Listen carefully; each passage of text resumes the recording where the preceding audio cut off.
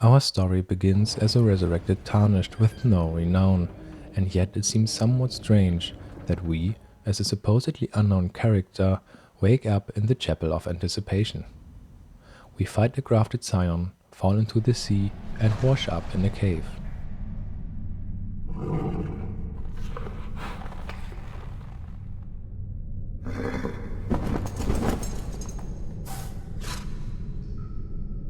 Don't worry, Torrent.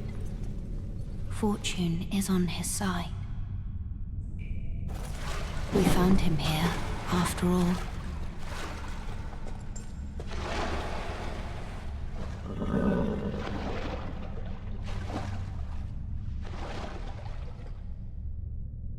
One of his kind is sure to seek the Elden Ring. Even if it does violate the Golden Order. Melina and Torrent find us, and we get the flasks of crimson and cerulean tears. The one washed up on the gravesite was sure to die, until this flask offered its gift of rejuvenation to seek the Elden Ring. After we emerge from the cave to the surface, the entire lands between stretches out before us.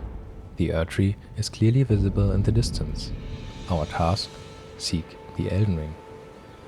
We seem to have been resurrected, but we have no idea what awaits us on our journey through the lands between, nor do we know anything about our own past. It is as if we have been resurrected without any memory of our former selves. Sometime later we meet Melina again, where she now introduces herself and joins us. She tells us that it was Torrent who chose us. I bequeath to you this ring. Use it to traverse great distances. It will summon a spectral steed named Torrent. Torrent has chosen you. Treat him with respect. It's not just Melina and Torrent who seem to have a special connection to us. On our journey, we also meet the witch Ranni, who has a gift for the very person chosen by Torrent. I'd heard tell of a tarnished hurtling about atop a spectral steed, and upon looking into the matter, the talk, I surmise, is of thee. Thou art possessed of the power, no? To call forth a spectral steed named Torrent. Ah, as I had hoped, I was entrusted this for thee, by Torrent's former master. 'Tis a bell for calling forth spirits. We get a spirit calling bell and the spirit ashes of 3 lone wolves. Spirits of wolves chased from their pack. They later encountered a nameless tarnished who welcomed them as hunting companions. Although Ranni has a gift for us, Torrent's chosen, it doesn't seem as if she knows us. It seems as if someone has prepared in the background to provide us with support through Melina, Torrent and Ranni. Additionally, we are one of the few who can see the guidance of grace and, more importantly, receive its blessing should we die. Through the blessing of grace, we are revived again and again. We follow the guidance of grace. We fight our way through the entire lands between, and in the end we even set the Erdtree on fire to get into the inside of it. Setting the Erdtree on fire seems to be part of a prophecy believed in by heretical prophets. That this prophecy is about setting the Erdtree on fire is indicated, among other things, by the incantations Catch Flame and Flame Sling. These say, incantation originating from a sinister prophecy. The flame of ruin is anathema to the Erdtree, but prophets sometimes glimpse it within the faith all the same. Sadly, when this occurs, their sole reward is banishment. The prophet, as a starter class, already has the Catch Flame incantation from the start, and based on the description, seems to represent such a banished prophet. A seer ostracized for inauspicious prophecies. The robe of the prophet states, robe of exiled prophets who foretold misfortune and were persecuted and driven from their homes as a result. The shackles around the neck warn passers-by not to lend an ear to their sermons. We even meet one of these prophets in the Round Table Hold. Brother Corn is familiar with the fire incantations Catch Flame and Flame Sling, and his robe reads, Robe of Corn the Cleric. Even after exile, Corn refused to recant his prophecies, and for this he was blessed with the guidance of grace. Since then, the card reel draped on his neck has served as a reminder that true guidance awaits those with iron wills, those with unwavering faith. Accordingly, the guidance of grace seeks out those who have the potential to fulfill the prophecy. However, it seems that Corrin has turned away from believing in the prophecy. At the end of his quest, he is concerned about what his master Goldmask is looking for on the mountaintops of the giants, and that he might want to set the Erdtree on fire. I've been gripped by a terrifying thought. The rhythms and calculus of the Master's finger betray a suspicion of the holism of the Golden Order, a conceit, I am afraid, that cannot be overlooked. Oh, but how could this be? I dread to even entertain the possibility, but somehow I cannot cast aside my doubts about the Master. Tell me, have I simply lost my head? Only, if the Master were true to the Golden Order, why would he think to breach this forbidden mount of fire? Possibly, the description in his robe is to be understood in such a way that after his resurrection he sees the cartwheel as a reminder to remain loyal to the current Golden Order. He was resurrected with the blessing of grace because he believed in the prophecy in his previous life. But after his resurrection, he turned away from it and committed himself to the infallibility of the Golden Order. This even caused him to lose the gift of seeing the guidance of grace. This is hinted at in his dialogue line if we kill him. Oh, guidance of grace, why can't I? The incantation Fire's Deadly Sin best explains the prophecy. Incantation originating from a deeply ominous prophecy. The prophet despaired, looking up at the Erdtree, for soon the kindling would burst into flame, bringing ruin. The burning of the Erdtree is the first cardinal sin, that is not the domain of mere man. This is where it is most clearly stated that the prophecy is about the first cardinal sin, setting the Erdtree on fire with the flame of ruin. The prophecy is therefore about both Melina, the kindling maiden, and us, whom Melina guides through the lands between. We learn that Melina is the kindling maiden from the blade she wields. Dagger given to one who set out on a journey to fulfill her duty long ago. The power of its former owner, the kindling maiden, is still apparent. The candle trees and the candletree wooden shield also seem to refer to the same prophecy, thought to represent a surreptitious prophecy of cardinal sin. The lit candletree design was forbidden. The candle trees appear in the world as spectral phenomena. Ghosts in the vicinity guide us to interesting nearby locations to support us. Interestingly, the model of the candle trees in physical form can be found in the Harlech tree. This may indicate that setting the Erdtree on fire is also in Miquella's and Malenia's interest. Looking back, we can summarize the following. We, a nameless tarnished, were resurrected with no memories and the task to seek the Elden Ring. We meet Melina, Torrent and Runny, who have been commissioned by a certain person to support us. And we are guided by the guidance of grace, which seeks out those who have the potential to fulfill the prophecy, and it is we, with the help of Melina, who fight our way through the lands between and set the Erdtree on fire as the prophecy foretold.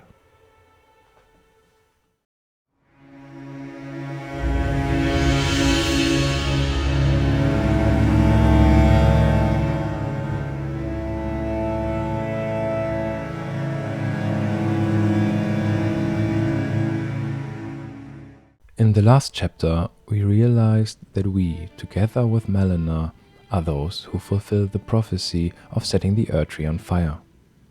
In connection with the prophecy, there is now another item that refers to a prophecy. While wandering around in the lands between, we come across 7 paintings that a wandering artist has left behind. One of these paintings is titled Prophecy. If we take a closer look at this painting, we can see the Chapel of Anticipation, Stormveil, and the fringe folk hero's grave. We were resurrected in the Chapel of Anticipation. We came from the fringe folk hero's grave to take our first steps in Limgrave, and Stormveil is the first major destination on our journey. The reward for finding the painting is the Warhawk Ashes, which contains the line, "Spirit of a Stormveil Warhawk. With its lord vanquished and its wings wounded, the hawk perished as it solemnly gazed at its former home. The storm is a Warhawk's cradle." With Stormveil on the painting, the Warhawk Ashes fits thematically in the overall picture. The line, "The storm is a Warhawk's cradle," describes a birthplace. It may even allude to our birthplace. However, the title seems a bit out of place. Although we already know that we are part of the prophecy, it still doesn't seem entirely appropriate for the painting. Some in the Elden Ring community believe that the title was mistakenly swapped with the painting Flightless Bird, because this painting is apparently thematically related to the prophecy. However, I believe that the titles were deliberately chosen and would like to share my interpretations with you in this video. Elden Ring is not just a video game. Elden Ring is art. Many of the game's locations have been designed like paintings. This should have become clear in many situations. We encounter the beauty of Elden Ring in Limgrave, at Seofra River, in Leonia, in Lanedale, at the Harlech Tree, and in many other situations. I am convinced that we have to interpret Elden Ring as art in order to uncover all its secrets. In the following chapters, I will use recurring themes, metaphors, parallels, and subtext hidden in-game to get more information from what is given to us. Since for many in the community this does not meet the standard of a theory, I refer to my conclusions as interpretations. Nevertheless, I am convinced of my interpretations because, in my opinion, they create a common picture like many small puzzle pieces. I hope to make this picture a little more recognizable for you with each chapter. We should first get an overview of all the paintings. In my opinion, these contain information that has not yet been worked out by the community. The paintings can be divided into 2 groups. 4 of the paintings contain a reference to the Erdtree. The remaining 3 also form a group, each containing hidden information about 3 major characters. After the series We Are Godwyn, I will devote myself to these 3 characters and their associated paintings. If we now look at the 4 paintings with a reference to the Erdtree, they can even be arranged according to the size of this reference in the painting. We get the following order: Prophecy, Resurrection, Homing Instinct, and Flightless Bird. We will first look at these individually. As we have already established, the first painting, Prophecy, and its item reward tell of a wounded and dying hawk and of Stormveil as a birthplace. The second painting is titled Resurrection. It shows the Academy of Raya Lucaria, and the item reward is a Lavaltir as well as the Juvenile Scholar Cap and Juvenile Scholar Robe, which match the theme of Juvenile Scholars reincarnated by Renala. The robe says, "Robe worn by young Academy Scholars." Yet their rebirth is not without imperfections, and thus do they repeat the process, eventually becoming utterly dependent upon it. Rebirth is as sleep to them, and with each awakening memory fades into oblivion. This information refers to Renala's Juvenile Scholar, but as part of the lore, it seems rather useless and doesn't give much away. I believe that the memory loss is mentioned because it is about broader thematic connections that I'm trying to make clear later. In any case, the painting is about rebirth and memory loss. The third painting is titled homing instinct. It shows both a minor Erdtree and graves. On closer inspection, you can also see the silhouette of the Church of Pilgrimage in between. The item reward is the Incantation Scarab. It reads, "As a scarab approaches death, it abandons its rolled treasure and stretches its wings wide for a long journey to its home nest." Thematically, the painting is about an instinctive journey home when death approaches. The Church of Pilgrimage also suggests a kind of journey. It may be about an instinctive journey home to the Erdtree. This reminds me of the last lines of Godric. "And one day, we'll return together to our home, bathed in rays of gold."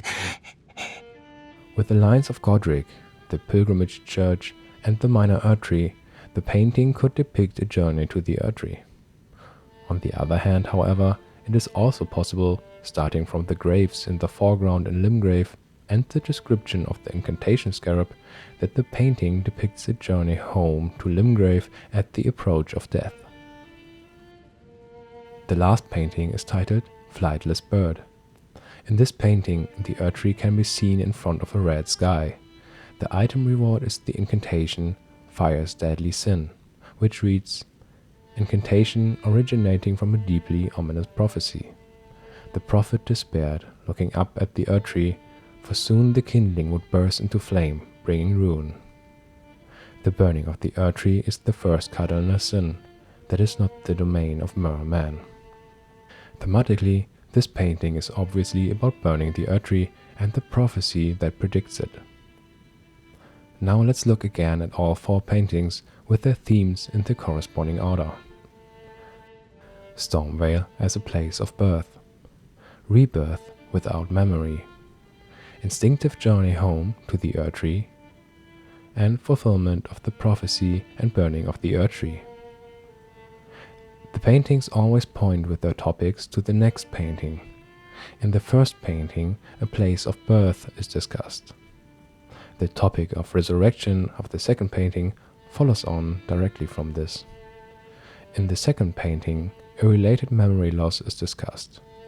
This is directly followed by the theme of instinctive travel in the third painting. The third painting suggests a journey home to the Erdtree. This connects directly to the theme of the fourth painting, which is about the Erdtree and prophecy of setting it on fire. I think it is now easy to see that these four paintings actually tell our story. Finally, let's look at the supposedly transposed titles. As many know, Miyazaki has a penchant for cycles. I believe that the transposed titles are supposed to establish a connection between the fourth and the first painting. The title Flightless Bird refers to the first painting and the wounded hawk from the description of the warhawk ashes. With its lord vanquished and its wings wounded, the hawk perished as it solemnly gazed at its former home. The storm is a warhawk's cradle. The flightless bird at the Erdtree is the dying warhawk with wounded wings that looks at his former home Stormveil, and Stormveil is considered the birthplace of warhawks. In summary, the paintings tell the following story. The flightless bird gazing at its former home Stormveil dies at the Erdtree. In Stormveil, he is reborn. At his rebirth, he has lost all his memories. Instinctively, he travels to the Erdtree. And finally, he fulfills the prophecy and sets the Erdtree on fire with the flame of ruin. The story of the flightless bird, or rather, the story of the paintings, reflects our story as a nameless tarnished. If that is really the case, then we died at the Erdtree in our previous life. Could it be that in our previous life we were the demigod Godwyn the Golden?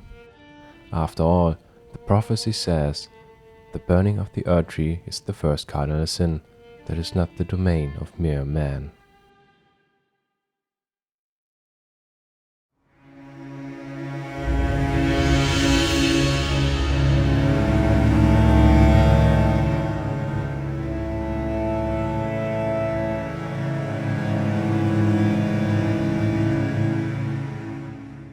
Could it be that we are a resurrected demigod? Another Lord Tuber already discussed the fact that in the intro scene of our revival, noises can be heard in the background that resemble the wandering mausoleums.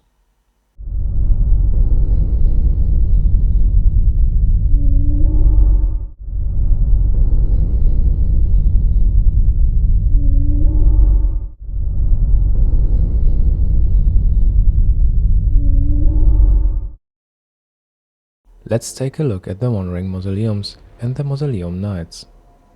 The Wandering Mausoleums are home to soulless demigods, as revealed by the Mausoleum Soldier's Ashes and the Mausoleum Circode. Mausoleum Soldier's Ashes.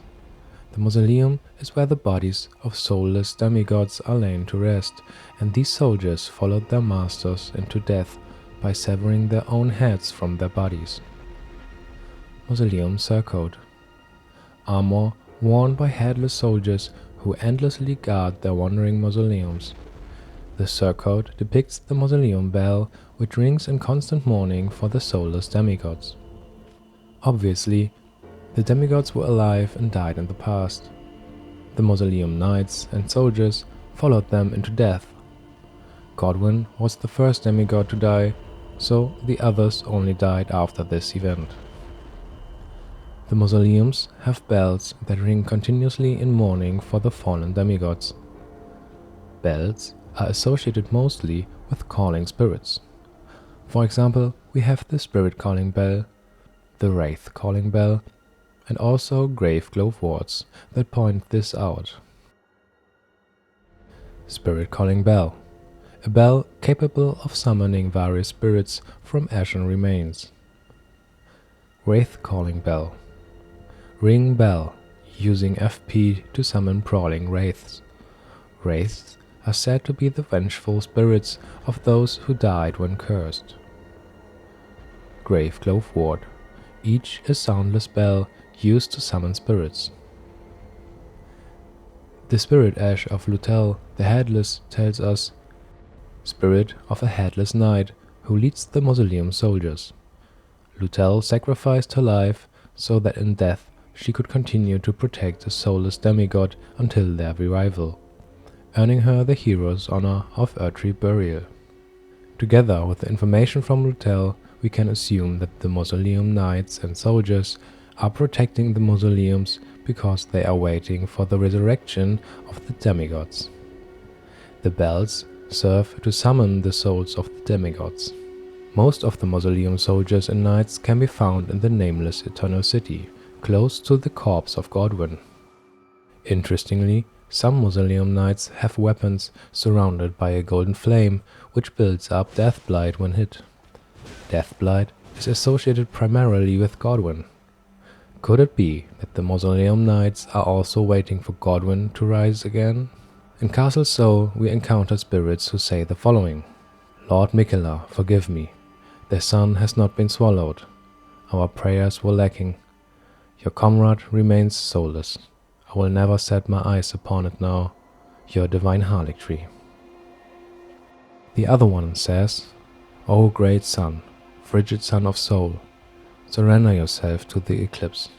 Grant life to the soulless bones. Both messages are about the occurrence of an eclipse and the resurrection of a soulless demigod. We find another item in Castle Soul, the Eclipse Shodel, storied sword and treasure of Castle Soul that depicts an eclipsed sun drained of color. In Soul, the sight of an eclipse inspires a dreadful awe, preventing an onlooker from averting his gaze. The skill reads, Death Flare. Set the lusterless sun ablaze with the Prince of Death's flames, inflicting the death ailment upon foes. It becomes clear that the black golden flames are the flames of Godwyn.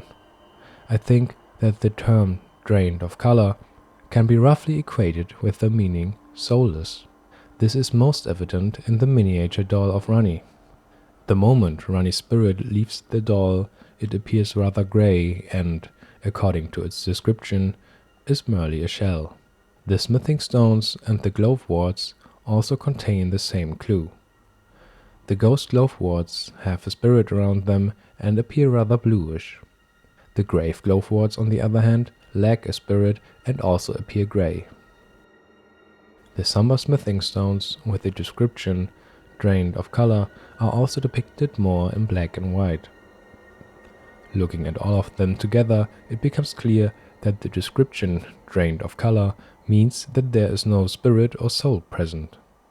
The eclipse, described as drained of color, thus soulless, could represent the soulless demigods. The eclipse shoulder, which represents the eclipsed sun drained of color, filled by the flame of Godwyn when the talent Death Flare is used, might symbolize how the body of a soulless demigod takes in Godwyn's soul. Interpreted this way, the eclipse shoulder represents Godwyn's resurrection. The mark of the eclipse can also be found on the Mausoleum Knights.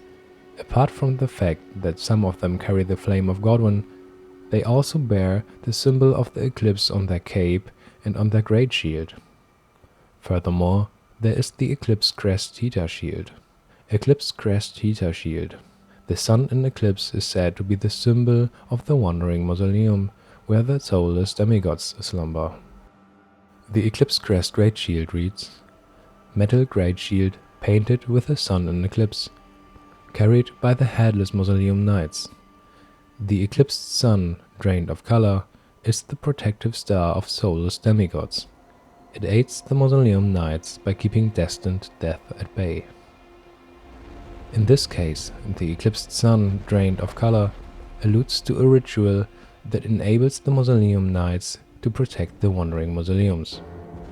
This is probably the ritual of the sacrificial axe, which detaches one's own soul from one's self.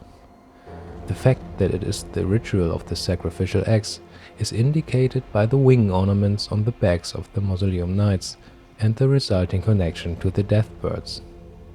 In the armor of the Mausoleum Knights it says, Armor worn by headless knights who endlessly guard the wandering mausoleum.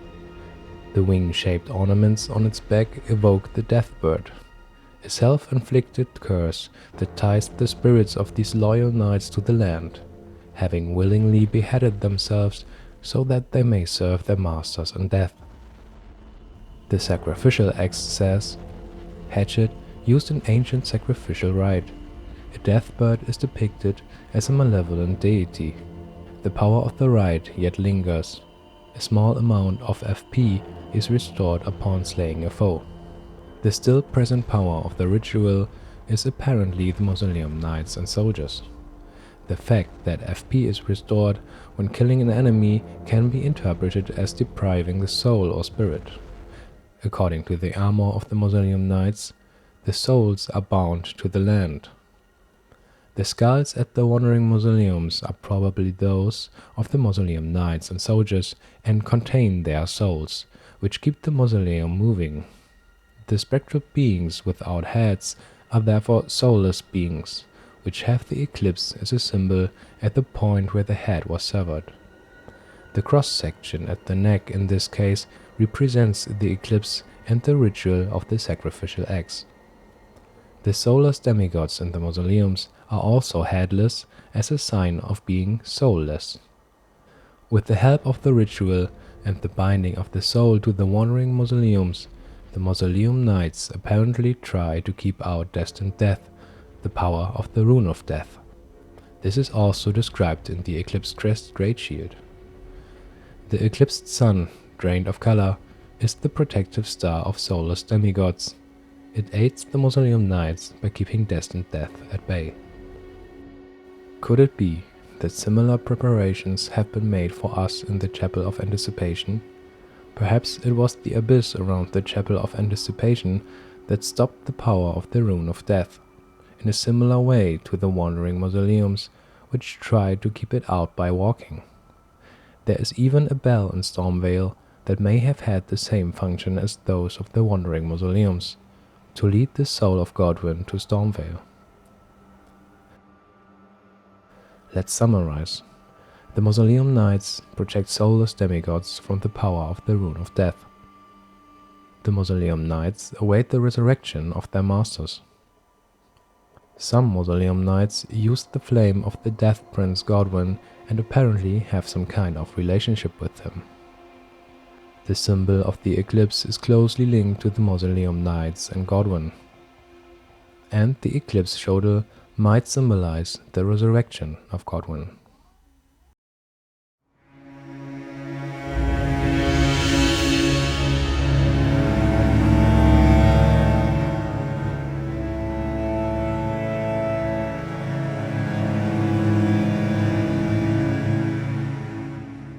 Based on the last chapter, it seems that some Mausoleum Knights are waiting for Godwyn's resurrection.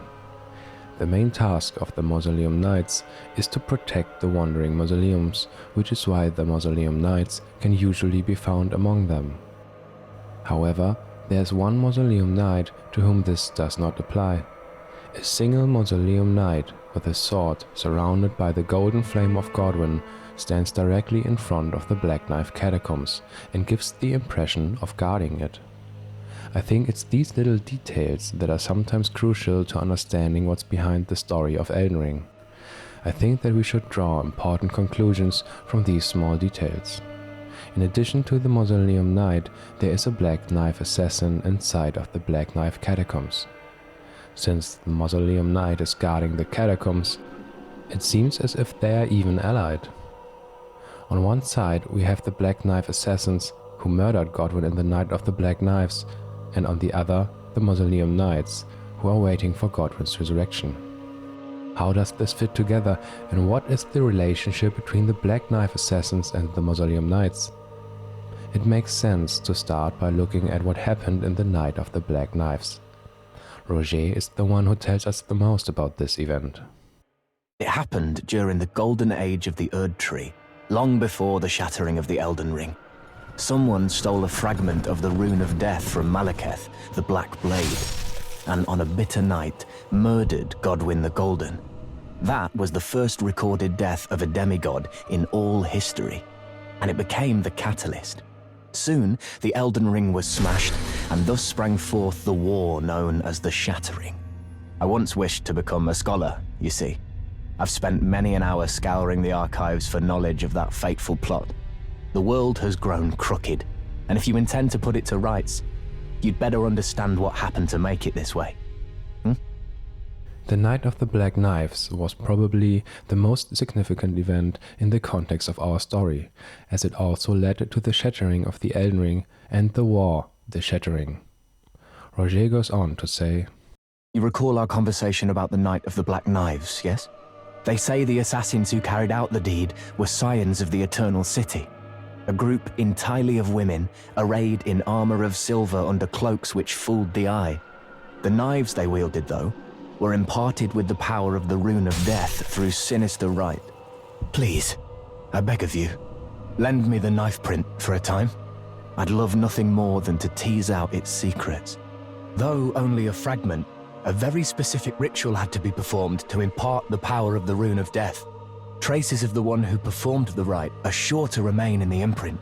Now I have a fairly good idea who performed the rite upon the blade. The person who orchestrated the Night of the Black Knives. Lunar Princess Rani, one of the children born to King Consort Radagon and his first wife, Ronala, demigod and sister to General Radahn and Praetor Rykard. Hers was the name I discovered in the imprint. After Roger tells us this and we confront Rani with this information, she tells us the following. Indeed, I am the witch Rani. I stole a fragment of the Rune of Death and used it to forge the god-slaying black knives through fearsome rite. I did it all. The statement, "I did it all," sounds a little exaggerated. She certainly didn't do everything on her own. For example, it was the Black Knife assassins who carried out the deed. I think the world of Elden Ring harbors secrets that go deeper than some people think and leaves a lot unclear. In the moment when we lie to Rani at our first meeting that we don't have a spectral steed named Torrent, she says the following. Quite the stubborn one, aren't we? Wise in a way. The lands between are home to lies and cheats aplenty. Perhaps thine ample mistrust will be to thy benefit. Elden Ring encourages us to be suspicious and try to look behind the intentions of some characters. Ranni, for example, certainly didn't act completely alone. In addition to the Black Knife assassins, another person played an important role. Ranni's brother Rykard was rewarded with the Blasphemous Claw on the night in question. Here it says, Blasphemous Claw, a slab of rock engraved with traces of the Rune of Death. On the night of the dire plot, Ranni rewarded Praetor Rykard with these traces. Should the coming trespass one day transpire, they would serve as a last resort foil, allowing Rykard to challenge Maliketh the Black Blade, the black beast of destined death. Ranni may have performed a ritual, imbuing the Black Knives with the power of the Rune of Death, and possibly taking a leading role in this night, but she definitely did not act alone. I think there's a lot more to the Night of the Black Knives that has remained hidden from us so far. What we know is that Ranni, Rykard, and the Black Knife assassins were part of the conspiracy. Let's take a closer look at the intentions of Ranni and Rykard.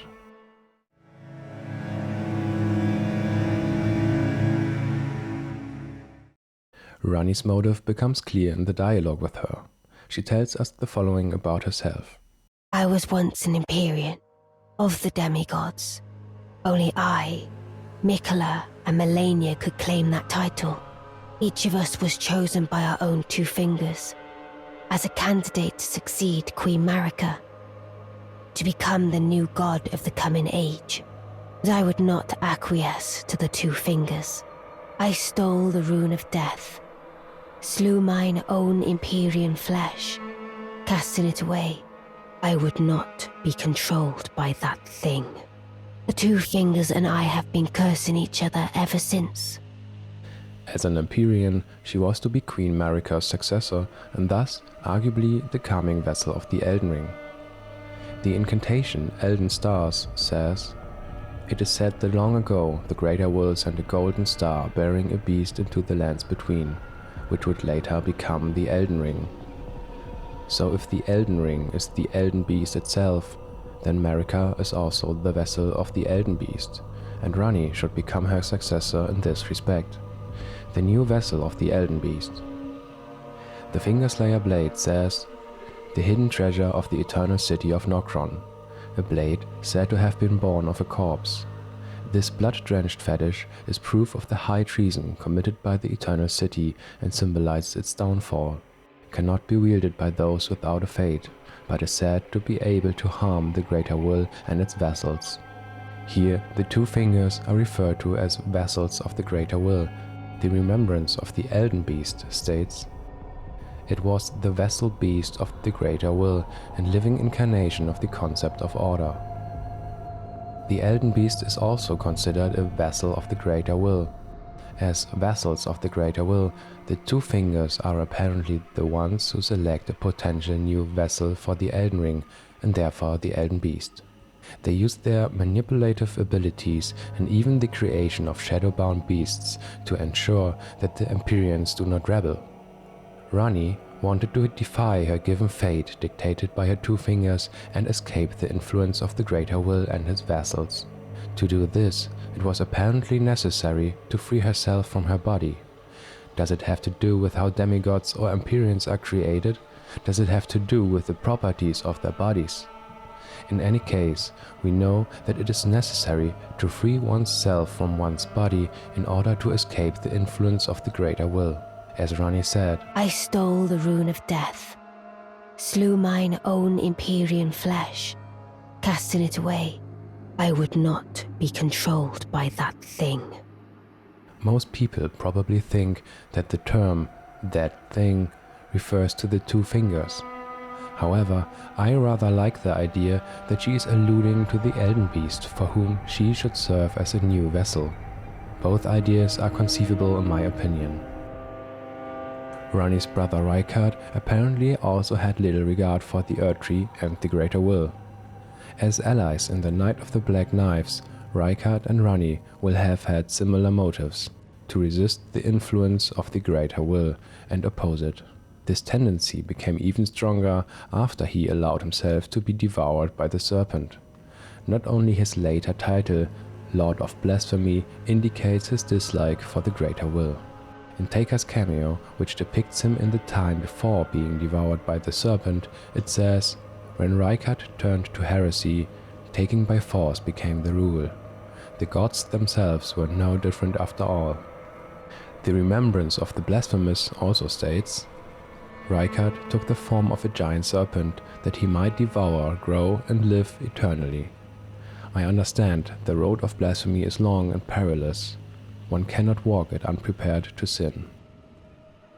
Rykard's character is characterized above all by his rebellion against the Golden Order and the fact that he did not want to be controlled by it. In relation to the Knight of the Black Knives, Rykard's motive was therefore also to resist the greater will. Recusant Bernal, a later ally of Rykard, sums up this view. O greater will, hear my voice. I am the recusant Bernal, inheritor of my brother's will, and you will fall to my blade. We refuse to become your pawns. Consider this fair warning. The Nox, the inhabitants of the Eternal Cities, from which the Black Knife assassins also originate, had similar views towards the greater will. In the Nox Mirror Helm it is written, "One among the Eternal City's ritual implements. Worn by those committed to high treason, it wards off the intervention of the greater will and its vassal fingers." Interestingly, the Carrion family had connections to the Nox. Apart from Nox statues in the Church of Absolution and a portal in Renner's Rise, which leads to the vicinity of the Eternal City of Noxtella, we find the sword Urumi in Caria Manor. Urumi. This weapon, made of extremely thin, flexible blades of metal, is wielded like a whip by Nightfolk warriors. We can select the appearance of a person from the Nightfolk in the character creator. The features of those known as Nightfolk. Few in number, they were said to bleed silver long ago. As these creatures have healthy legs, they are definitely not first or second generation Albinorics. We only see similar creatures with the same appearance in the Eternal Cities. There, mimic tears transform into humanoid creatures that correspond exactly to the appearance of the Nightfolk. If the Nightfolk lived anywhere, it was definitely in the Eternal Cities. According to this, the Urumi in the Caria Manor points to a connection between the Carian family and the Eternal Cities and the Nox. Ranni's war counselor E.G. also wears a helmet that is strongly reminiscent of the Nox Mirror Helm. E.G.'s Mirror Helm. Helm fashioned from a crystal-looking glass, said to have never left war counselor E.G.'s head. Worn by those committed to high treason, it wards off the intervention of the greater will and its vassal fingers. E.G. was afraid, terrified of his own treachery. It is also true that Ranni wants to usher in the Age of Stars, which the Nox long for. Every piece of the Nox armor sets contains the following lines. Long ago, the Nox invoked the ire of the greater will, and were banished deep underground. Now they live under a false night sky, in eternal anticipation of their liege, of the coming age of the stars and their lord of night. In the end of Ranni's quest, when we killed the Elden Beast, she says, "To every living being and every living soul, now cometh the age of the stars. 1,000-year voyage under the wisdom of the moon. Here beginneth the chill night that encompasses all, reaching the great beyond. Into fear, doubt, and loneliness, as the path stretcheth into darkness." In all endings, except the Frenzy Flame ending, the Elden Ring is restored and another Elden Lord follows. In Ranni's ending, however, the goal is not only to free oneself from the influence of the greater will, but to free the entire lands between. It is the ultimate liberation from the greater will, in which the Elden Ring is not repaired, but vanishes along with Marika. The lines, "Here beginneth the chill night that encompasses all, reaching out the great beyond, into fear, doubt, and loneliness," as the path stretcheth into darkness, are not meant in a negative sense. They are about the absence of light, guidance, and manipulation by the greater will. Without the guidance of the greater will, the beings in the lands between are now on their own, but free from its influence, as Ranni and the Nox have longed for. All in all, we can say that the Karen family, and Ranni in particular, are connected to the Nox in the Eternal Cities, and that Rykard, Ranni, and the Nox share the intention of freeing themselves from the influence of the greater will.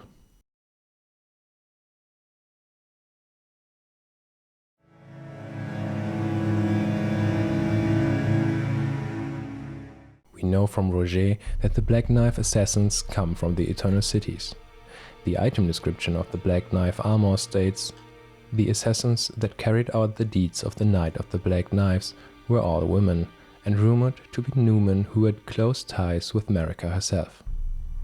Additionally, Marika is also called Queen Eternal by the spirit at the Pilgrimage Church, which leads to the assumption that she not only had connections to the Black Knife assassins, but also to the Eternal Cities, from which the Black Knife assassins originate.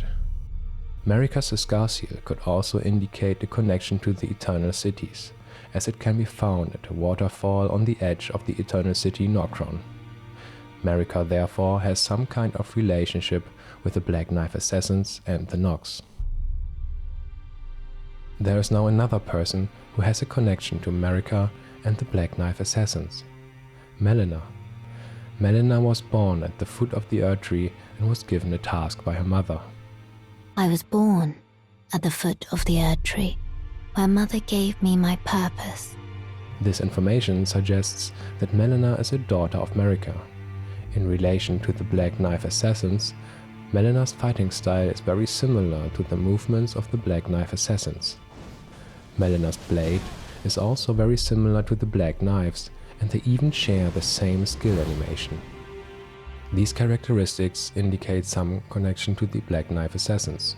In front of the office where we find Melina's blade, and which may have been one of Melina's places of residence in the past, we find the official's attire. It reads, "Surveillance, executions, gruesome rituals. The darkest duties drive the wheels of mankind." The fact that Melina may have been involved in gruesome rituals could be a further indication that she was also involved in the Night of the Black Knives. Melina was given a task by her mother in the past and therefore seems to be acting in her interests. If Marika and Melina were indeed involved in the Night of the Black Knives, then the question of motive arises. What were Marika's and Melina's intentions? Although Melina is the daughter of Queen Marika, she seems to have been operating out of the shadows in Lanedale. But why? In addition, Melina has noted positively that we would oppose the Golden Order. Even if it does violate the Golden Order.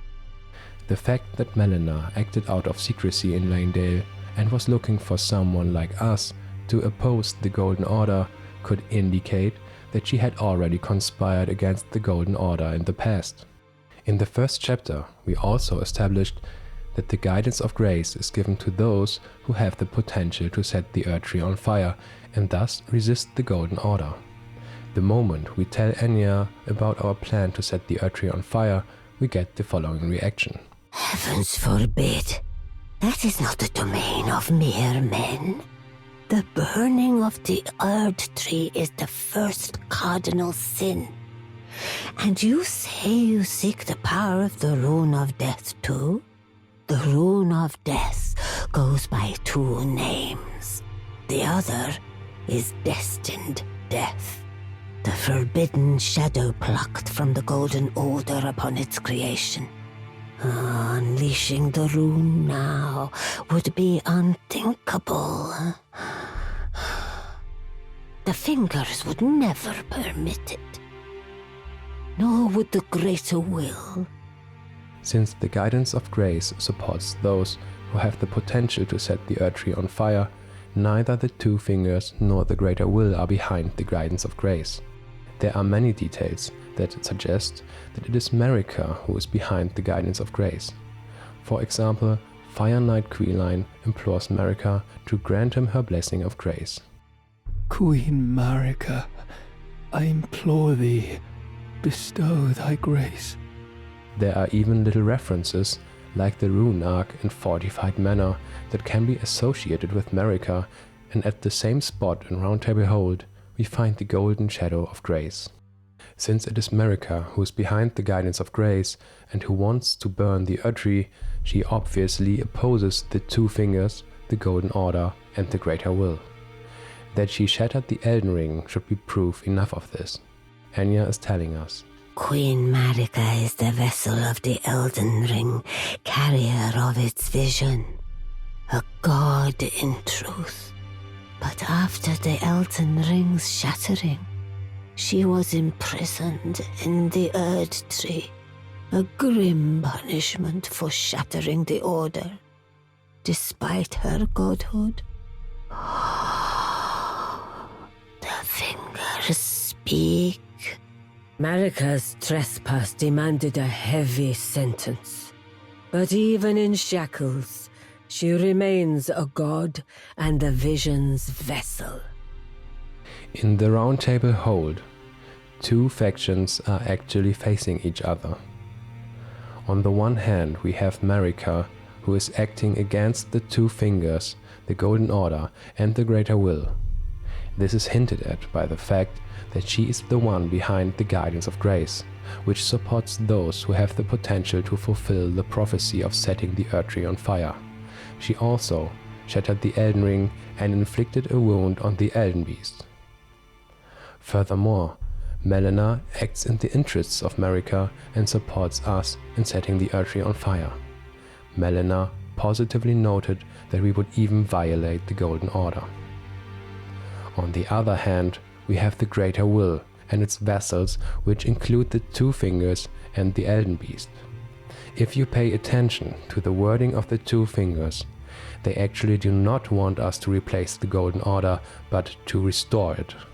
Brave Tarnished, your great rune is a handsome shard of the Elden Ring. Seek another of its kind to become Elden Lord and restore the Golden Order. The Two Fingers and the Greater Will try to influence, manipulate, and use the Tarnished to restore the Golden Order. Ranni is aware of this. How long will it be, I wonder, before the Tarnished tire of obeisance to the Two Fingers? The Greater Will and his vassals still stand by the Golden Order. If Radagon is to be assigned to one of the two factions, he would belong to the faction of the Greater Will and the Golden Order, since Marika refers to him as the Leal Hound of the Golden Order. In Marika's own words, O Radagon, Leal Hound of the Golden Order. In Marika's hammer, it says, the tool with which Queen Marika shattered the Elden Ring and Radagon attempted to repair it. The conflict between Marika and Radagon is still ongoing. While Marika seeks to overthrow the Golden Order and destroy the Elden Ring, Radagon seeks to repair the Elden Ring and restore the Golden Order. From a certain point in history, it was prophesied that the Erdtree would burn. The prophets who prophesied the burning of the Erdtree were banned by the Golden Order as a consequence. The Candletree Shield, which is considered a symbol of that very prophecy, was also banned. It is Corrin's story that makes it clear that the guidance of grace and the Golden Order are opposed to each other. After his banishment, Corrin refused to avert his prophecy that the Erdtree would burn. In the course of time, he died and was resurrected by Marika and her guidance of grace because of his conviction. Apparently, he lost his memories in the process and was subsequently manipulated by the Two Fingers, swearing allegiance to the Golden Order. His loyalty to the Golden Order was the reason why Marika and the guidance of grace turned away from him. Judging by the wound on the Elden Beast, Marika's goal was probably to destroy it along with herself. At the end of our story, we learn from smithing master Hugh that this is in line with Marika's wishes. Yes, ma'am. My masterpiece to slay a god. That's all I've lived for. And my promise to Queen Marika. Roderica's dialogue complements Hugh's statement and makes it clear that the aim is to kill Marika. Please, become Elden Lord. Hugh was always saying that you were a lord to him. So slay her with the weapons he smithed. Slay the god Marika, who cursed us all. However, killing Marika is probably actually about destroying the Elden Beast. The moment we destroy the Elden Beast is when we receive the message, God slain. The shattering of the Elden Ring was no spontaneous reaction, as she has prepared and gave Melina and Hugh a task to help us destroying the Elden Beast. Since the Elden Beast was not to blame for the Night of the Black Knives, Marika's intention cannot be a reaction to the Night of the Black Knives. Marika did not act spontaneously. She deliberately prepared in advance to oppose the Elden Beast, possibly even before the Night of the Black Knives. According to this, Marika and Melina had intended to revolt against the Golden Order and thus against the Greater Will, long before the shattering of the Elden Ring.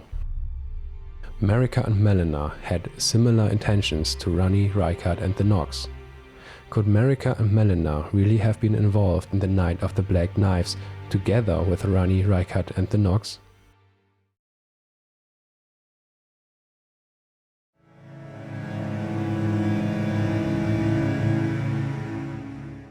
Let's look at the connections between Ranni, Melina and Marika. Melina is in possession of Torrent and hands it over to us. Ranni has received the Spirit Calling Bell and the Lone Wolf Ashes from Torrent's former master, which she hands over to us. It seems as if the same person is behind the support of Ranni and Melina, Torrent's former master.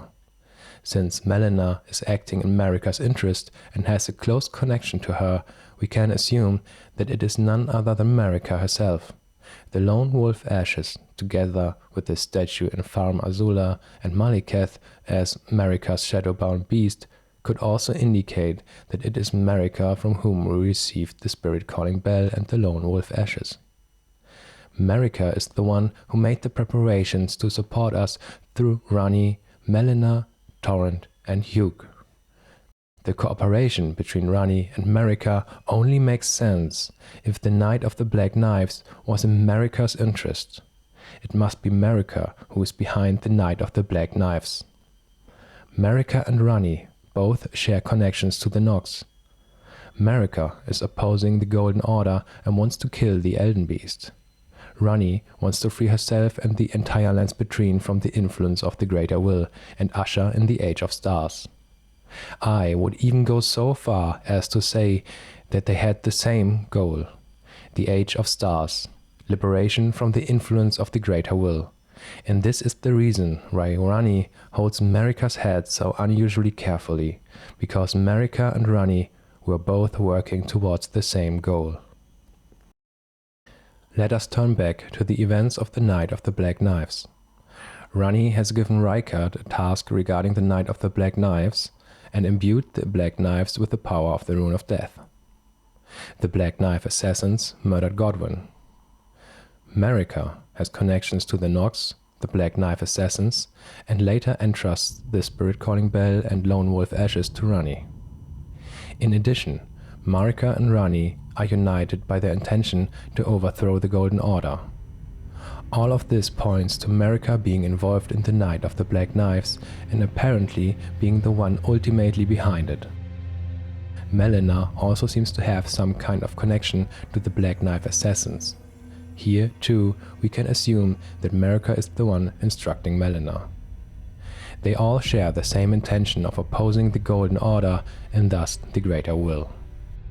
But how does Godwyn's assassination fit into the bigger picture? Now we come back to our first thought. The Mausoleum Night with Godwyn's flame guarding the Black Knife Catacombs with the Black Knife assassin in it. In addition to the Black Knife assassins, the Mausoleum Knights also have a connection to the Nox. The wandering mausoleums have the architecture of the eternal cities and thus suggest a connection to the Nox. If the Black Knife assassins are even allied with the Mausoleum Knights, then one thing becomes clear. Godwyn's resurrection was part of Marika's plan. Let's take another look at the Chapel of Anticipation in comparison to the Wandering Mausoleums.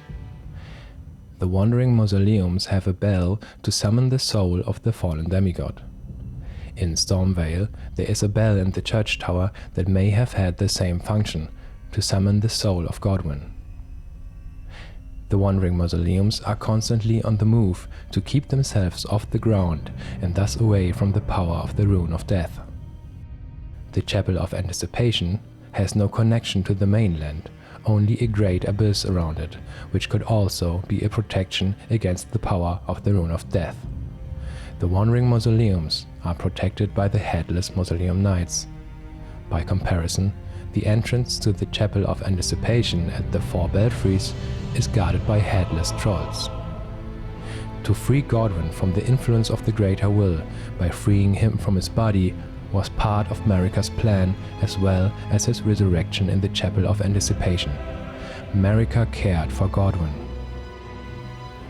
Torrent is the only one who recognizes us after our resurrection and through whom Marika ensures that the Spirit Calling Bell and the Lone Wolf Ashes are passed to us. Together with Torrent, we fight the Elden Beast in the name of Marika.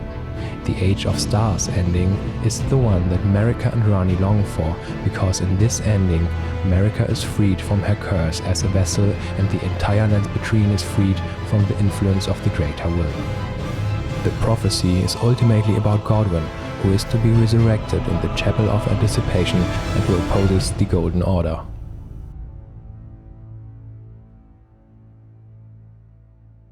Let's summarize. On the one hand, we have the Greater Will and his vassals, the Elden Beast and the Two Fingers, and Radagon, who represent the Golden Order and who want to restore it. On the other side, we have Marika, who opposes the Golden Order, the Elden Beast and the Greater Will. Together with the Black Knife assassins, Rykard, Ranni, Melina and Godwyn, Marika has conspired against the Greater Will, and they all try to oppose him and his vassals. Freeing themselves from the bodies plays an important role in this. Both Ranni and Godwyn should free themselves from their bodies and thus escape the Greater Will's influence. Marika's plan involved Godwyn's soul to survive the Night of the Black Knives and him to be resurrected in the Chapel of Anticipation. It is also Marika who instructs Ranni, Melina, Torrent and Hugh to support us, the resurrected Godwyn, in our fight against the Golden Order and the Elden Beast to end what she began. It remains to be seen, however, how Godwyn survived the Night of the Black Knives.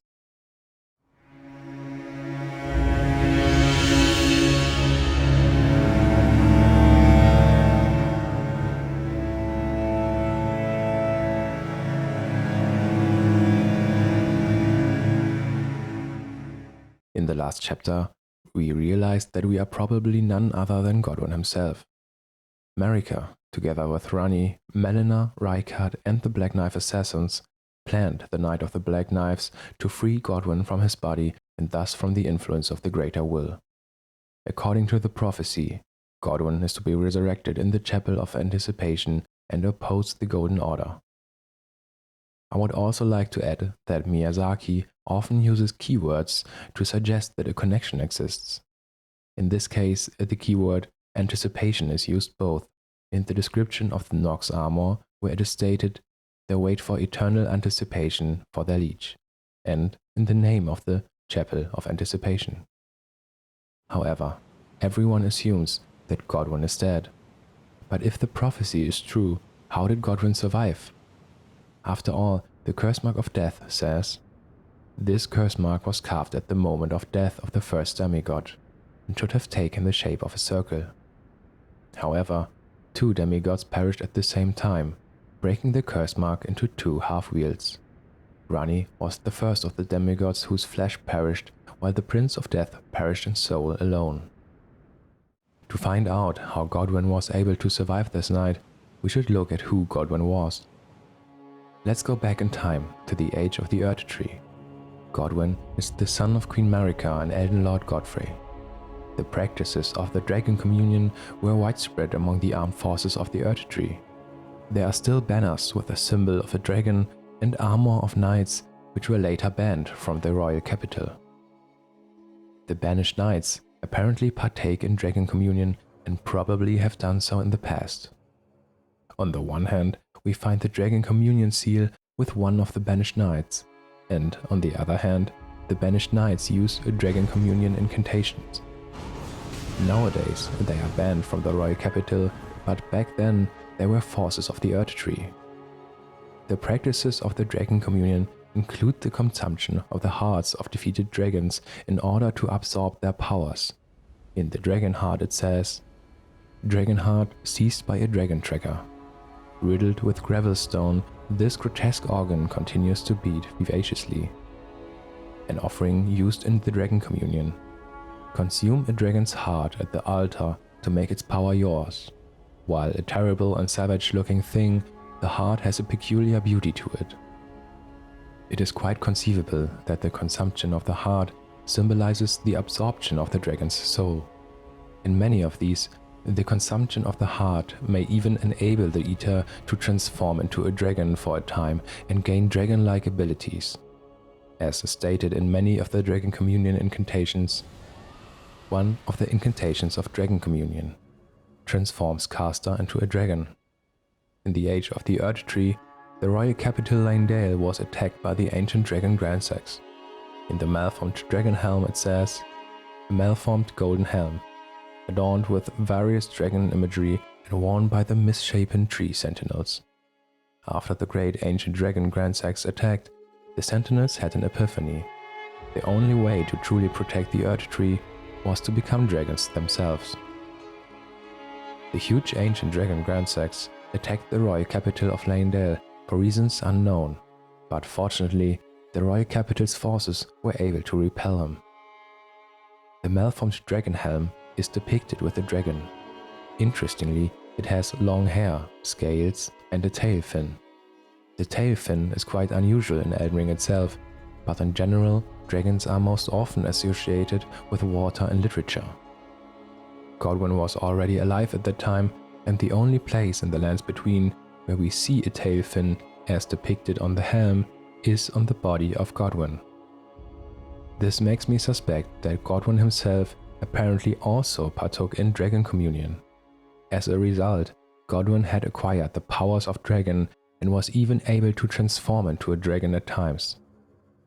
If these external features of Godwyn's corpse were a consequence of the Rune of Death or the Death Root, we would have found them in other places as well, but this is not the case. Therefore, they were features of Godwyn when he was still alive. It may have been Godwyn himself who repelled Grandsax by temporarily transforming into a dragon and fighting him together with the forces of the Erd Tree. Godwyn's transformation into a dragon and the repulsion of the dragon Grandsax may have been the event on which the following epiphany is based. The only way to truly protect the Erd Tree was to become dragons themselves. After the defense against the ancient dragon Grandsax, the War of the Ancient Dragons broke out, a war between the forces of the Erd Tree and the ancient dragons. The war may have even reached as far as Farum Azula, since we even find a Crucible Knight still fighting the Beastman there. In the sword monument near the Stormcaller Church in Altos, it says, "The rooting of the ancient dragons, Godwyn the Golden fought to the last, earning the friendship of dread Fortissax." The item descriptions of the incantations Electrify Armament and Honed Bolt are fitting. Long ago, Godwyn the Golden defeated the ancient dragon Fortissax and befriended his fallen foe, an event that gave rise to the ancient dragon cult in the capital.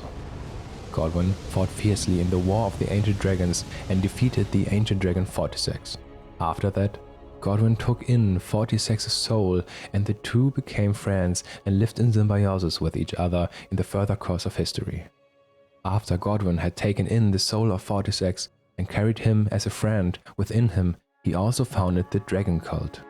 This cult is based on incantations that summon the powers of lightning. It was the taking in of Fortissax's soul and their friendship that gave Godwyn these powers. After the war, Godwyn was therefore known primarily for fighting with golden lightning. The incantation Death Lightning says, "Incantation that channels the power of the ancient dragon Fortissax, now corrupted by death." It is said that this golden lightning was wielded by Godwyn, who befriended Fortissax. Let us return to the present. In the course of our journey, we meet Fia, the deathbed companion, who has dedicated herself to the Death Prince Godwyn, the soulless body that dwells in deep-root depth and was once Godwyn the Golden. The Hellebrand curse marks, which were left on both Ranni and Godwyn during the ritual on the Night of the Black Knives, are needed by Fia to create a mending rune. Fia tries to resurrect Godwyn as a mending rune. At the crucial moment when Fia wants to absorb the Death Prince's life force, she lies down with the Death Prince and we can enter her dream. In the dream, however, we do not meet the Death Prince. We meet the soul of Fortissax and fight him. After we have defeated Fortissax in the dream, Fia gives birth to the mending rune of the Death Prince. Some think that this is a reincarnation of Godwyn. If we look at the origin of other mending runes, they apparently arise from souls.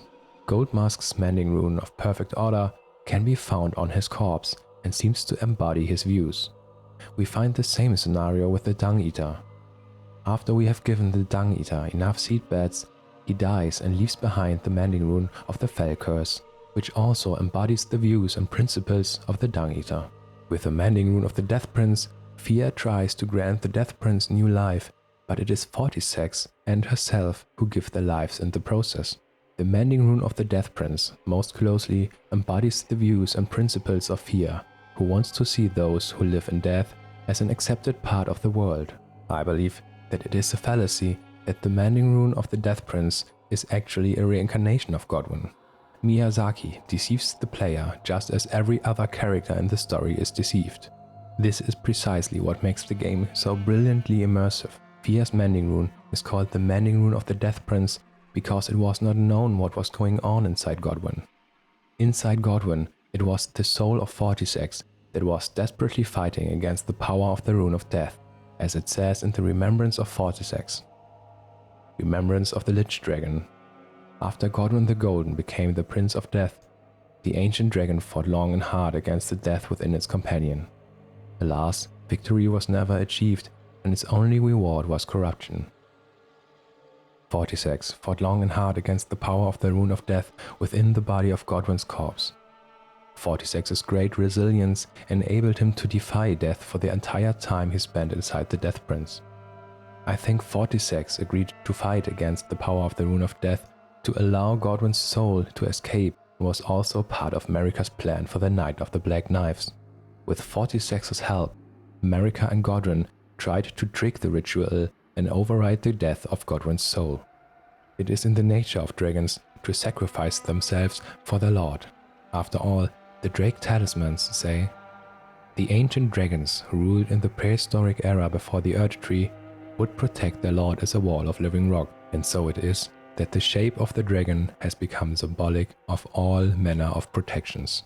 In addition, it was also the dragon-like powers that Godwyn possessed that gave him a certain resistance to the power of the Rune of Death. We learn that dragons have a special resistance to death in the Ghost Flame Breath incantation. It says, "The land of spirit graves is home to all manner of dead, and even the corpses of fallen dragons found their way there. Several of them were endowed with such vivacity that even in death they could not fully die." The line, "Several of them were endowed with such vivacity that even in death they could not fully die," is a reference and subtle allusion to the circumstances of Godwyn, that even in death he has not yet fully died. The soul of Godwyn escaped without anyone in the lands between noticing. Let us search for traces of Godwyn in the vicinity. Not far from Godwyn's corpse, we find a cyst of the Prince of Death in a cave. It reads, "Prince of Death cyst. The fetid, overgrown cyst, taken from facial flesh, greatly raises vitality. Vitality governs resistance to the effects of death. It is said that this cyst came from the corrupted visage of one unable to die a true death. Indeed, It comes from the Prince of Death, sign of the Golden Bow, and first of the dead among the demigods. The cyst has an unusual effect. Instead of harming us and causing death blight, it does the opposite. It strengthens vitality and increases resistance to death. In addition to the cyst, there's also the Prince of Death's pustule, which has the same effect. It says, Prince of Death's pustule. A fetid pustule taken from facial flesh. Raises vitality. Vitality governs resistance to the effects of death.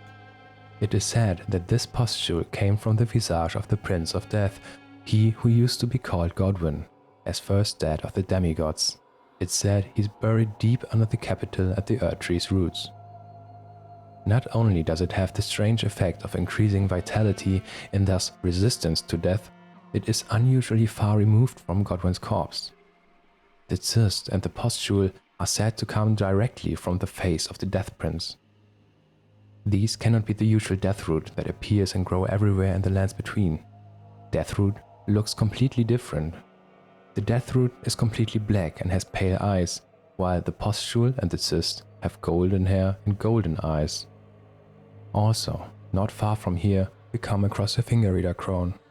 She tells us the following.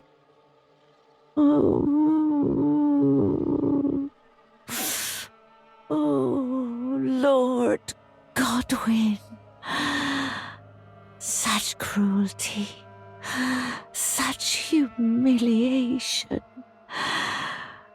Oh, my poor sweet lordling should have died a true death, as the first of the demigods to die, as a martyr to destined death. But why must it yet bring such disgrace? A scion of the Golden Bow, sentenced to live in death. How could such a thing come to be?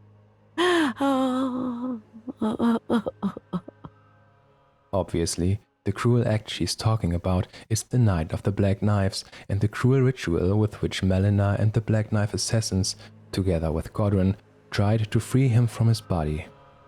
Because Godwyn willingly took the risk of dying during the ritual with the power of the Rune of Death, the finger reader crown refers to him as a martyr of destined death.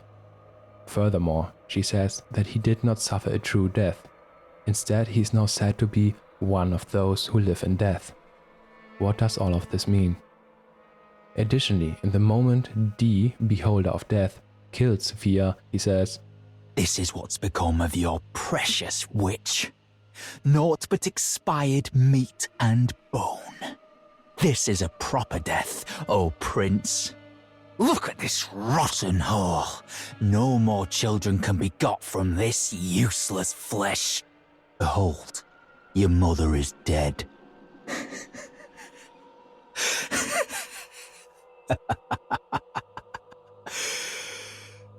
This is revenge, you witch, and you ghoul.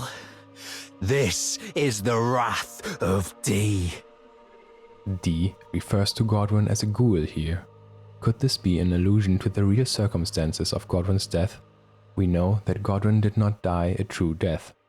There is another item that contains the term true death, namely the putrid corpse ashes. These spirits appear some distance from the summoner. Though their movements are dull and confused, their low moans make them effective at drawing the attention of enemies. True death does not come easily for them. We actually have both here. The putrid corpses are obviously ghouls that are unable to die a true death. Could it be that something similar applied to Godwyn? Let's take another look at the Black Knife Catacombs. These are apparently closely related to the Night of the Black Knives. Interestingly, in addition to the Black Knife Assassin and the Mausoleum Knight, we also find necromancers in the Black Knife Catacombs. These raise dead bones to life by conjuring spirits in them. For this reason, they are also called those who live in death. These are spirits that settle in dead bodies and thus bring them back to life. Furthermore, we still don't know what role Rykard played in the Night of the Black Knives. In addition to Rykard's later sorcery, Rykard's Rancor, we find an illustration of an undead in Rykard's cameo. Apparently, Rykard practiced necromancy. If we look at everything together, it becomes clear what happened to Godwyn and what role Rykard played. It is exactly the circumstances described in the putrid corpse ashes. Godwyn's spirit was summoned by Rykard at some distance from his corpse as those who live in death. In this way, Rykard made his contribution and helped Godwyn to escape. As a putrid corpse and ghoul still fighting against death, Godwyn apparently loses parts of his body, leaving behind the Prince of Death's cyst. As those who live in death, Godwyn tries to escape. Unintentionally, he leaves pustules and cysts as traces.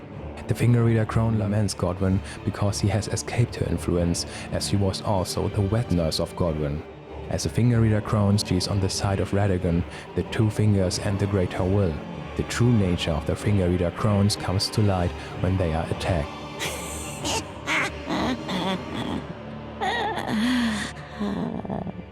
Your path leads only to death. They are nothing more than old manipulative witches.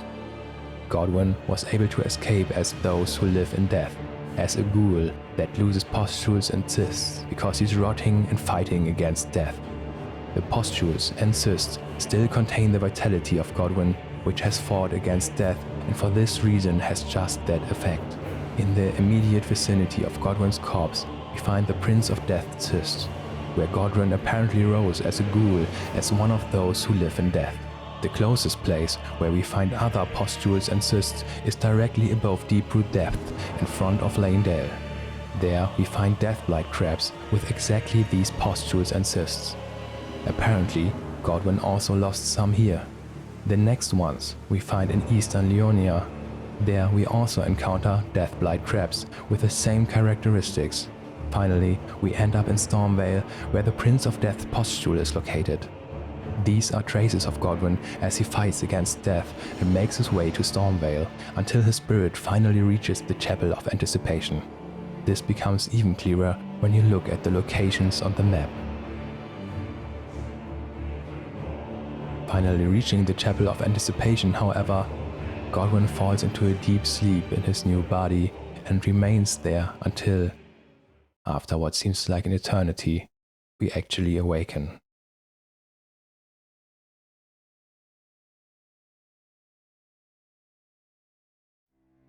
There are further clues which can be found in the form of color coding. Deathblight, which arises from the power of the Rune of Death, has the colors black and gold. But if we now look at the Deathblight crabs, they have a third color, turquoise.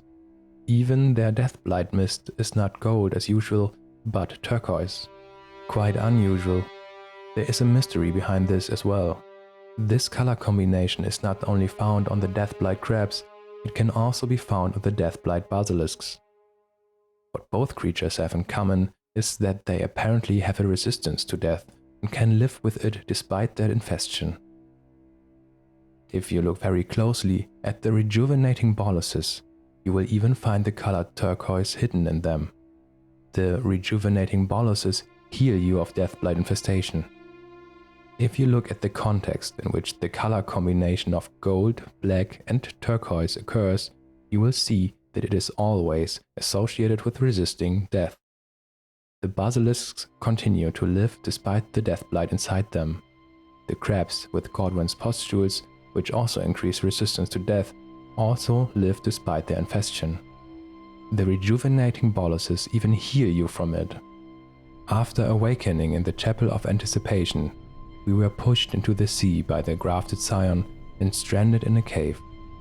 We almost died there if Melina hadn't given us the flask of crimson and cerulean tear, which says, "The one washed up on the graveside was sure to die, until this flask offered its gift of rejuvenation." After we received the gift of rejuvenation and finally came out of the cave to the surface, it was the sky that shone in exactly these colors, a subtle illusion that we, as the resurrected Godwyn, have overcome the battle with death.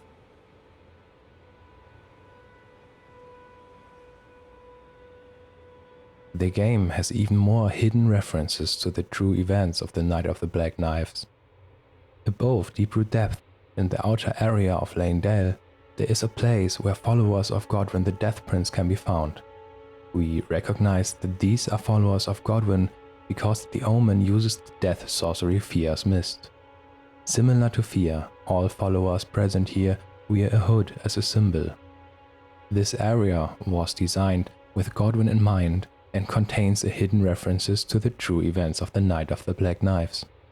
Behind the group of Godwyn's followers, we find the Twiggy-Cracked Tear and the Winged Crystal Tear. The item description of the Twiggy-Cracked Tear says, "The resulting concoction prevents one's runes from being lost upon death. The effect of the Crystal Tear protects the loss of runes upon death. A sacrificial twig can also be seen in the icon of the Crystal Tear, which has the same effect. Prevent rune loss upon death, but will be lost itself in exchange. The sacrificial twig also serves to protect the runes in case of death. Instead of losing the runes, the sacrificial twig is sacrificed and destroyed. Sacrificing the sacrificial twig in the event of death instead of one's own runes symbolizes Fortissax's noble sacrifice for his friend Godwyn. Unfortunately, Fortissax never overcame the power of the Rune of Death and was instead corrupted by it until we come and relieve him from his suffering." The Winged Crystal Tear is a reference to the flightless bird, the wounded warhawk, Godwyn's soul, which looks at Stormveil and tries to escape death in order to be reborn exactly there. Godwyn's survival with the help of Fortissax and Rykard is probably the best kept secret in the lands between.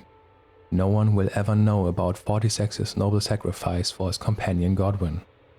Our friendship with Fortissax is the reason why we are able to envelope our bodies in lightning. The incantation Dragonbolt Blessing says, "Only those loved by dragons can survive the ordeal of cladding their bodies in lightning." And obviously, we are able to do just that.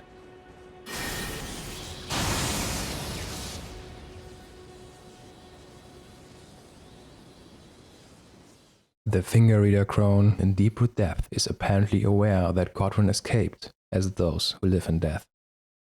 Accordingly, it is also known to Radagon and the Greater Will. And this is apparently one of the reasons why the Golden Order is hunting those who live in death to find Godwyn. "I have a matter of my own to attend to. I spotted the mark of the centipede here in the village. An ill-omened symbol that should not be. Someone or something threatens the sanctity of the Golden Order and must be eradicated." During our journey, Marika is still imprisoned in the Erdtree after shattering the Elden Ring. And there, she is still being interrogated by Radagon and the Elden Beast to find out what happened during the Night of the Black Knives and where Godwyn has disappeared to. In the Golden Ark and Giant Golden Ark it says, "The arcs resemble barbs, a known symbol of coercive questioning."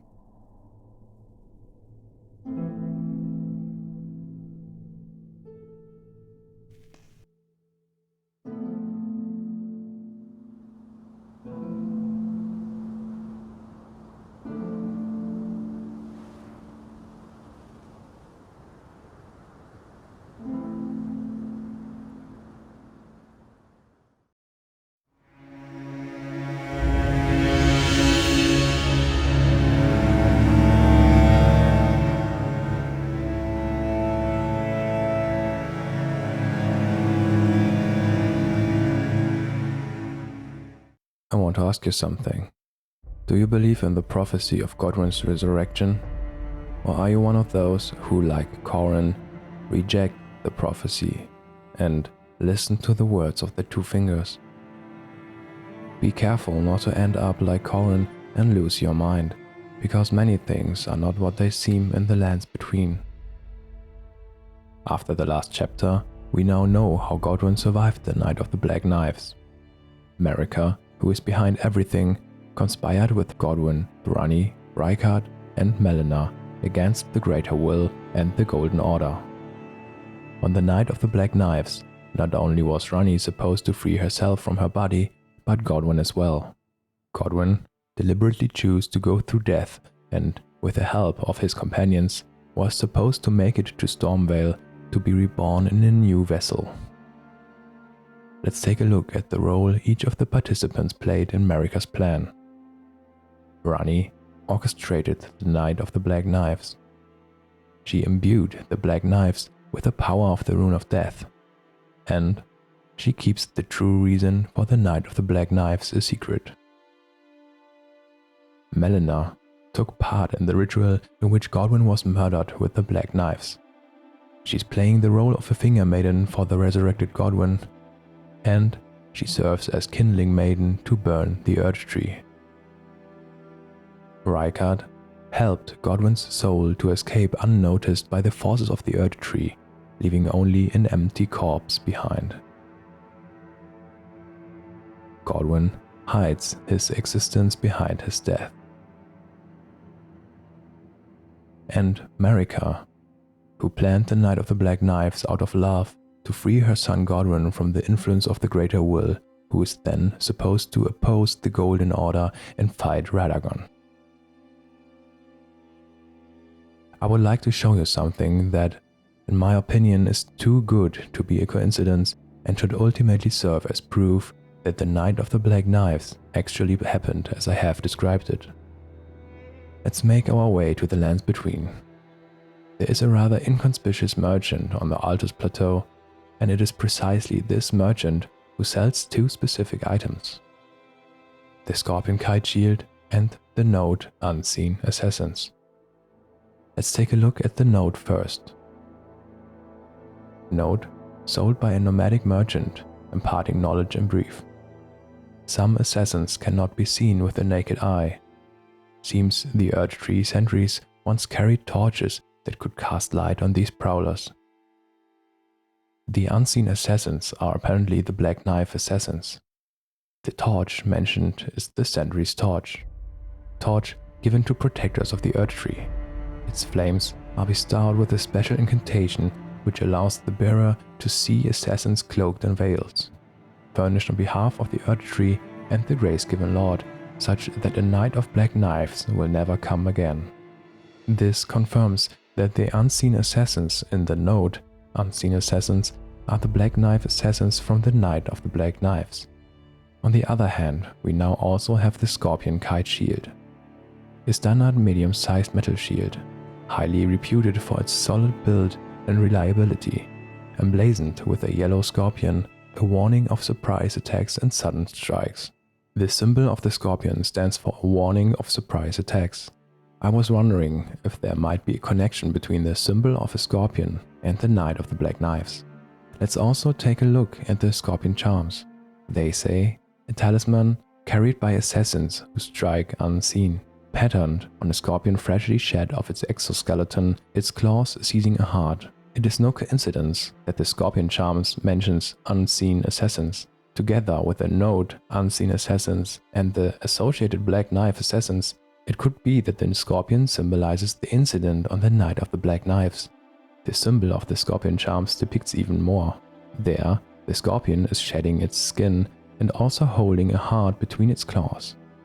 I will go into the actual meaning of this symbol in more detail later.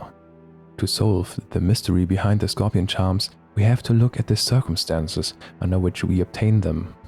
Let's start with the magic scorpion charm. We received this from Preceptor Zeluvis. Zeluvis is planning a plot against Ranni. To do this, he needs a special ingredient. He uses it to brew a potion that we are supposed to give to Ranni to make her compliant. Let's also listen to what Zeluvis says to us when we give him the required ingredient, Amber Starlight, and when he gives us the magic scorpion charm as a reward. Well, well. You managed to lay your hands on it. The blessed day is finally upon us. Goodness gracious, the way it glistens. Utterly enchanting. To think this was once a demigod's very fate. My, oh my, oh my. Ah, are you still here? Ah, yes, I should give you your reward. Yeah, please, it's all yours. It's splendid work, it's just marvelous. Now just you wait. The merriment is soon to begin. The scheme I promised is to be revealed very shortly. Let's summarize Seluvis' situation. Seluvis orchestrates a plot.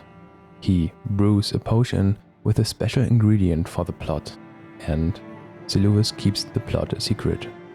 Seluvis' circumstances correspond exactly to the role of Rani in the Night of the Black Knives. Seluvis is orchestrating a plot like Rani. Seluvis brews a potion with a special ingredient. In a similar way, Rani is imbuing the Black Knives with a fragment of the Rune of Death. Additionally, Seluvis keeps the plot secret, and this is also something that Rani is doing. This allows us to associate the circumstances of Seluvis and the magic scorpion charm with Rani and her role in the Night of the Black Knives. Next, let's look at the circumstances surrounding the sacred scorpion charm. We receive this from Anastasia the Tarnished Eater. We meet Anastasia in the smoldering church, where she tries to kill us. She's carrying the large, conspicuous butchering knife. The butchering knife also describes that she is not a finger maiden, but merely disguised as one. Butchering knife. Huge carving knife made to cleanly butcher the human body. Signature weapon of the Ogress Anastasia, known to have eaten countless Tarnished while disguised as a finger maiden. Let's summarize Anastasia's situation. She wants to kill us with a conspicuous large knife. She pretends to be a finger maiden, and she is located in the smoldering church. These circumstances fit incredibly well with the role of Melina. Anastasia wants to kill us with a special knife. The same way Melina probably helped to kill Godwyn with a black knife. Anastasia is pretending to be a finger maiden, and Melina is playing the role of a finger maiden for us, although she isn't one either. The smoldering church fits the theme of a kindling maiden. Accordingly, Anastasia and the sacred scorpion charm can be associated with Melina and her role in the Night of the Black Knives. Next, let's look at the circumstances surrounding the fire scorpion charm. We find this one in Fort Lythe. When we enter the upper part, we hear the voice of a spirit saying, "They'll never find me, eek, the wretched fools." Around us lie forces of the Earth Tree. An empty chest was left behind at one end. Hidden behind the wall, we finally find the fire scorpion charm lying in front of the spirit from whom the voice emanates. It tells us, "Hehe, I'll survive, I swear it. I'll soon be back at the Volcano Manor." Let's summarize the situation of the spirit of Fort Lythe. The spirit escapes unnoticed from a castle full of forces of the Earth Tree, leaving only an empty chest behind. Together with the mention of Volcano Manor, the circumstances fit perfectly with the Rykard's role in the Night of the Black Knives. In this, Rykard helped Godwyn's soul to escape unnoticed, leaving only an empty corpse behind. Accordingly, the Fire Scorpion charm can be associated with Rykard's role in the Night of the Black Knives. Finally, we have the Lightning Scorpion charm. We find this in the Windham Catacombs. It is located on a corpse sitting behind a coffin. It almost looks as if it is hiding behind the coffin. Both the hiding behind a coffin and the lightning theme fit incredibly well with Godwyn and the fact that his existence is hidden behind his supposed death. Accordingly, the Lightning Scorpion charm can be associated with Godwyn's role of the Night of the Black Knives. In the end, we realize that the 4 Scorpion charms can be associated with the 4 characters, Godwyn, Rani, Rykard, and Melina, and their role in the Night of the Black Knives. In In this context, it also becomes clear what the symbol of the scorpion charms actually stands for. The scorpion, which leaves behind its exoskeleton and carries away a heart, symbolizes Godwyn leaving behind his empty corpse and escaping with his soul. This plan was at the center of the Night of the Black Knives, and Godwyn, Ranni, Rykard, and Melina worked together so that Godwyn could escape and be resurrected in Stormveil to ultimately oppose the Golden Order and challenge Radagon. However, the real mastermind behind the scenes is Marika. And here too we have received additional Scorpion-related items in the Lands of Shadow. The Haunts and Grandam gives us the Scorpion Stew and the Gourmet Scorpion Stew. These items contain the following descriptions. Scorpion Stew. Scorpion simmered in a black soup, once made with love by a certain elderly woman for the family table. Having long gone cold, this soup gives off a rank sour smell. Gourmet Scorpion Stew. Scorpion simmered in a black soup. An exquisite dish chock full of mouth-watering scorpion claws. The thoughts and feelings of the cook melt and blend into the stew. But those who can distinguish the taste of love are few and far between. Partake, partake, until thou art sated. The line, the thoughts and feelings of the cook melt and blend into the stew, but those who can distinguish the taste of love are few and far between, describes how the Night of the Black Knives was an act of love for Godwyn which is hardly recognizable as such. The Haunts and Grandam, just like Marika, is locked away. Furthermore, it is Marika who sends her son Godwyn on his way to challenge the red-haired Radagon. And these are exactly the circumstances we find at the Haunts and Grandam, which also sent her son to fight against the red-haired Mesmer. The Haunts and Grandam tells us the following in the course of our story. I implore, vessel of the sacred beast, have my son accompany thee to war, and dance thy dance of beauteous color. Take vengeance upon Mesmer and his lot. They who betrayed us, aye, they who burned us. Let them face in thy wrath their just deserts. My song will I sing in service to thee. The Haunts and Grandam sends her son's spirit to take revenge on the red-haired Mesmer.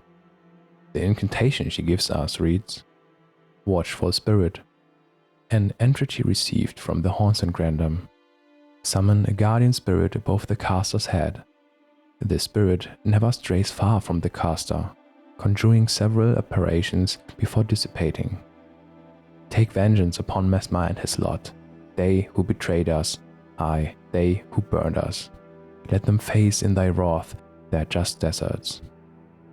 Here too, this corresponds exactly to the circumstances of Marika, who is hoping for his son to challenge the red-haired Radagon. The Haunts and Grandam is a parallel to Marika. The fact that the spirit of the Haunts and Grandam's son hovers directly above our head is an allusion to this parallel and to the fact that we are Marika's son. Marika thought that Godwyn's planned resurrection had failed and that he had perished, but instead, Godwyn had merely fallen into a deep slumber and awoke again after what seems like an eternity. As a parallel to Marika, the words of the Haunts and Grandam mirror those of Marika. Oh, such a joy to smell the scent again, as I felt the sacred beast's essence fade. A great anxiety welled up within. Forgive this old woman her foolish fears. 'Tis such relief I cannot express. After an eternity of the mind, our voices have at last reached the heavens, as evinced by thy gracious arrival. Oh. These are Marika's thoughts after our resurrection, thinking that her son's resurrection had failed and that he had perished, when in fact he was merely in a deep slumber in the chapel of anticipation. Many of you are probably wondering, If Marika is the loving and caring mother who is now seeking vengeance against Radagon, and Radagon is supposed to be the evil character in the story, how can all of Marika's cruel deeds be explained?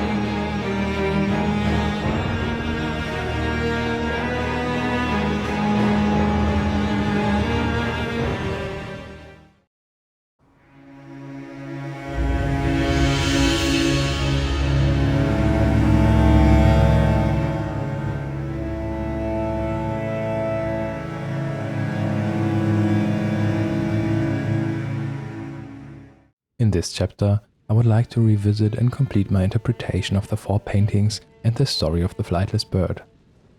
In the second chapter, we looked at 4 paintings that stood out from all the others due to their reference to the Erd tree. We arranged these 4 paintings according to the size of the reference. We then looked at the thematic content of the paintings, their titles and their item rewards, and determined that the 4 paintings tell the story of the player.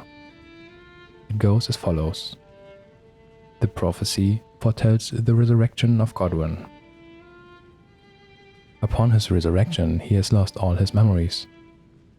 Instinctively, he travels to the Erd tree, and he sets the Erd tree on fire, thus fulfilling the prophecy. In addition, we found that the title of the 4th painting, Flightless Bird, refers to the dying warhawk in the warhawk ashes from the 1st painting. This connection tells the story of Godwyn's escape. It is actually possible to add the 2 remaining paintings, Resurrection and Homing Instinct, to the story of the escape and the flightless bird. Let's take another closer look at the paintings. We have already drawn 2 different interpretations from the painting Flightless Bird. On the one hand, it is about the prophecy of the burning of the Erd tree, and on the other hand, it is about the dying, flightless bird gazing at Stormveil. The other paintings also contain 2 possible interpretations. From the painting Homing Instinct, we have taken the theme of an instinctive journey to the Erd tree. This interpretation arose from the Erd tree depicted, the Church of Pilgrimage with a Radagon statue, and a fitting reference from Godric, who mentions a journey home to the Erd tree. However, the painting also contains a second possible interpretation. The description of the item reward Incantation Scarab says, as a scarab approaches death, it abandons its rolled treasure and stretches its wings wide for a long journey to its home nest. The painting depicts gravestones in Limgrave. These 2 pieces of information point to a journey to Limgrave when death is near. In addition, we have the color combination of black, turquoise and gold when we add the Incantation Scarab.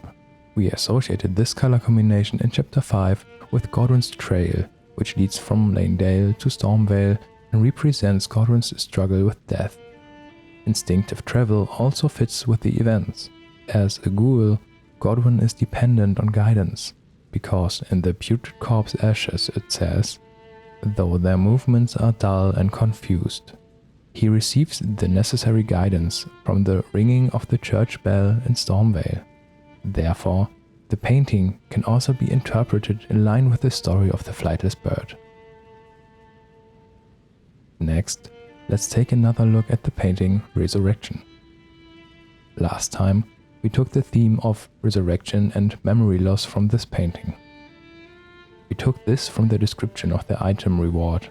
The juvenile scholar Rope says, "Rebirth is as sleep to them, and with each awakening, memory fades into oblivion." For the first interpretation, we referred to the line, "and with each awakening, memory fades into oblivion." The first part of the line, however, can be used to interpret the painting in line with the story of the flightless bird. The first part says, "Rebirth is as sleep to them." In the Chapel of Anticipation, Godwyn fell into a deep slumber instead of being immediately reborn. The dominant color purple in the painting also fits this interpretation. So here too we have a second interpretation that fits the story of the flightless bird. Ultimately, the four paintings tell the following story. The flightless bird, Godwyn, gazing at Stormveil, dies at the Erd Tree. Instinctively, he travels to Stormveil, fighting death. Upon arrival, he falls into a deep slumber during his rebirth. The prophecy foretells Godwyn's resurrection. When he woke up, he had lost all his memories.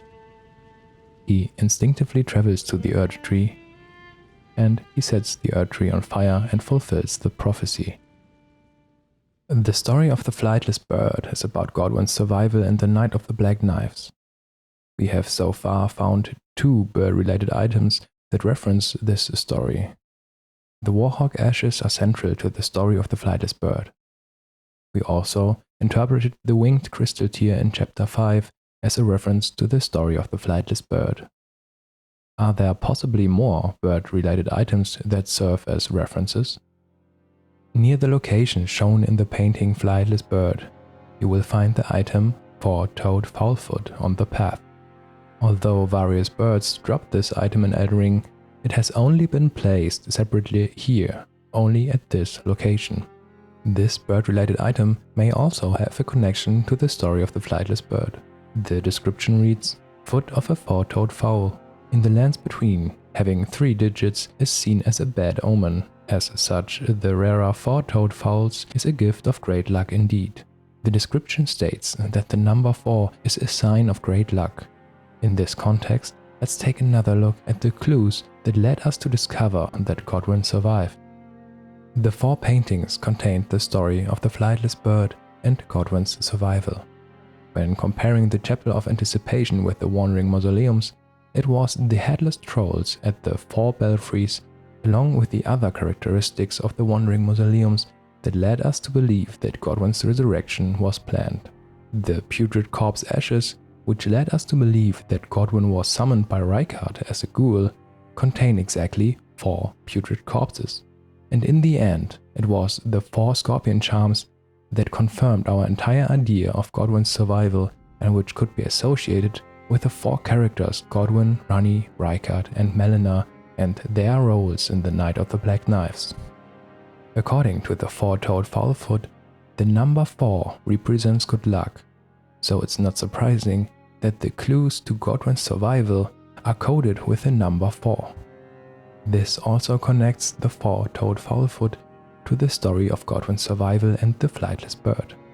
It is clearly no coincidence that the 4-toed Fowlfoot is located near the depicted location in the painting Flightless Bird, nowhere else in the entire lands between.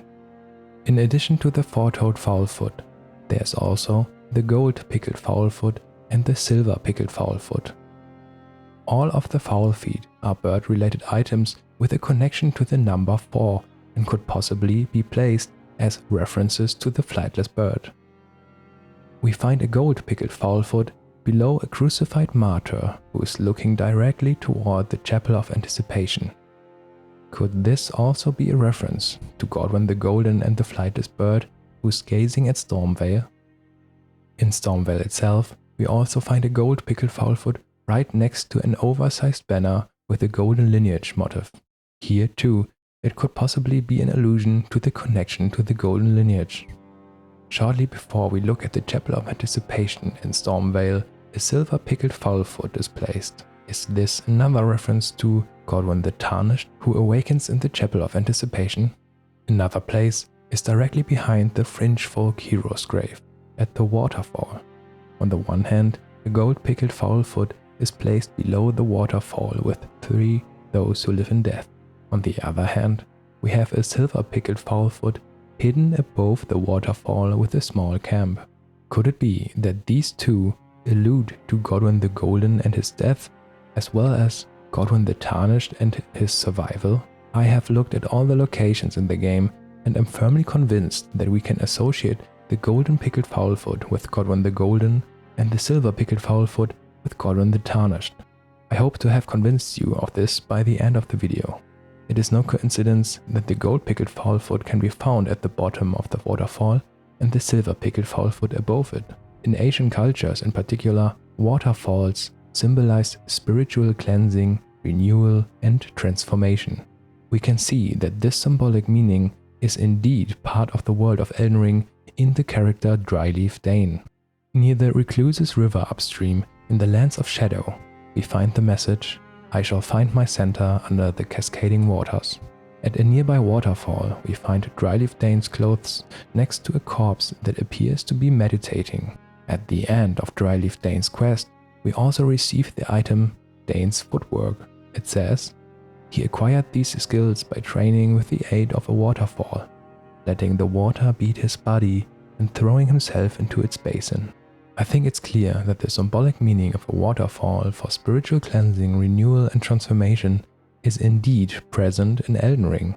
Accordingly, we can assume that the 2 pickled fowl feet behind the Fringe Folk hero's grave symbolized the spiritual cleansing, renewal and transformation of Godwyn the Golden to Godwyn the Tarnished. However, there is another place containing a pickled fowl foot that really convinced me of this idea. I had actually planned to discuss this in a later chapter, but I think it will make it clear that these interpretations were not arbitrary. I always looked at much more in the game than what I present in my videos. I usually look at every single location of an item in the game and try to find similarities. The place I want to show you is the Sage's Cave. Have you, like me, entered the Sage's Cave and been amazed at the incredible number of chests you find there? When you open them, it's even stranger to find such unremarkable and useless items inside. Today, I want to make one thing clear. The placement of almost all items in the game is not random. Almost all of them serve as references to specific events or relationships. Ultimately, it's not about the items themselves. It's the associations Miyazaki uses to tell stories. The puzzle is to figure out which association are correct and how to interpret them in the end. The entire Sage's Cave tells a story with everything that can be found there. I won't give you the complete interpretation in this video, but instead we will work it out together step by step. Let's take a look at what items we find in the chests. The story told by the Sage's Cave begins inside. The Black Knife Assassin is associated with the Knight of the Black Knives and provides us with a clue to the relevant context. We cannot yet fully interpret the Necromancer Garrus and the 2 chests in front of his cave, as these refer to characters I have not yet discussed in detail. We note that the Knight of the Black Knives was our first association in the cave and serves as context. Next come the 2 chests with the Raptor Talons and 4 Dragonborn Grease. The Raptor Talons are bird-related weapons. The 4 Dragonborn Grease are dragon-related items. It may be a coincidence, but if you carry the Raptor Talons, they have exactly 4 blades, and we also receive exactly 4 Dragonborn Grease. So here we associated a bird and a dragon with the number 4. Based on this, these 2 items can be interpreted as a reference to the story of the Flightless bird and the ancient dragon Fortissax, which tells of Godwyn's survival in the Night of the Black Knives. Directly opposite, between 2 crystal cave moss, we find a chest with 10 golden great arrows. These say, carved great arrows made together with the Erdtree great bow. Deals holy damage, imbued with an oath-sworn incantation, which boosts the attack and defense of the archer and their nearby allies. The 2 crystal cave mosses, together with the golden great arrows, can be associated with the Erdtree, the Golden Order, and the Elden Beast. Taken together, these items tell the story of the dying and fleeing flightless bird Godwyn, the self-sacrificing ancient dragon Fortissax, and the Elden Beast and the Golden Order as their opposing enemy. The next chest is behind an illusion wall and contains a stone sword key. We have not yet worked out the necessary association and therefore cannot interpret it yet. Next, we find 4 chests behind another illusion wall, 3 of which are closer together and seem to belong together. These chests contain a silver pickled fowl foot, the black hood, the candle tree wooden shield, and a nascent butterfly. We associate the silver pickled fowl foot with Godwyn the Tarnished. We associate the candle tree wooden shield with the prophecy of Godwyn's resurrection. In between is the black hood. It says, "Hood of lusterless black fabric that conceals its wearer's identity. In this world, there is very little that must necessarily be known." The black hood can therefore be associated with the mysterious hooded figure who is apparently behind the prophecy of Godwyn's resurrection. The nascent butterfly can be associated with Miquella, just as the other butterflies can be associated with his siblings. Interpreted, the objects tell the following story. A mysterious hooded figure prophesies Godwyn's resurrection and cooperates with Miquella. Finally, we find 2 chests containing the items Rejuvenating Boluses and Lost Ashes of War. According to Chapter 5, the Rejuvenating Boluses can be associated with our resurrection in Limgrave. The Lost Ashes of War say, "Empty ashes of war, devoid of any memories of battle, unable to apply any kind of affinity in their current state, but can be used by smithing master Hugh of the Round Table Hold to recreate other ashes. Thus does the copy pass into becoming the genuine article." Among other things, lost memories are mentioned here. Interpreted, the 2 objects tell the story of our resurrection without memories in Limgrave. The entire cave tells the story of the Night of the Black Knives, Godwyn's survival, other characters in the background who prophesy his resurrection, and our actual resurrection without any memories of these events. Here too, the story begins at the bottom of a waterfall and ends above it. Here too, the waterfall symbolizes the spiritual cleansing, renewal, and transformation of Godwyn the Golden to Godwyn the Tarnished. The silver pickled fowl-foot does not only stand for Godwyn the Tarnished. I believe there is even more to it than that. In Leonia, we find a silver pickled fowl-foot in a camp with 3 enemies. Nothing else seems to be out of the ordinary nearby. Could there be a reference or allusion hidden there? After a while, I noticed that the 3 enemies are interestingly wearing foot soldier armor, and after attacking them, I noticed that they use very specific crackpots. These foot soldiers use the albinoric pot and throw it at us. It says, "The Knights of the Cuckoos do declare, behold thy defiled blood, unlike any humor that flows in our grand realm." Is this possibly an allusion to the fact that we also do not have ordinary blood and are not an ordinary being? We have already encountered beings associated with silver. According to its description, the Nightfolk from the Eternal Cities used to have silver blood. When we enter the Eternal City of Nokron, we unusually find rejuvenating boluses and a rune arc at the beginning. Immediately afterwards, we encounter mimic tears.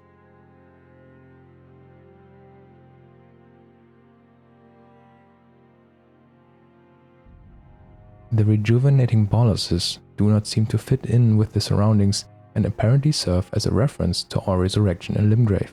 Following rune arc can be associated with Marika, and the mimic tears allude to Marika's plan that Godwyn should be reborn as a mimic tear.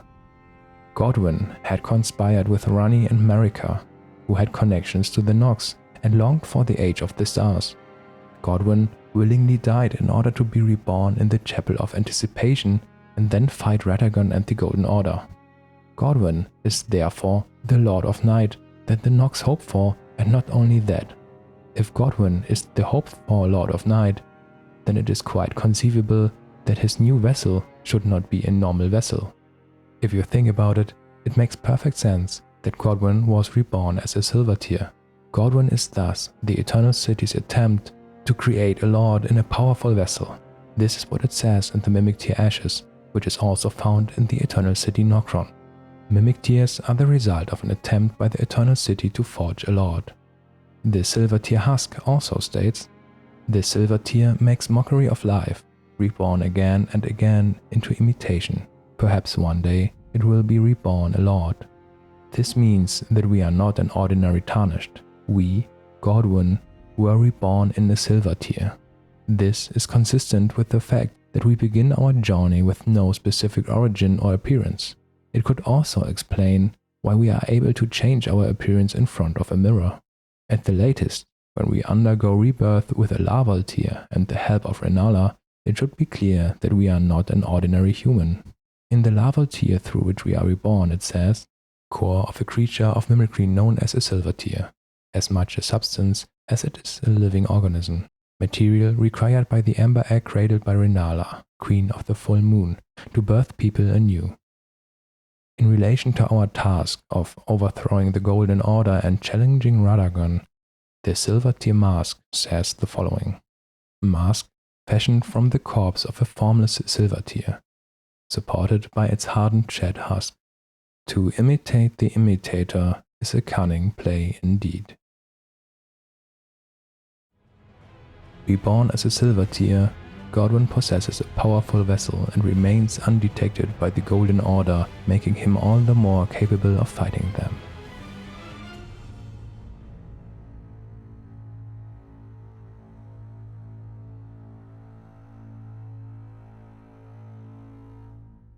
Let's summarize.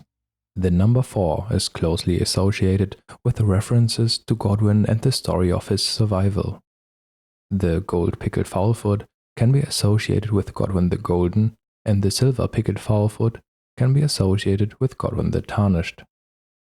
Waterfalls have the symbolic meaning of cleansing, renewal, and transformation. As the hoped-for Lord of Night of the Nox, Godwyn was reborn in a formless Silver Tear.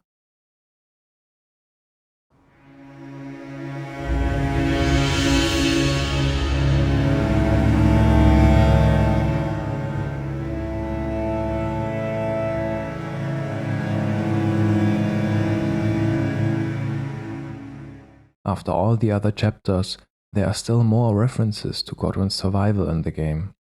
I think the previous chapters were convincing enough. In any case, I am definitely convinced by the idea of We Are Godwyn, and will try to use the previous chapters as a basis for the next ones to uncover even more secrets in Elden Ring. As you may have noticed in the last chapter, there are of course hidden references to other characters as well. For example, the question arises as to who the mysterious figure with the black hood is. And are there other characters who had a special relationship with Godwyn? The story of Elden Ring is not just about Godwyn alone. This is one of the reasons why it is now becoming difficult to interpret the remaining clues correctly. So far, we have only dealt with Godwyn and not with the other characters associated with him. In this chapter, I would like to take a closer look at the catacombs in the Land of Shadow with you. Many of you have probably noticed that these have a connection to Godwyn.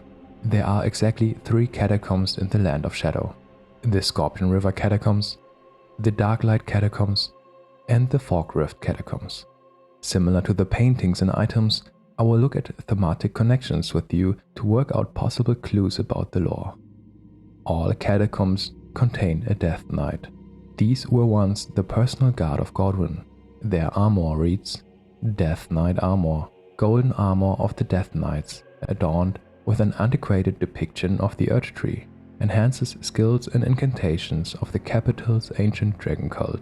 These knights, once Godwyn's personal guard, quested to find their transfigured master's cadaver surrogate for the coming age of the Duskborn. There are tons of questions about the role of the Death Knights in relation to Godwyn's story.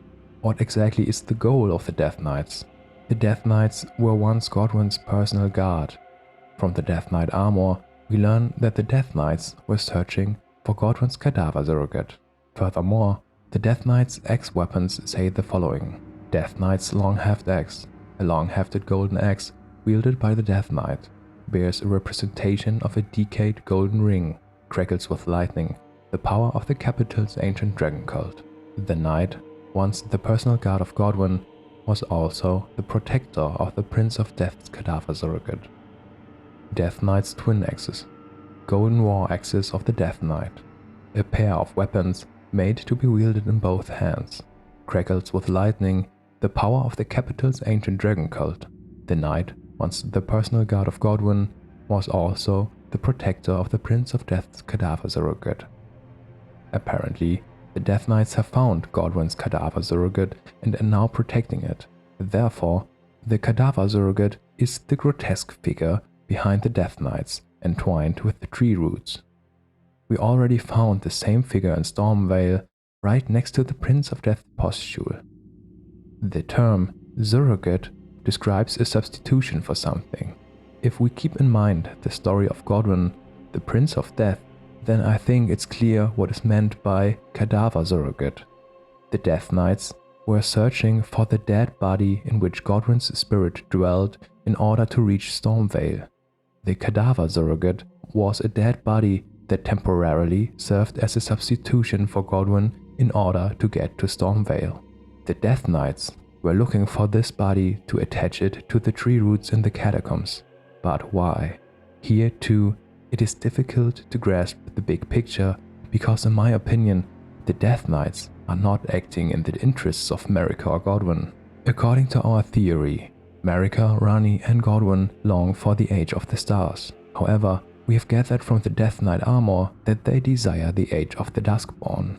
Furthermore, the Death Knights were apparently not part of Marika's plan because then they would not have had to go on a search for the cadaver surrogate.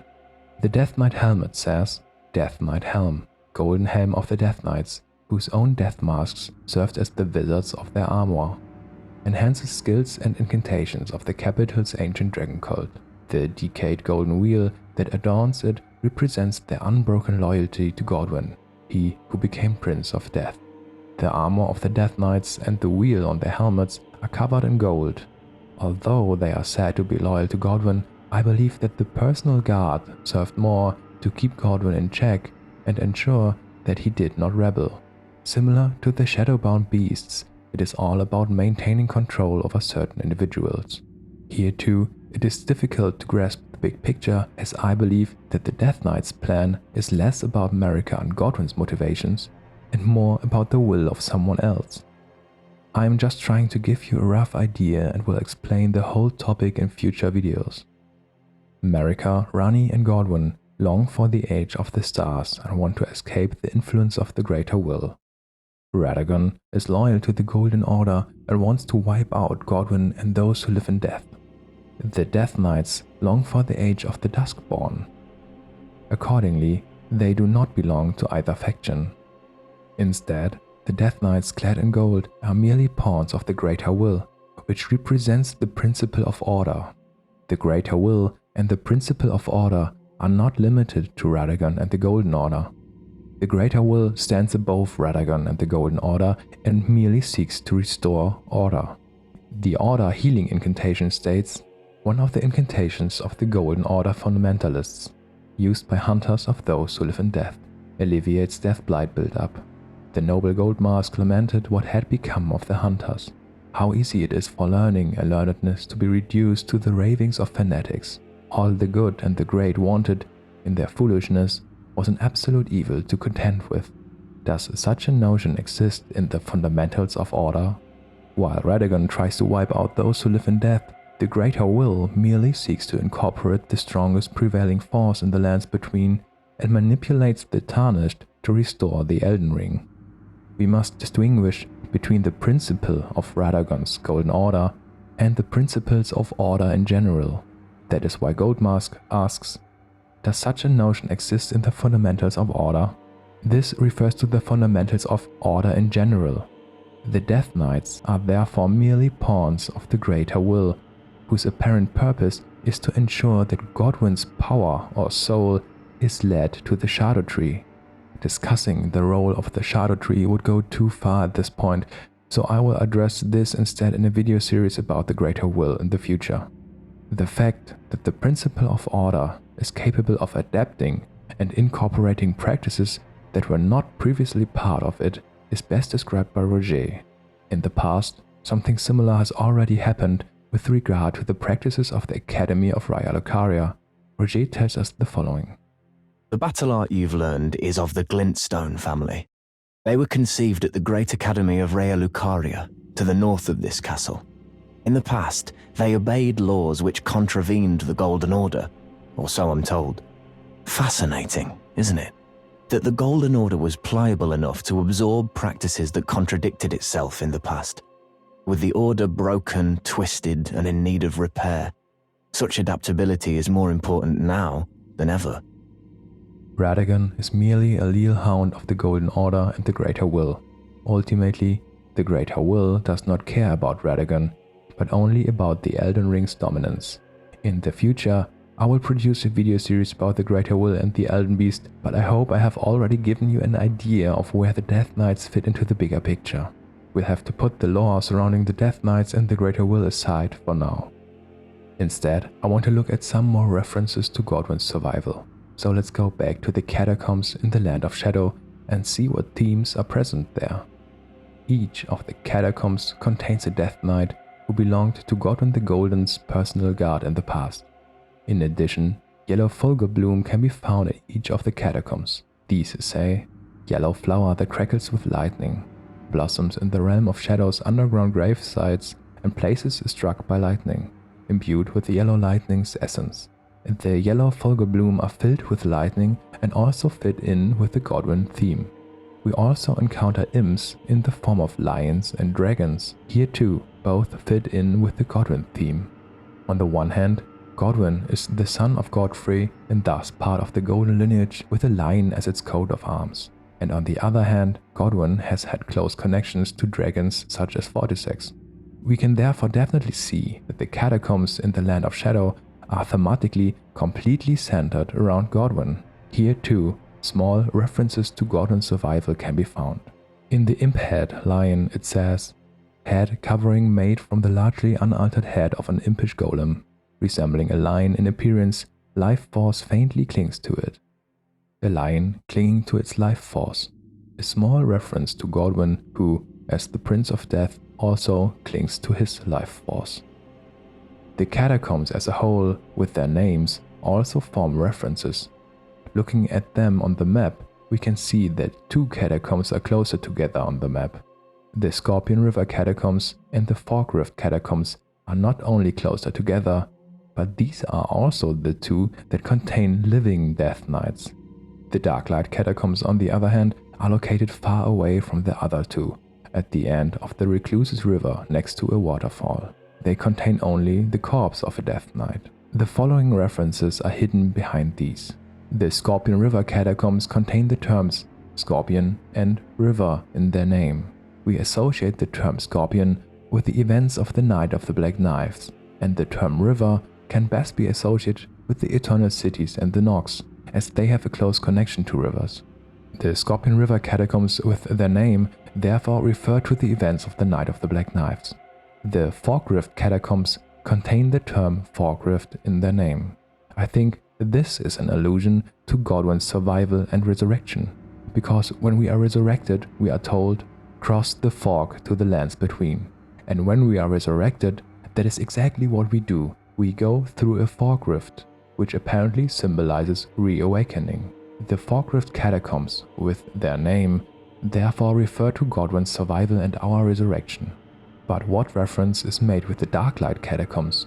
These are located at the end of the Recluse's River next to a waterfall and symbolize what Godwyn left behind.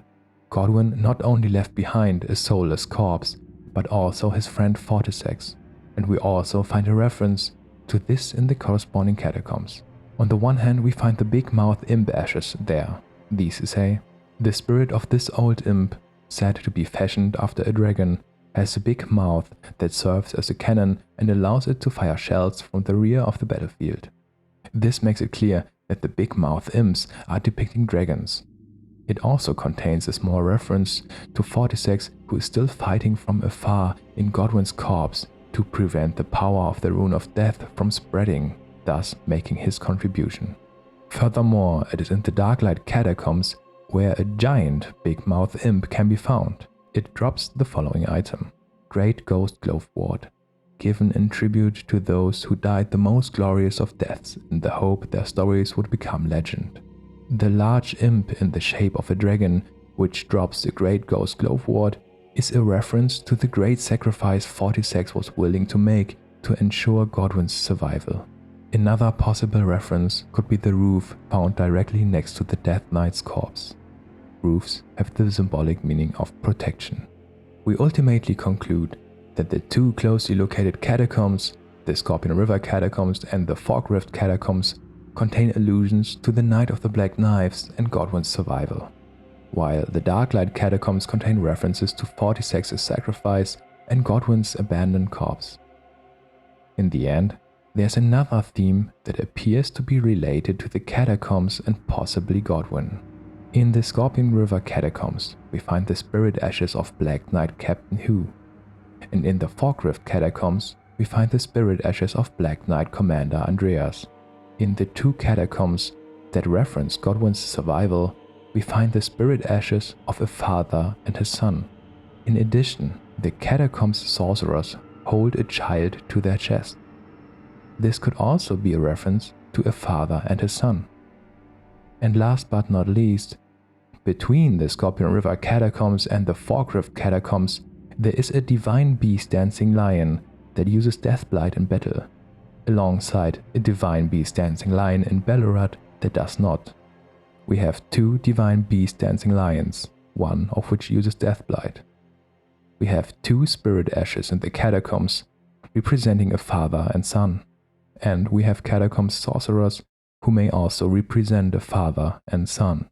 Why is this father and son theme so present near the Godwyn-themed catacombs?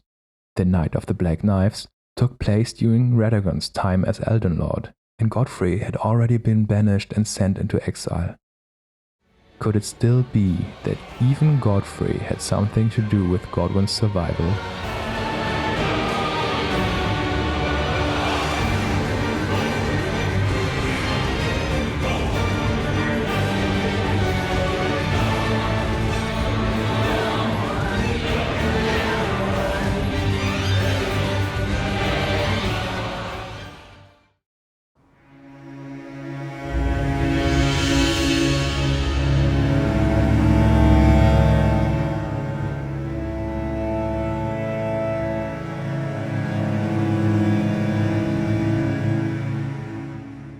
In the last chapter, we discovered that the catacombs in the Land of Shadow have Godwyn as a theme and contain references to the story of his survival. Could it be that the catacombs in the lands between also have a common theme? There's one thing we find in many of the catacombs, a statue of a hooded woman. The hooded woman can be found at almost all entrances to the heroes' graves and in countless catacombs. Although she also appears on buildings on the surface, the hooded woman seems to be much more closely connected to the catacombs, as that is where she is most commonly found. In Chapter 7, we discovered that the prophecy of Godwyn's resurrection and the burning of the Earth Tree came from a mysterious figure wearing a black hood. Could this be the hooded woman from the catacombs? Let's take another look at the places that have a special connection to the story of Godwyn. Behind the Black Knife assassin in the Black Knife Catacombs is the woman with the black hood. In the room with the lightning scorpion charm is the woman with the black hood. In the Church of the Eclipse, behind the altar with the eclipse shoulder, is the woman in the black hood. And in the Chapel of Anticipation, the place where we were resurrected, it is also the woman in the black hood. It appears that the woman in the black hood is behind the events of the Night of the Black Knives. Could Marika be the woman in the black hood? I am still undecided myself and am currently looking for clues to answer this question. So far, I assume that the woman with the black hood is pursuing the same goal as Marika and acting in Marika's interests. Marika and the woman with the black hood are therefore behind the events of the Night of the Black Knives. Of all the catacombs, where the woman in the black hood is depicted, the Cliffbottom Catacombs are perhaps the most interesting, so let's take a closer look at them. In the Cliffbottom Catacombs, there is a special variant of the woman with the black hood. Here, she is holding a book in her hand. This particular variant of the statue can only be found in 2 specific locations in the entire lands between. The other location is the room with the lightning scorpion charm. These are the only places in the entire lands between where this statue appears. If you take a closer look around the room with the lightning scorpion charm, you will also notice the unusual walls. There are scrolls placed in the walls. These walls are only found in this room. This is the only room in the entire lands between that has walls with scrolls. These details may seem insignificant at first, but the design of these rooms is certainly not random. The statue of the woman with the black hood and a book in her hands symbolizes Marika's plan. Since this is the only room in the lands between with scrolls in the walls, we can assume that they also symbolize Marika's plan. All of this perfectly complements our previous thoughts that the lightning scorpion charm also symbolizes Marika's plan. All of this also reinforces our suspicion that the woman with the black hood is either Marika herself or is acting on her behalf. Now, however, the question arises as to why the other statue of the woman with the black hood and a book is in the Cliffbottom Catacombs. The Cliffbottom Catacombs not only contain a statue of the woman with the black hood and book, but also the Nox mirror helm. It says, "Helm fashioned from a crystal-looking glass, one among the Eternal City's ritual implements, easily broken and weak against striking attacks. Worn by those committed to high treason, it wards off the intervention of the greater will and its vassal fingers." I always thought it was unusual that the Nox mirror helm was found in one of the catacombs.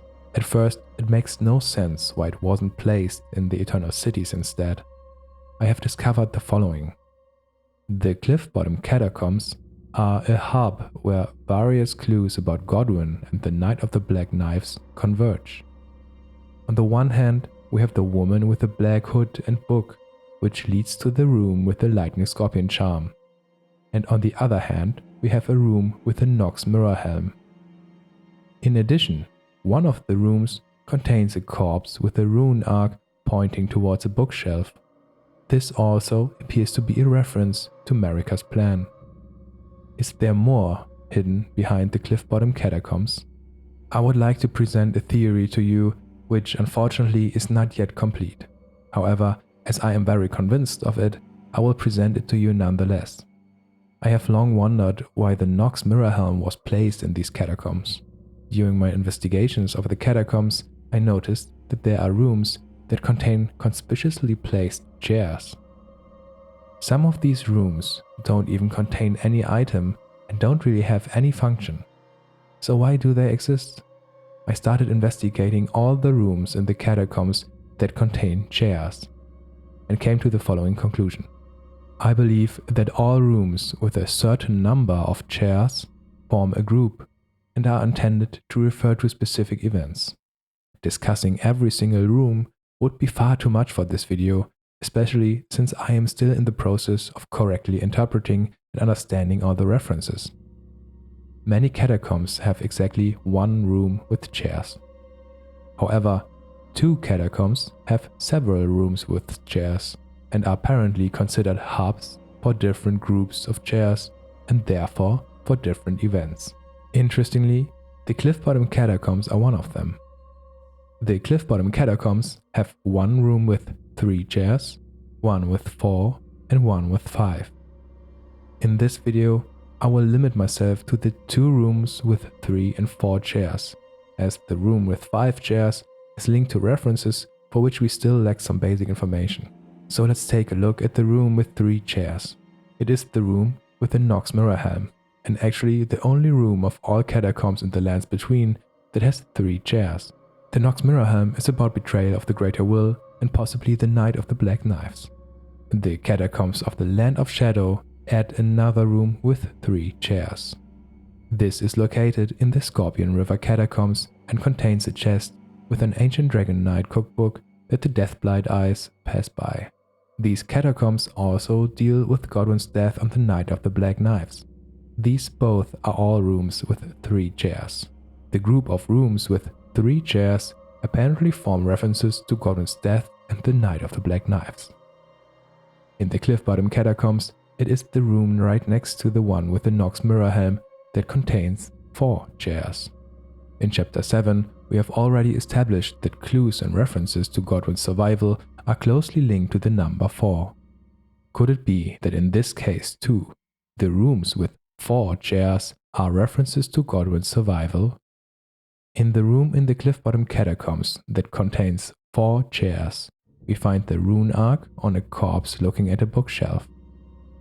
In addition, an extremely rare symbol is found on a carpet in the same room, which is primarily associated with the church bell in Stormveil. This symbol appears 6 times around the bell. The room with the 4 chairs in the Cliffbottom Catacombs, therefore, forms a reference to Marika's plan for Godwyn's survival. The church bell in Stormveil was supposed to lead the soul of Godwyn as Prince of Death to Stormveil. There are other rooms in other catacombs with 4 chairs that have an interesting design, but I'm not sure how to interpret them yet, and I'm still busy deciphering these references. There's also a room with 4 chairs in the Land of Shadow. This is located in the Forkrift Catacombs and contains a catacomb sorcerer standing next to a Graveglove ward. In the last chapter, we already linked the Forkrift Catacombs to Godwyn's survival and resurrection, so a room with 4 chairs fits perfectly with our theory. But what is the catacomb sorcerer standing next to a Graveglove ward referring to? According to the last chapter, the catacomb sorcerer represents a father figure. The Graveglove ward represents a bell that summons the spirits. Could it be that Godwyn's father, Godfrey, had something to do with the church bell in Stormveil and thus Godwyn's survival? Another room with 4 chairs is located in the Impaler Catacombs on Weeping Peninsula. In it, you will find a coffin and 2 statues of roses who leads the dead on their predestined path. Could this room also be a reference to the impaled Godfrey, who may have led Godwyn to Stormveil with the help of the church bell? Finally, I would like to show you the room with 4 chairs in the Tombsword Catacombs. These are the catacombs where, among others, the leader of the Mausoleum Knights can be found. In this room sits a corpse with the prattling pate "Thank you," and around it is Deathroot, which grows towards the corpse. The Tombsword Catacombs, with a room containing the 4 chairs, is a reference to the grateful Godwyn, whose soul was ultimately brought to safety in the Chapel of Anticipation. The Deathroot growing towards the corpse symbolizes the thorns growing towards the Chapel of Anticipation. These are not only found on the outer wall towards the Chapel of Anticipation, but also partly directly in front of the Chapel of Anticipation, growing towards it.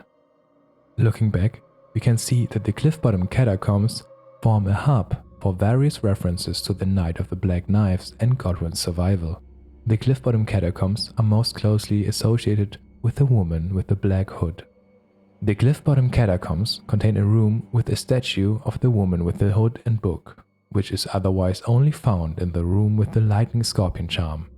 In addition, the room with the lightning scorpion charm contains walls with scrolls. The statue with the book and the walls with scrolls symbolize the plan of Marika and the woman with the black hood. There's also a room in the Cliffbottom Catacombs that contains the Nox mirror helm. This is associated with the betrayal of the Nox and Eternal Cities to the Greater Will. The room with the Nox mirror helm also contains 3 chairs. The only other room with 3 chairs is a room in the Scorpion River Catacombs. The rooms with 3 chairs seem to be linked to references to the Night of the Black Knives. Furthermore, there is a room in the Cliffbottom Catacombs containing a corpse with a rune arc looking at a bookshelf. In the same room, there is a symbol that is primarily associated with the church bell in Stormveil. The room is a reference to Marika's plan, which is about Godwyn's survival and in which the church bell of Stormveil plays a central role. It was supposed to lead the soul of Godwyn the Prince of Death to Stormveil. This room in the Cliffbottom Catacombs also contains 4 chairs. The rooms with the 4 chairs form references to Godwyn's survival. These rooms include a room in the Forkrift Catacombs, with a catacomb sorcerer and a ghost glove ward. This may be a reference to a father and a spirit summoning bell. We also have a room with 4 chairs in the Impaler Catacombs. Here you will find 2 statues of roses who symbolizes the leading of the dead. This could also be a reference to the impaled Godfrey, who helped to lead Godwyn's soul to Stormveil through the church tower bell. The room with the 4 chairs in the Tombsward Catacombs contains the prattling pale thank you and deathroot, which grows towards the corresponding corpse. This room is a reference to Godwyn's grateful soul, which found refuge in the Chapel of Anticipation and toward which the thorns grow. All these references are connected to the Cliffbottom Catacombs and thus to the woman in the black hood. Last but not least, I noticed something else. The wall with the scrolls symbolizing Marika's plan appears only once more in the Land of Shadow. It is located in the Forkrift Catacombs, in the room with the spirit ashes of Black Knight Commander Andreas, who represents a father figure. So, could Godfrey have actually been involved in the Night of the Black Knives alongside the woman in the black hood? It was common knowledge that Godfrey had been exiled prior to the events of the Night of the Black Knives and had supposedly left the lands between with the other Tarnished. In the rusted anchor it says, the rusty anchor wielded as a weapon. Each of its 4 flukes is thick and sharp, enabling piercing attacks. While the Tarnished left the lands between with their lord, one boat alone was said to have been left behind. So the Tarnished have supposedly left the lands between with their lord, however, one boat has been left behind. Godfrey's blue cape reminds me of the following item of clothing. Navy hood. A hooded cloak of deep navy, worn by expatriated royalty. Such cloaks were gifted to those who departed on missions to faraway lands from which they would never return. But what choice did they have, having seen the guidance of grace? Could it be that Godfrey did not leave the lands between after all and later became part of Marika's and the woman with the black hood's plan?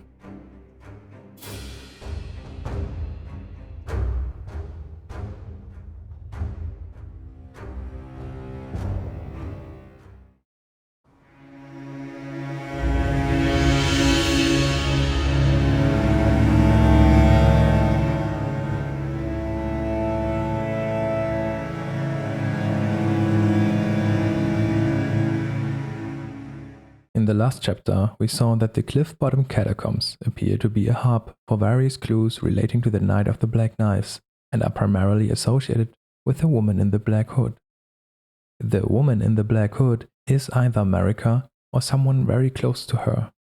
In addition, a father figure often appears as a reference in this context, which leads us to believe that even Godfrey might have been involved in the Night of the Black Knives. There are now more questions about Godfrey and the woman in the black hood than about Godwyn. Who is the woman in the black hood? Is Marika the woman in the black hood? Did Godfrey not leave the lands between after all and join the woman in the black hood? Did the woman in the black hood and Godfrey actually work together from the shadows and ultimately turn against Radagon? Before I delve further into these questions, I would like to explain an assumption on which a large part of my theory is based. Since the release of Elden Ring, so-called parallels have often been discussed. Parallels are a stylistic device used primarily in literature. I believe that this stylistic device is probably the most important one we find in Elden Ring. Here is a brief explanation of what parallels are. Parallels in literature are a literary device that creates a connection or comparison between 2 or more elements, such as characters, events, or ideas, to highlight their similarities or differences. Writers use parallels to help readers see connections, contrasts, or patterns that deepen the meaning of the story and clarify its themes. Parallels can appear in different forms. Character parallels. Two characters might have similar backgrounds, face similar challenges, or make contrasting choices, allowing the reader to compare their development and understand the story's message more deeply. Event parallels.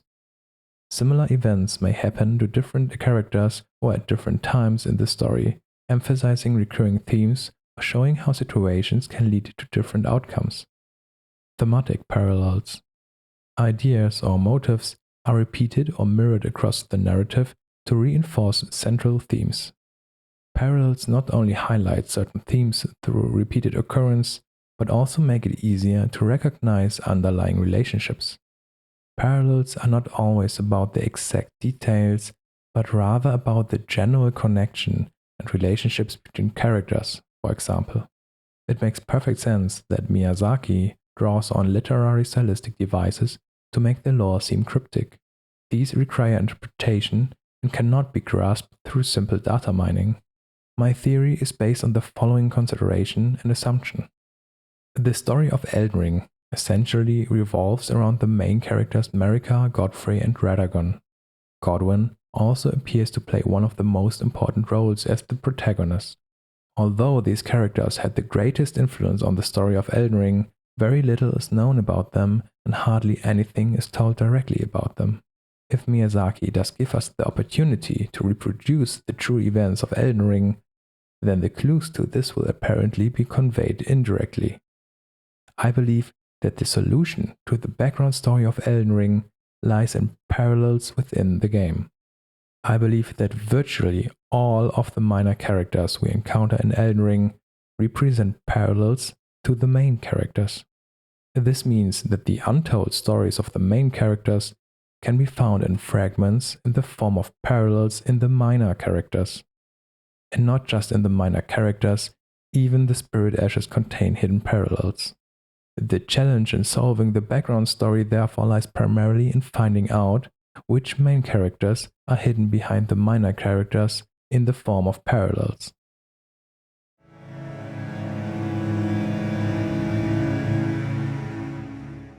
First, I would like to take a closer look at the story of Big Boggart and work out what information is hidden here in literary form. Similar to the parallel between Marika and the Haunsen Grandam, who cooks the gourmet scorpion stew, Big Boggart is also cooking.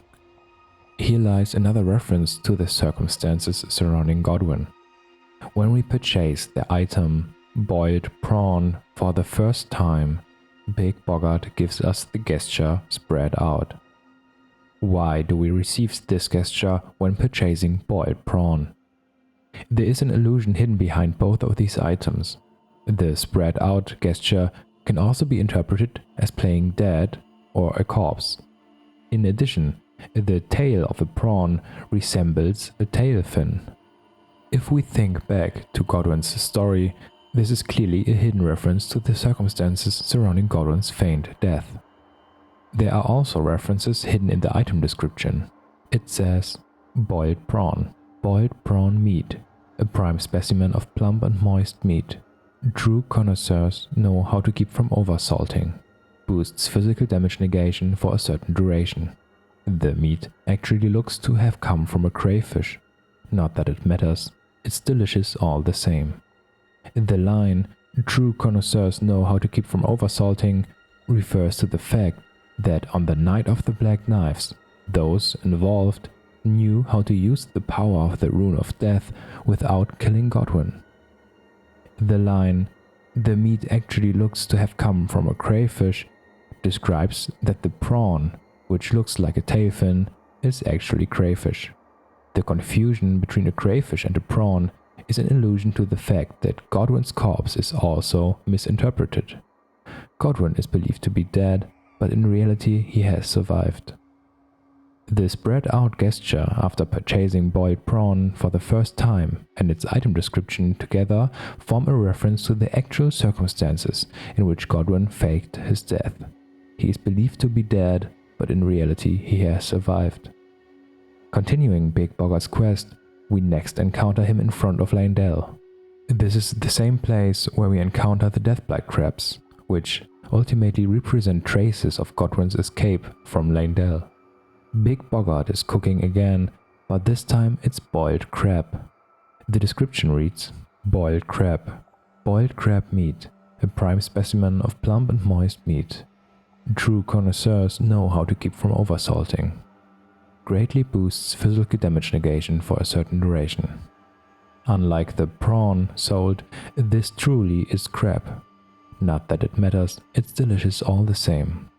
Here too, the line, true connoisseurs know how to keep from oversalting, is used, alluding to the fact that those involved in the Night of the Black Knives knew how to use the Rune of Death without killing Godwyn. In addition, the boiled crab says, unlike the prawn sold, this truly is crab. Not that it matters, it's delicious all the same. The boiled prawns are actually crayfish, but are easily confused due to their appearance. The boiled crab, on the other hand, is actually crab. While Godwyn's corpse, with its tail fin in deep-root depth, is believed to represent Godwyn's death, it is not. Godwyn survived. The deathblight crabs with cysts and pustules of Godwyn, the Prince of Death, are actually traces of Godwyn. The boiled crab alludes precisely to these circumstances. The final line, not that it matters, it's delicious all the same, is merely an ironic comment intended to emphasize that there is actually a meaning behind the boiled prawns and boiled crab. Here too, I suspect that it is no coincidence that Big Boggart was placed right next to the deathblight crabs. The placement is intended to emphasize the connection to the deathblight crabs and Godwyn. At the end of his quest, Big Boggart fears being cursed by the Dung Eater and asks us to let him die so that he will not be cursed. It serves me right. Fitting bloody end. For a jumped up little shit with big ideas. Help me out. Would you, mate? I don't want to get cursed. Just let me die. I don't want to live like this. Not anymore. So, please. The circumstances seem to correspond to those of the Night of the Black Knives. Godwyn had hatched a grand plan with the others and was supposed to die in order to escape the influence of the Greater Will. The Dung Eater seems to represent a threat to Big Boggart and thus to Godwyn according to the parallel. If we look at Dung Eater, he wears red armor with an image of a sun on it. The red armor led me to suspect that Dung Eater is apparently a parallel to Radagon. The sun, on the other hand, is a reference to the Greater Will.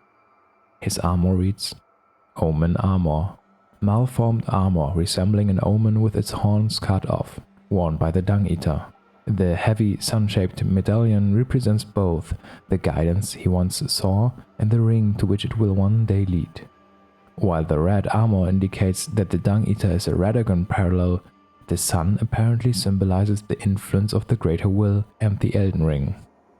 The Night of the Black Knives happened during Radagon's reign as Elden Lord. Based on this parallel, Radagon is a threat to Godwyn. Not only was Godwyn's goal to free himself from the influence of the Greater Will, but also to escape Radagon's threat unnoticed so that he could face him in the end. If I produce a video series about Radagon and the Greater Will in the distant future, I will return to the Radagon parallel drawn by Dung Eater and discuss further details that show how this parallel fits into the bigger picture.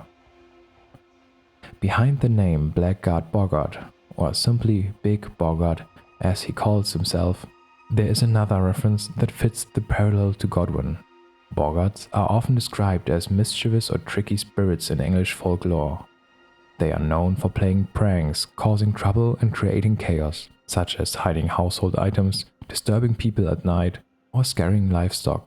In some stories, they even try to outsmart humans, as in the tale where a boggart makes a deal with a farmer about dividing crops, showing a certain cleverness or cunning. With the help of many others, Godwyn tricked and deceived Radagon and managed to escape unnoticed, only to continue his resistance in an unknown form. The name Big Boggart would therefore be extremely fitting for Godwyn's story. Even the line for which he is best known could be a reference to Marika as the Hooded Woman. Marika's tits? You must be hungry. If you look closely at the statue of the Hooded Woman, you will notice that she actually has large breasts.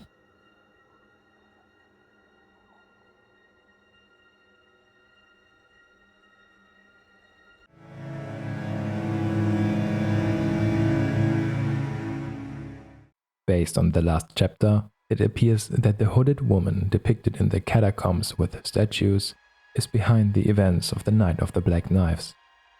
However, it is not entirely clear whether this is Marika or someone very close to her. Part of the plan was to resurrect Godwyn in the Chapel of Anticipation. Do certain details seem familiar? A hooded woman who organizes an assassination and wants to resurrect Godwyn, thus opposing the Golden Order. It is Fear who bears an incredible resemblance to these events. If we look at the room in the Round Table Hold, where Fear is located, we notice that paintings of Marika have been placed here. The paintings emphasize that Fear is a parallel to Marika. This further convinced me that the hooded woman is, in fact, Marika. If we look at the plot in Fear's questline, we can clearly see that the events parallel the actions of the hooded woman, and therefore Marika. Fear organizes an assassination attempt on Dee. Dee's armor depicts a golden and a silver person. In this parallel, the Dee in the Round Table Hold represents Godwyn the Golden, who is murdered on the Night of the Black Knives. A very specific dagger is used for this, which is apparently tainted with the power of the Rune of Death. This dagger kills Dee as Godwyn the Golden. Later in Dee's questline, we meet the second Dee near Nokron. This second Dee appears to be asleep. As soon as we give him the twin armor, he awakens. This second Dee can be interpreted as Godwyn the Tarnished, who is associated with silver instead of gold. The second Dee, as Godwyn the Tarnished, is out for revenge and ultimately kills Fear as Marika. This corresponds to the plot of the protagonist, Godwyn the Tarnished, who is supposed to kill Radagon and therefore also Marika at the end of the story. It is also Fear who gives us the knife print clue, the clue that leads us to the Black Knife Catacombs. In the accompanying dialogue, she says the following. My dear, have you ever heard of black knife prints? Dear Roger likes to talk of them when abed, and the ancient plot in which the first of the demigods was slain. The black knives wielded by the assassins who committed the act, along with the impressions they made, somehow hide the truth of the conspiracy. These grand affairs are hardly my forte. Here, too, there is irony in the last line.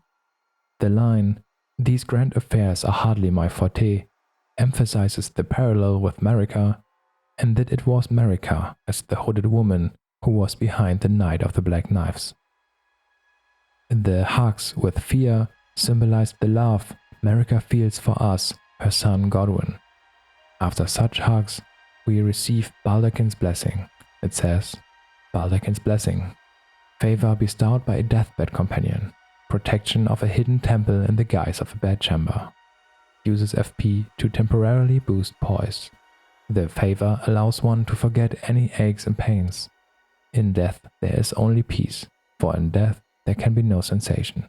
A baldachin refers to a canopy over a bed, often richly decorated, and refers primarily to the curtains that can be seen in the icon.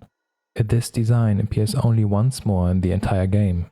The design can be found at the top of the 4 belfries. In addition, the bell tower leading to the Chapel of Anticipation stands out due to a small detail. The skull on this bell tower faces in a different direction than the skulls on the other bell towers. I think this is meant to emphasize that the bell tower forming the entrance to the Chapel of Anticipation is the main focus here. In Baldachin's blessing it says, protection of a hidden temple in the guise of a bedchamber. This is not only a reference to the belfry as the entrance to the Chapel of Anticipation. it is also a reference to the circumstances in which Godwyn fell into the deep slumber in the Chapel of Anticipation. Furthermore, Baldachin's blessing states, "The favor allows one to forget any aches and pains. In death there is only peace, for in death there can be no sensation." This seems to be a reference to Godwyn's memory loss, who forgot all the pain and obstacles he had to endure during his resurrection. According to our theory, the resurrection failed and instead Godwyn fell into a deep slumber. At the end of Fia's questline, when she finally tries to give Godwyn new life, we receive a special Baldachin's blessing. The radiant Baldachin's blessing contains a reference to the fork rift in our actual resurrection. The meaning of the radiant Baldachin's blessing and how Marika ultimately managed to resurrect Godwyn in the Chapel of Anticipation is something I will discuss in a later chapter.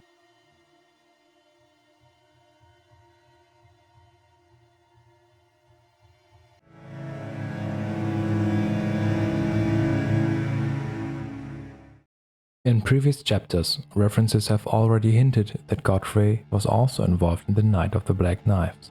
It is unclear what happened to him after his banishment. In the rusted anchor it says, "A rusty anchor wielded as a weapon. Each of its 4 flukes is thick and sharp, enabling piercing attacks. While the tarnished left the lands between with their lord, one boat alone was said to have been left behind. It is said that Godfrey left the lands between together with the other tarnished, but one boat was left behind. Why?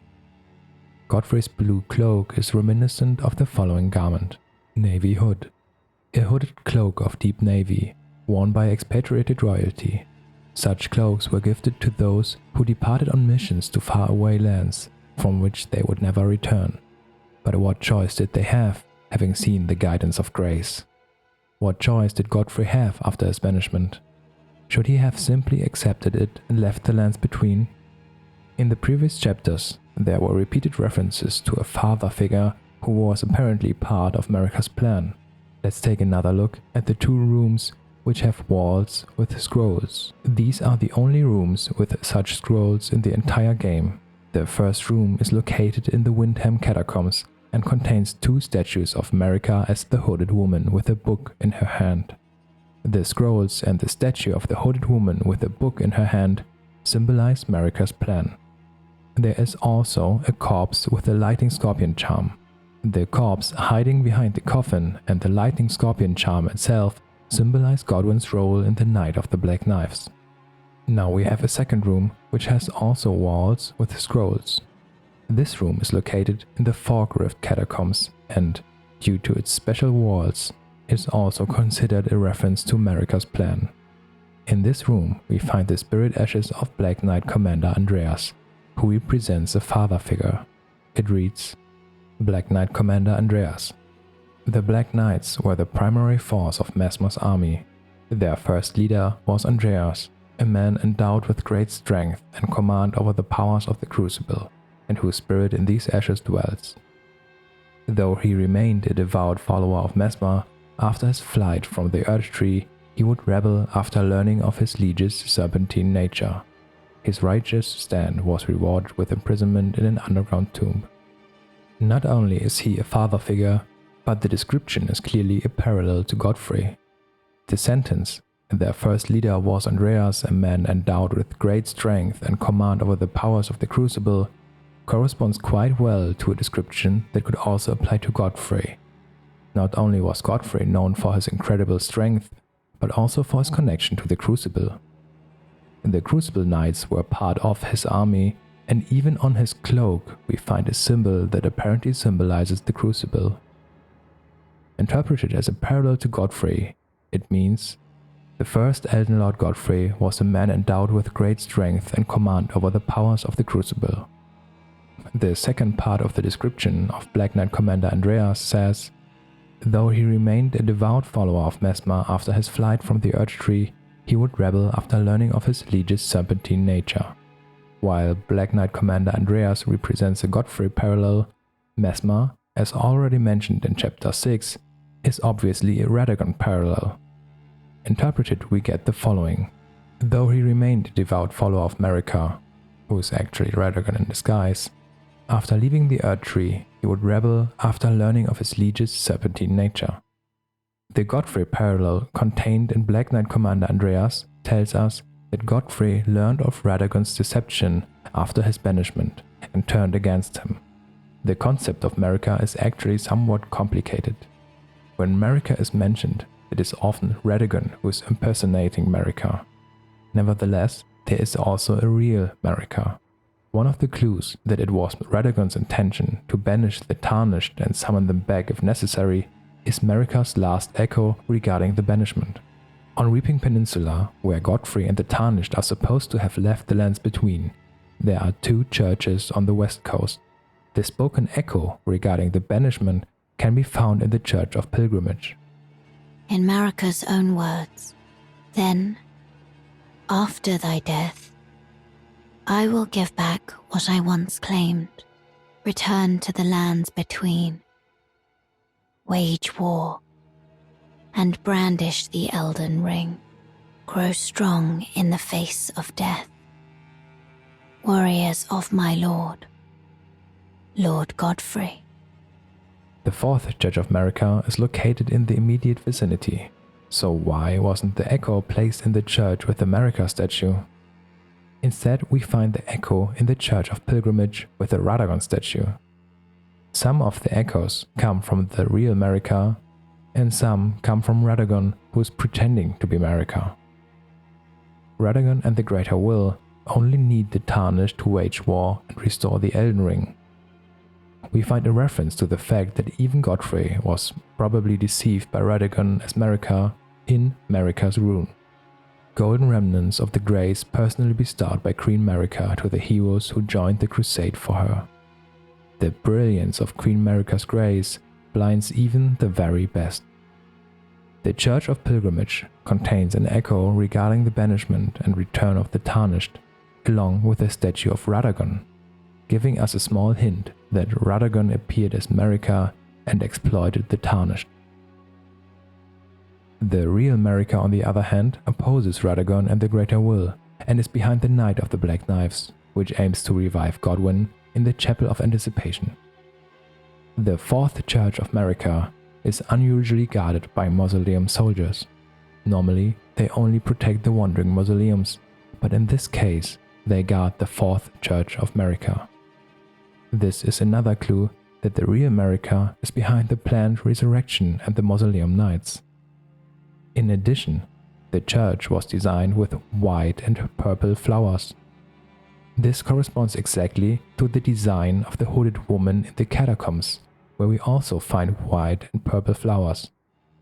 This is another clue that the real Marika is the hooded woman. According to the Godfrey parallel in the description of Black Knight Commander Andreas, Godfrey never left the lands between and later teamed up with the real Marika as the hooded woman to oppose Radagon and resurrect Godwyn in the Chapel of Anticipation. Both acted together from the shadows.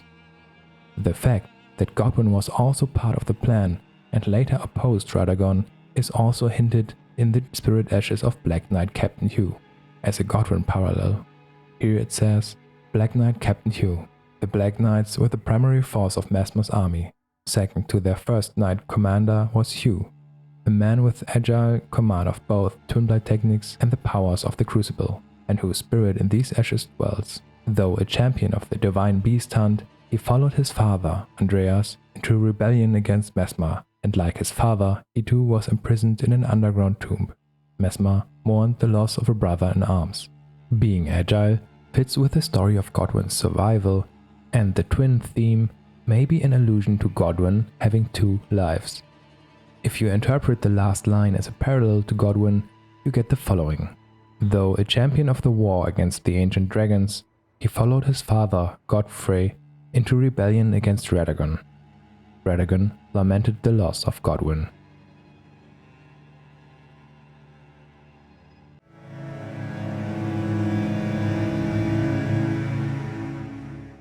In the story of Godwyn's survival, the church bell of Stormveil was supposed to lead Godwyn there. As the Prince of Death, a putrefied corpse, he was dependent on such guidance.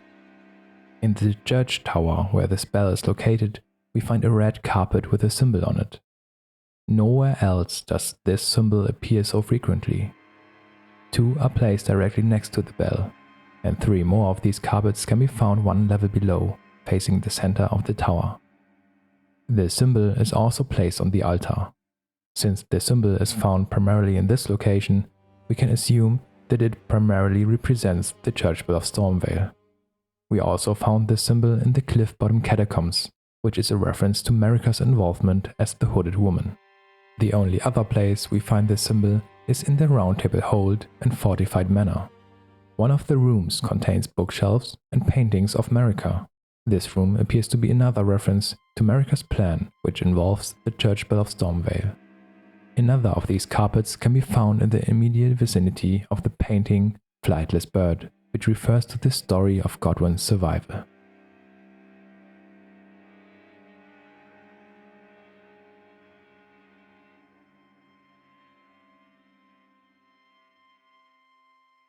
In addition, we find one of those carpets right next to Nephili Lu. At this point in her quest, Nephili lost Gideon's guidance and was sent away by him.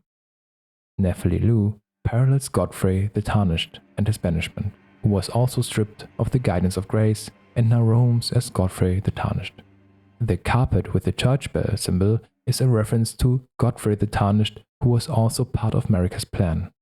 I will discuss Godfrey's story and the associated parallels in more detail in future videos, and will leave it at that for now, mentioning only that it is a parallel to Godfrey. There are 2 other places where the symbol has been placed, but they also hide references that would go beyond the scope of this video. The symbol of the church bell not only refers to places that can be associated with Marika's plan, but also to Nephili Lu as a parallel to Godfrey.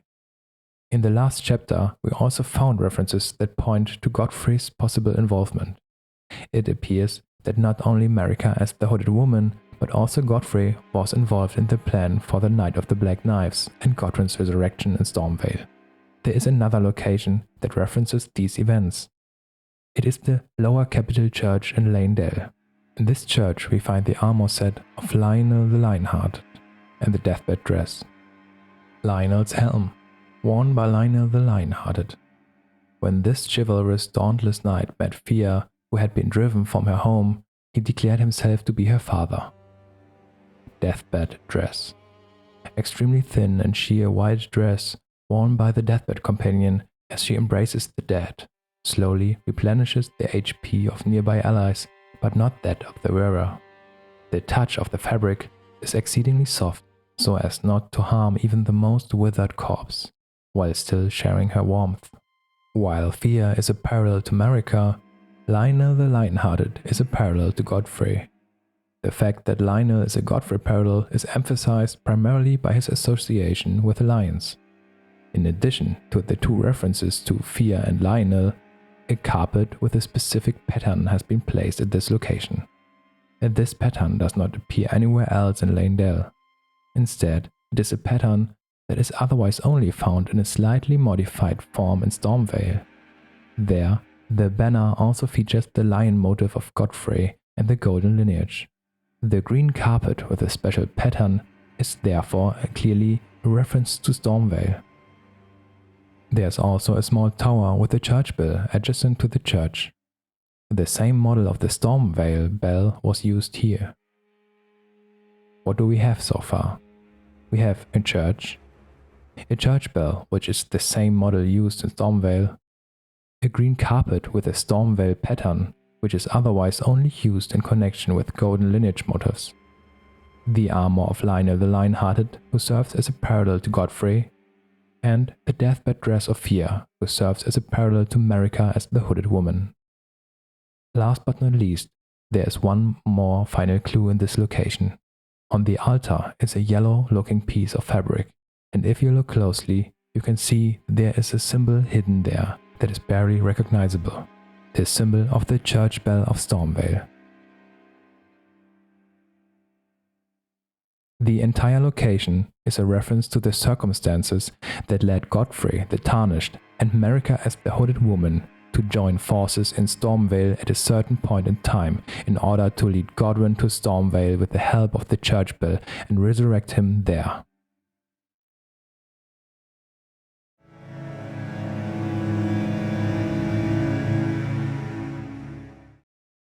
But what was Godfrey's role in the Night of the Black Knives?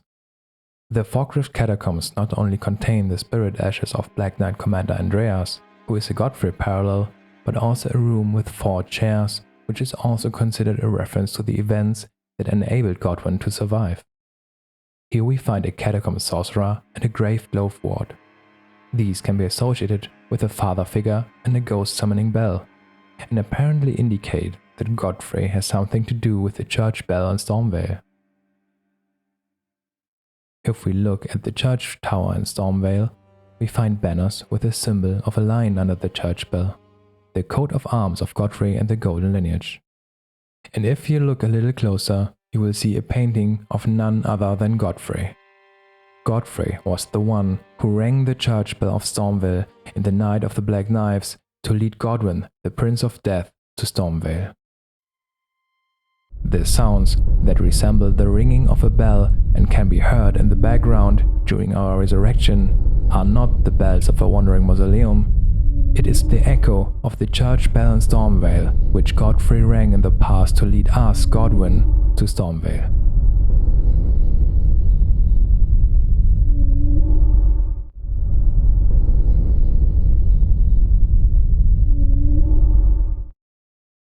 The church bell played a central role in Godwyn's survival and led him, as a putrefied corpse, as Prince of Death in a cadaver surrogate, to Stormveil. This symbol, primarily associated with the church bell, can be found in several places that reference the Plan of Marika. Directly below it are banners of Godfrey and the golden lineage. There is also a painting of Godfrey, who was tasked with ringing the church bell to lead his beloved son to Stormveil. Further below the church bell, a painting can already be seen through the wooden floor. Also directly below the church bell is the painting Prophecy, which shows the Chapel of Anticipation and predicts Godwyn's resurrection. Unfortunately, the resurrection seemed to have failed. Almost everyone thought Godwyn had not survived and did not know that he had merely fallen into a deep slumber, still clinging to his life in the Chapel of Anticipation. Were all their efforts in vain in the end? And what brought Godwyn finally back to life?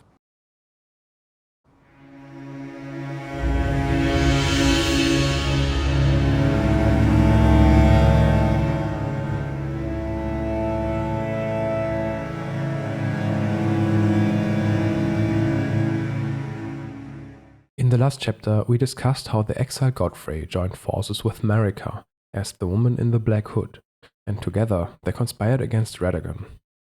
Marika, as the woman in the black hood, planned the Night of the Black Knives while in exile. Many of you are probably wondering how something like this could even be possible. How can an unknown real Marika ally herself with Godfrey while Radagon is posing as Marika in Leyndell? Let me introduce you to my concept of Marika.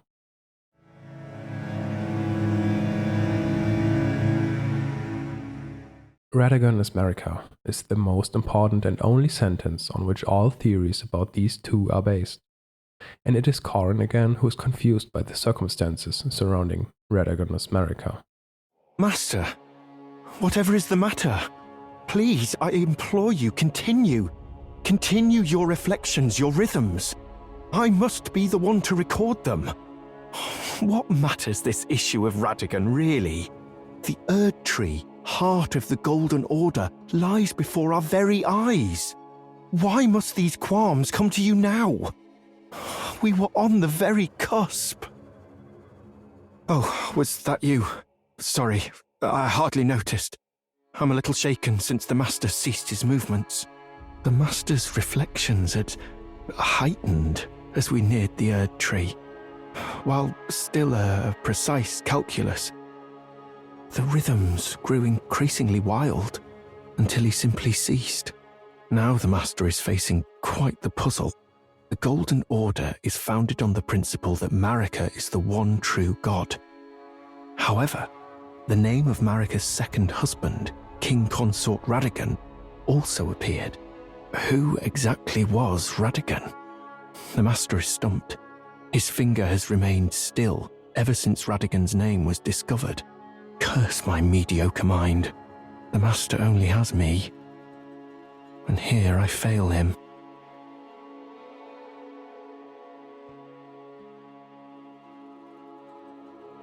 What on earth did you do to the Master?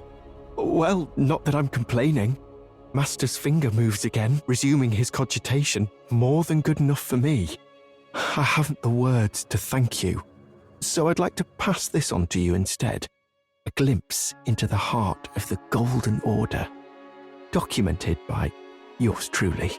To think that Radagon was Marika herself. Or at least, such is all I can interpret from the rhythm and calculus of his finger. How would such a thing even have been possible, I wonder? Sadly, I cannot comprehend it myself. Do you have a fuller understanding of the matter? Well, either way, I can continue my documentation. In truth, it matters very little whether I understand the Master's thoughts or not. I am merely his scribe. It is my sole and unwavering purpose. Radagon is Marika. This sentence is one of the most important in Elden Ring. Since the release of Elden Ring, the entire community believes it understands this sentence. All consensus in the community about the connection between Radagon and Marika is based solely on this sentence. I believe that the community has not understood the actual meaning of this sentence. Korn himself admits that he does not understand the connections. What about you?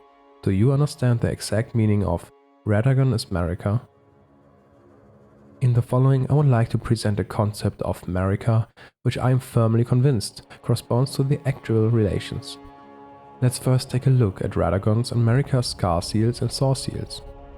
Radagon's Scar Seal and Source Seal increase the stats of Vigor, Endurance, Strength and Dexterity. Marika's Scar Seal and Source Seal, on the other hand, increase the stats of Mind, Intelligence, Faith and Arcane. Radagon's Scar Seal and Source Seal increase stats associated with physical attributes.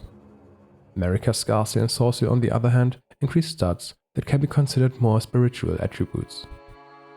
In comparison, Radagon embodies the physical, while Marika represents the spiritual. Now let's move on to the concept of Marika. Radagon represents the physical vessel.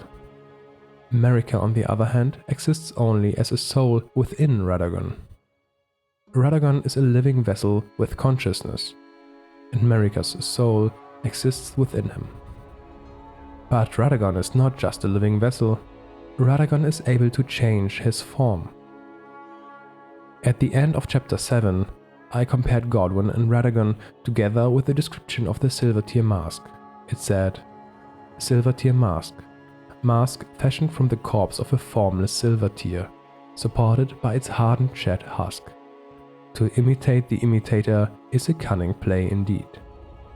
The line, to imitate the imitator is a cunning play indeed, is an allusion to the fact that Godwyn, as a formless Silver Tear, acquires exactly the same abilities as Radagon.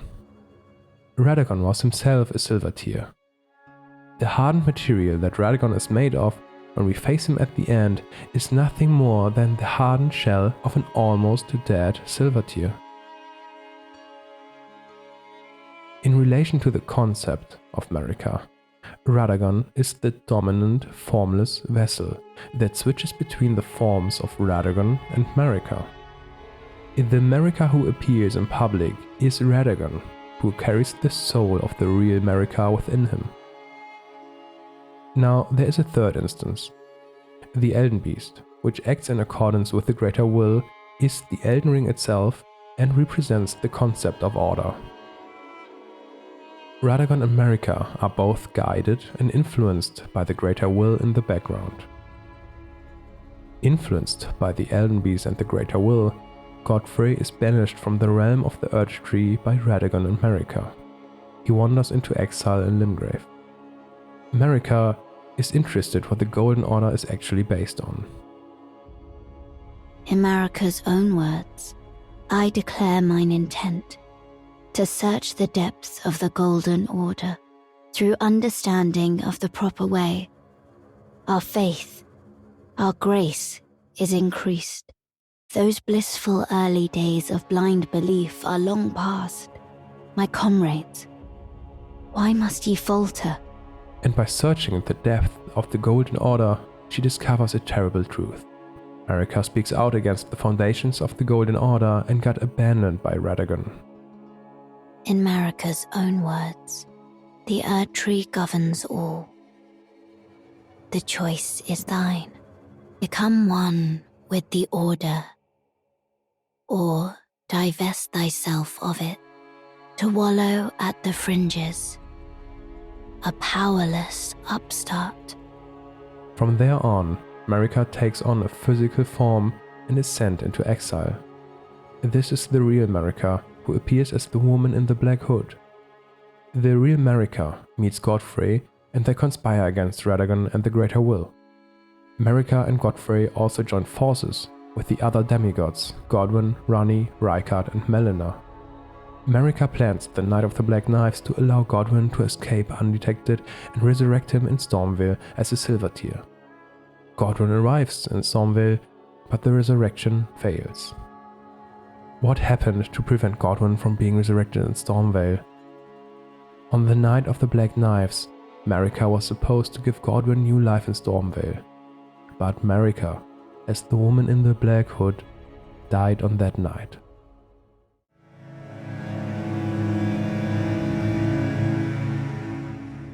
In the previous chapter, we established that Fia forms a parallel to Marika. The first time we speak to Fia in secret, she tells us the following. I was known as a deathbed companion.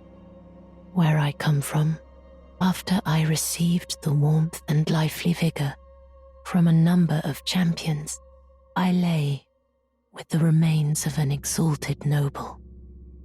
To grant him another chance at life, to do so is the purpose of my being.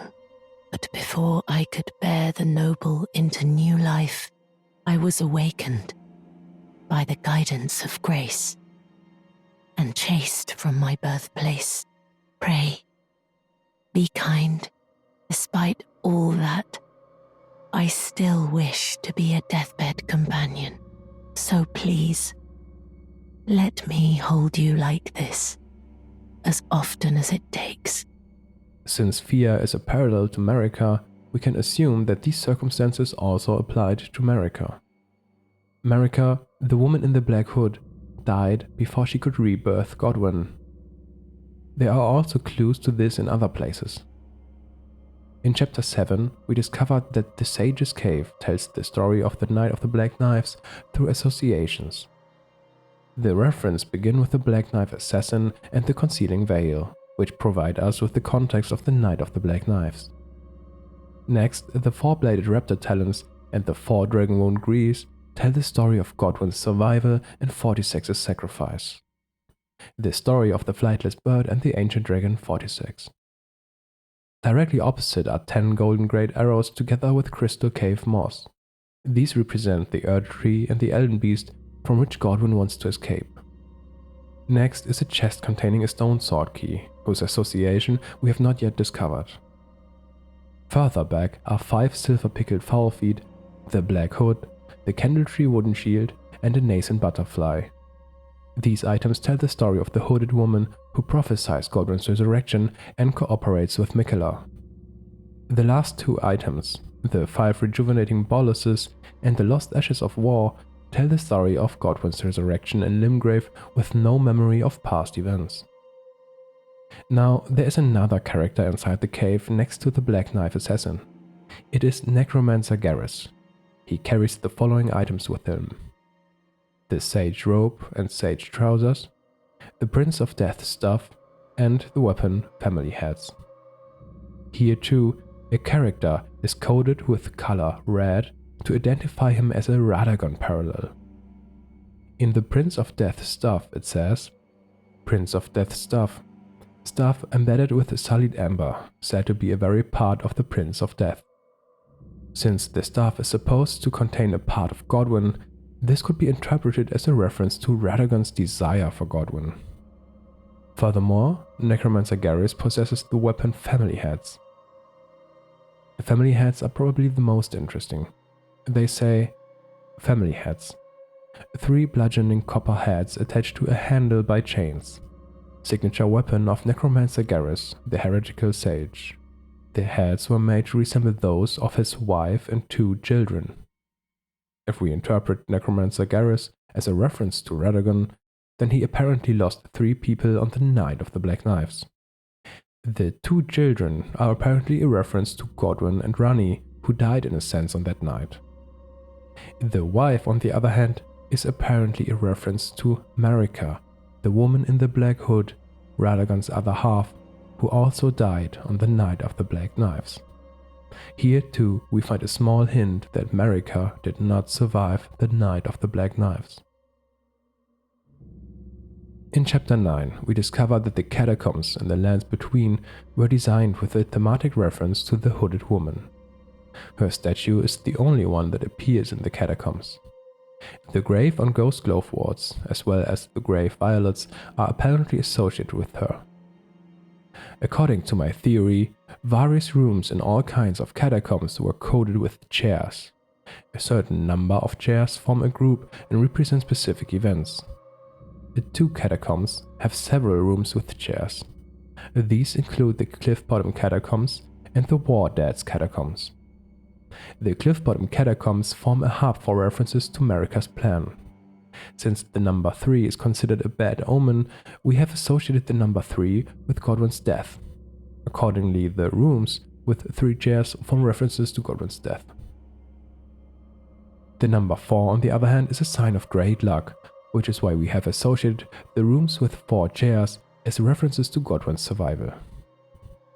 Now let's take a look at the War Dad's Catacombs.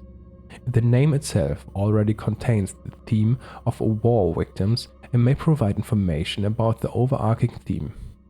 In the War Dad's Catacombs, there is a corridor that leads around an extremely large, and therefore special, statue of the Hooded Woman. We can even see it through a window. After seeing the Hooded Woman through the first window and entering the next room, we find ourselves in a room with 3 chairs. This appears to be merely a reference to the Night of the Black Knives. Here too, there is a window leading to the room with the Hooded Woman. Moving on to the next room, we come to a room with 4 chairs, which appears to be a reference to Godwyn's survival. And here too, there is another window with a view of the Hooded Woman, who was behind it all. At the end of the corridor, however, there is another room. This room is a dead end and does not contain any items. This is one of the reasons why I am convinced of my theory about the chairs. This room was deliberately designed, but obviously has no function. In this case, the design of the room itself is what should give us clues. There is a single chair at the end of the hallway. This is not an ordinary chair, but a much more ornate one, which is probably meant to emphasize its significance. There are 3 grave violets around this chair.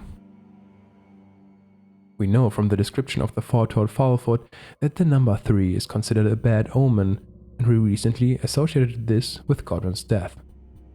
In this case, the 3 grave violets apparently refer to the death of Marika, the woman in the Black Hood.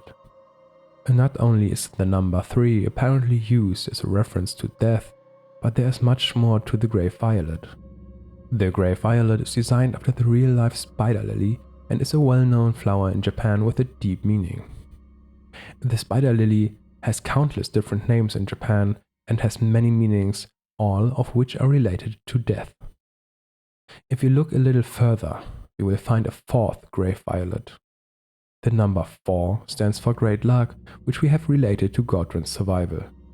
In this case, despite death, it is meant to indicate the survival of the Hooded Woman's soul. Last but not least, we have a red main knight sitting next to a grave glove ward. This symbolizes that Marika's soul has returned to Radagon. The complete interpretation of this room tells the story of Marika's death as the woman in the Black Hood, the survival of her soul, and the return of her soul to Radagon. The rooms in the catacombs with a single chair illustrate the context in relation to the return to the Erdtree in Radagon. In the Black Knife Catacombs, we find Rose's axe in the room with the chair. Here it says, Rose's axe. Usher of Death, Roses, who shows the path through the catacombs throughout the lands between, is depicted on this ritual axe. In the Stormveil Catacombs, we find a room with one chair containing root raisin. The entire catacomb is themed around the return to the Earth Tree, and right in front of this room we find a spirit who tells us the following. A proper death means returning to the Earth Tree. Have patience, until the time comes and the roots call to you. There is now one more room. It is a room in the Orisa side tomb. This room is also unique. It contains a long-tongued imp, which does not appear anywhere else in the game. This is the only place where this imp exists. The imp, which is a long-tongued demon and upon closer inspection even has insect limbs attached to it, is a reference to the deceitful Radagon and the Elden Beast. The walls with vessels are also unique in the game. Overall, the rooms in the catacombs with exactly one chair reference the return to the Earth Tree and to Radagon and the Elden Beast. The passageway around the rare large statue of Marika as the woman in the black hood tells the story of the Night of the Black Knives and Godwyn's death, Godwyn's survival and escape to Stormveil, and ultimately Marika's death and the return of her soul to the Earth Tree and Radagon. While Marika died on the Night of the Black Knives and her soul returned to Radagon, Godfrey was left alone with his promise to Marika to ring the bell to resurrect Godwyn. However, the story of Godfrey and what followed is material for a separate video series.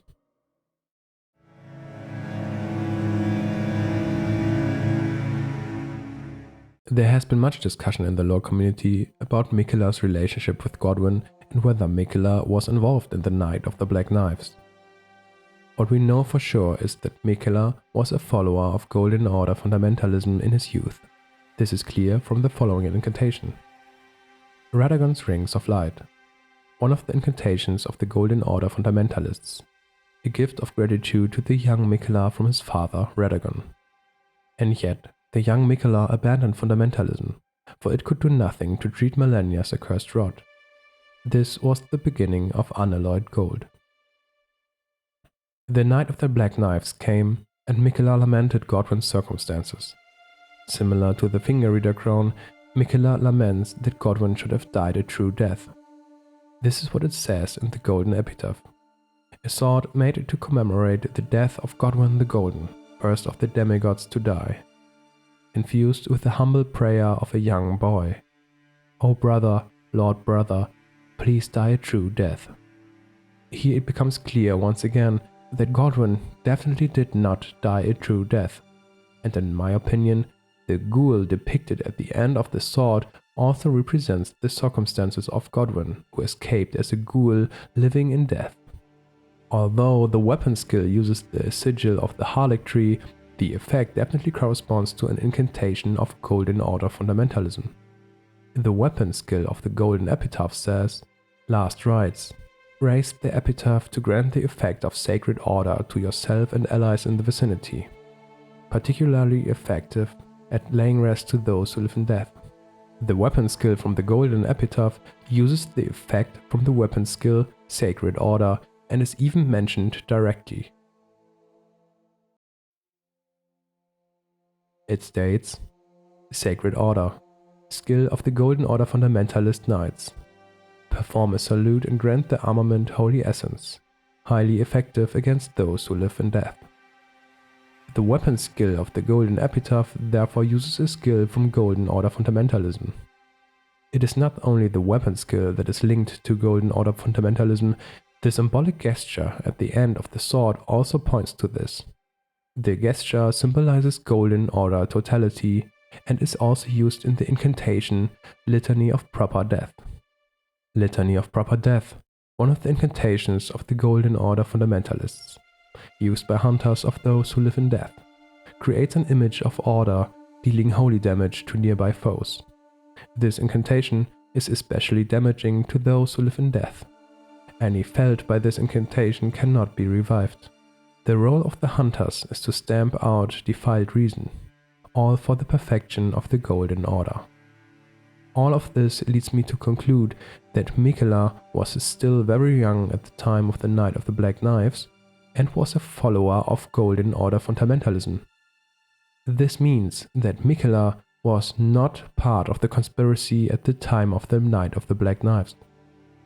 Unaware and as a follower of Golden Order fundamentalism, Miquella believes that life and death is a terrible fate and wishes Godwyn salvation.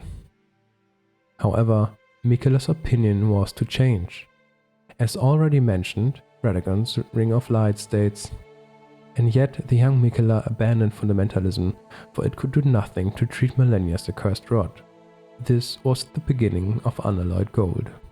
Miquella's lily in particular seems to have a connection to Miquella's youth. In a way, she symbolizes his strong connection to gold and emphasizes his connection to his youth. Miquella's lily, a delicate water lily of unalloyed gold that has started to fade and wilt, a flower signifying faith in the Harlech tree, thought to be beloved by the Empyrean Miquella in his youth. However, Miquella would go on to distance himself even further from Radagon. There are various statues placed around the Harlech tree. We find a statue of Miquella. Elsewhere, we also find a statue depicting Malenia and Miquella together. However, there is another statue.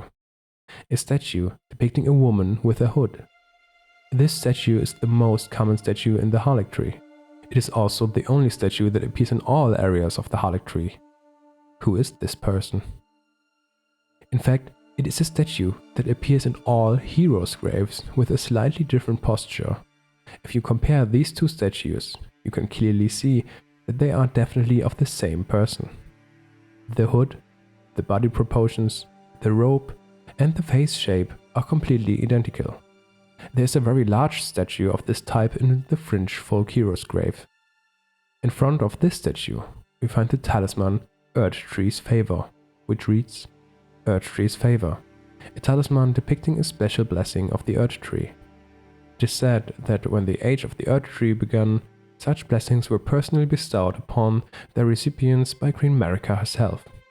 Since we find this talisman directly in front of a huge statue of a woman, it is strongly implied that the statue is none other than Marika. This means that the woman depicted on the Harlech tree is also Marika. Is Marika in contact with Miquella? How is that possible? Marika's soul is trapped in Radagon and the Elden Beast and is being interrogated and pressured about the Night of the Black Knives. In the immediate vicinity of Marika's fourth church, which is color-coded with white and purple flowers and which is guarded by Mausoleum soldiers, which all highlights the connection to Marika as the woman in the black hood, we find a character parallel to these circumstances. It is Sellen who mirrors Marika's circumstances.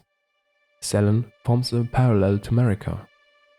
Sellen is also being held captive and appears to be under interrogation. It will do no good, I swear it. And yet you persist. You frothing degenerates!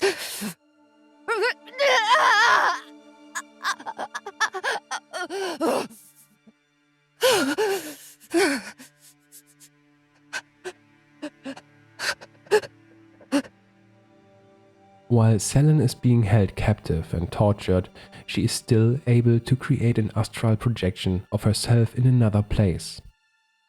Her astral projection serves as our teacher, and she herself takes us on as apprentice and shares her knowledge with us. These are exactly the circumstances that applied to Marika. While Marika's soul is trapped and tortured in Radagon and the Elden Beast, she is still able to create an astral projection to contact Miquella. Marika shares her knowledge with Miquella, who becomes her apprentice. This is possibly also a reason why we find Marika's sword seal at the Harlech tree. From this point on, Miquella's views should change even more. We find revenants at the Harlech tree, which are not classified as those who live in death in the game, but we can still consider them undead. In addition, there are various images of skulls and something that looks like necromancy on the walls. While Miquella rejected necromancy in his youth and as a follower of the Golden Order, it is now apparently part of the culture at the Haligtree. We had already found clues in the Sage's Cave that Marika is apparently connected to Miquella. Marika also let Miquella in on the secrets about Godwyn, which made Miquella and Malenia part of the plot against Radagon. Miquella took Marika's prophecy about Godwyn's resurrection and the burning of the Earth Tree to heart. The fact that the candletree symbol is everywhere on the Haligtree reflects this. Last but not least, Miquella was also in contact with Castle Sol, in front of which stands a wandering mausoleum. Castle Sol is also home to the Eclipse Shodel, which predicts Godwyn's resurrection. Through Castle Sol, Miquella has direct connections to the wandering mausoleums and the mausoleum soldiers and knights. The Eclipse Shodel once again makes the connection to the prophecy of Godwyn's resurrection clear at the end, as the Eclipse Shodel houses the flames of the Prince of Death and symbolizes his resurrection. Miquella was Marika's apprentice and was supposed to wait for Godwyn's resurrection in her place. The flowers associated with Marika and Miquella reflect some of these relationships very well. Miquella's lily symbolizes his youth and his turning away from the Golden Order fundamentalism. At that time, Miquella did not yet know the true events of the Night of the Black Knives. Marika then made contact with Miquella using astral projection, took him on as her apprentice, and gave him the task of waiting for Godwyn's resurrection. As the former woman in the Black Hood depicted in the Catacombs, Marika is associated with the flowers Glowwort and Grey Violet. Not only do these two flowers represent the color combination of white and purple, but they are also both lilies, modeled after real-life lilies. The Grey Violet is modeled after the real-life spider lily, and the Glowwort actually has the same name in real life. It is often referred to as the Lily of the Valley. Both possess a profound symbolic meaning in real life. Just as Miquella is associated with lilies, Marika is also associated with lilies. Interestingly, Santrina's lilies has the same color combination of purple and white, and is also a lily. I am convinced that Santrina is Miquella's identity as Marika's apprentice. Regarding the events in the lands between, Miquella and Santrina are one and the same person. The corpse we find in Morg's palace is not only Miquella's body, but also Santrina's. There is cut content that would have made it pretty clear that Santrina is none other than Miquella. But even now, there is still one item that makes it clear that Santrina is Miquella. It is the Fervers Cookbook 3. Fervers Cookbook. A record of crafting techniques left by a man who was utterly captivated by Santrina. He continued the search for her in his slumber. Acquire the knowledge to craft the following: Bewitching Branch. In this cookbook, which is associated with the Santrina, we find the recipe for Bewitching Branch. Tree branch blessed with an incantation of unalloyed gold. The Empyrean Miquella is loved by many people. Indeed, he has learned very well how to compel such affection. So, behind the name Santrina is none other than Miquella, who was Marika's apprentice, was let in on the real story about Godwyn, and is supposed to wait for Godwyn's resurrection in her place. Many of you are probably wondering how the Realm of Shadow fit in the overall picture. My interpretation of the Realm of Shadow requires its own video series, but I can say one thing for now. In my opinion, the events in the Realm of Shadow are definitely more symbolic in nature. Even telling dream from reality is a task increasingly beyond me. The way in which Miquella, still unaware, regretted Godwyn's circumstances, and after being enlightened by Marika, clung to the prophecy of his resurrection, shows that Miquella looked up to Godwyn and had a good relationship with him. There is a statue at the Haligtree that can only be found once. A statue that includes a third figure alongside Malenia and Miquella. This figure bends protectively over the young Malenia and Miquella. I am firmly convinced that the figure depicted on the statue is none other than Godwyn. Godwyn apparently always acted benevolently towards Miquella and Malenia, which is why they always looked up to him. Miquella was ultimately supposed to wait for his awakening in Marika's place, because Marika already sensed that she would not be there for much longer.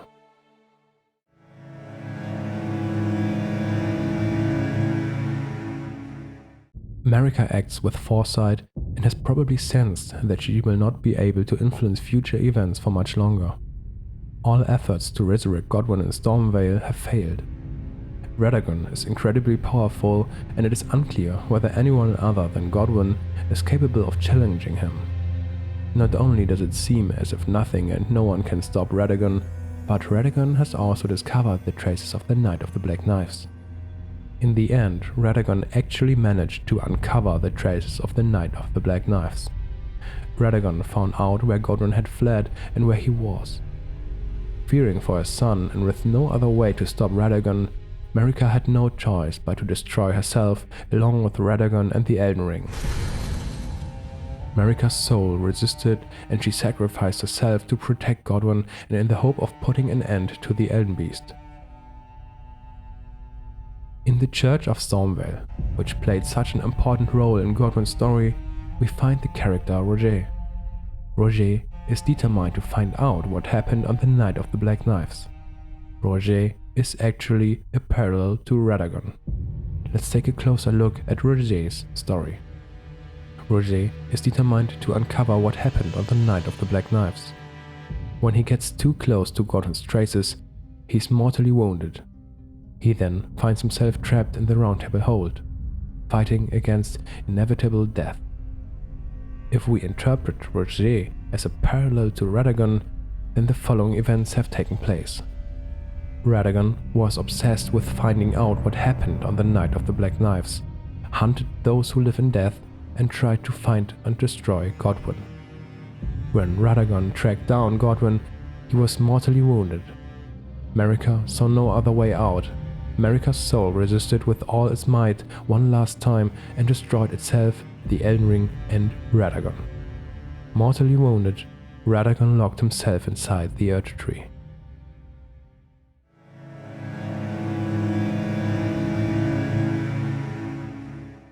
Marika, the woman in the black hood, died prematurely without being able to give Godwyn new life in the Chapel of Anticipation. Her soul found its way back to the Erd Tree and subsequently returned to Radagon and the Elden Beast. She used a projection to share her knowledge with Miquella and let him in on the conspiracy. Miquella is to wait for his resurrection in Marika's place. Marika saw the only way to protect Godwyn and possibly to prevent Radagon from becoming too powerful in destroying herself and the Elden Ring. Shattering the Elden Ring not only scattered the great runes, the fragments of the Elden Ring across the lands between. The Erd Tree as we now see it is not the actual Erd Tree. The golden apparition of the Erd Tree is something that only came into being after the Elden Ring was shattered. Just as we leave runes in the form of the sprouting tree when we die, Marika left behind the huge apparition of the golden Erd Tree when she shattered the Elden Ring. The materialized holy essence consists of runes or grace. Runes and grace are more or less identical. For example, all runes say, "Grace that dwells within the inhabitants of the lands between." To keep things simple, I will refer to runes and grace simply as holy essence. There are several clues in the game that suggest we are not seeing the original Erd Tree, for example in the golden seed. A golden seed found at the base of an illusory tree. The sprouting golden trees are called illusory trees here. They are trees made of materialized holy essence and are not real trees. There is even a site of grace directly in front of Lane Dale called Phantom Tree, which also points to the existence of not real trees. The fact that the Erd Tree appears transparent from certain perspectives is intended to make you think about this even more. This is actually an intentional effect. You can even see it in a cutscene in NIGHTREIGN. The golden essence surrounding the Erd Tree is materialized grace, which hides the condition of the actual Erd Tree beneath it. There is an interesting connection between the tree and the person responsible for it. Gideon comments on the condition of the Harlech tree and draws conclusions about Miquella's condition based on this. But with the Harlech tree as it is, I suppose Miquella must already be. Ah, my apologies. Lost myself for a moment there. Gideon suggests that the state of the Harlech tree reflects the state of Miquella. We seem to find the same circumstances in relation to Radagon and the Erd Tree. Radagon is in a broken state, and it is questionable whether he is even still alive. Radagon's body, which appears to be a hardened shell of a silver tear, is further evidence that Radagon is as good as dead from the effects of the Shattering. The same should also be reflected in the real Erd Tree. The description of the golden seed also says, "When the Elden Ring was shattered, these seeds flew from the Erd Tree, scattering across the various lands, as if life itself knew that its end has come." We also find the Great Club in the lands between. Great Club. While it may seem sacrilegious, this weapon is said to be a withered branch of the Erd Tree. Imbued with holy power, this weapon will never snap. The golden essence in the Great Club is what holds it together. In itself, it is a withered branch of the Erd Tree. Gideon also apparently came to the realization that the Erd Tree has been withering away for a long time. In the incantation, Lord's Divine Fortification, it says, Gideon gained true knowledge after his long exchange with the two fingers, discovering all had been broken long ago, that the trembling fingers bent with age, and the Erd Tree itself were no exception. We also find an allusion to the outer shell of holy essence concealing the actual withered Erd Tree in the arm wraps of Dryleaf Dane. The Dryleaf sect is distinguished by the fact that it is already recognized that the old order is crumbling. Dryleaf arm wraps, sun-faded and lightly soiled arm wraps, wound tightly around the arms as if it might prevent them from being broken. Radagon and the Erd Tree were shattered long ago, along with the Elden Ring. The outer shell of holy essence hides this state. Since the shattering of the Elden Ring, the Erd Tree has been in a permanent state of decay. It is the golden essence that distorts time and slows down or almost stops the process. Farum Azula parallels these circumstances. Here too, a former Elden Lord is imprisoned at the center, while Farum Azula itself is in a continuous state of decay. It is the power of gold that distorts time and delays the process. While rocks fall from Farum Azula into the entire Underscape, leaves fall from the Erd Tree. The falling leaves of the golden Erd Tree represent its decay since the Elden Ring was shattered.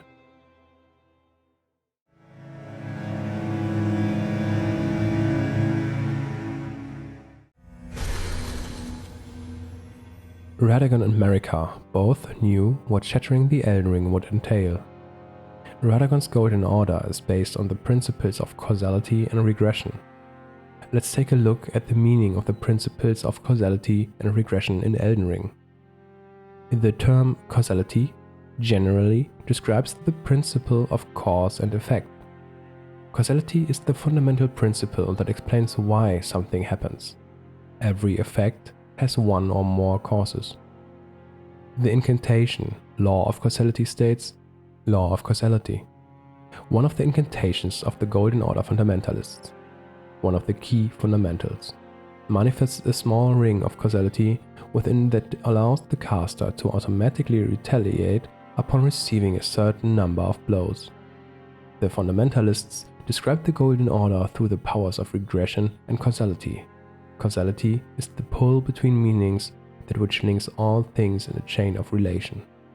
The incantation creates a ring that causes an explosion when damage is received.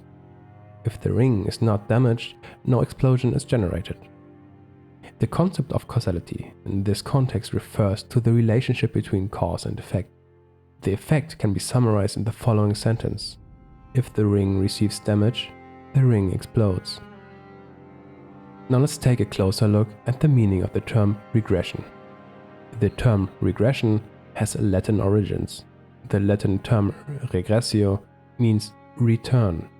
That is why the term regression is often used in connection with the meaning decline or return to a previous state. The incantation Law of Regression states, Law of Regression, incantation of the Golden Order fundamentalists, one of the key fundamentals, heals all negative statuses, dispels special effects, and reveals mimicry in all its forms. The fundamentalists describe the Golden Order through the powers of regression and causality. Regression is the pull of meaning that all things yearn eternally to converge.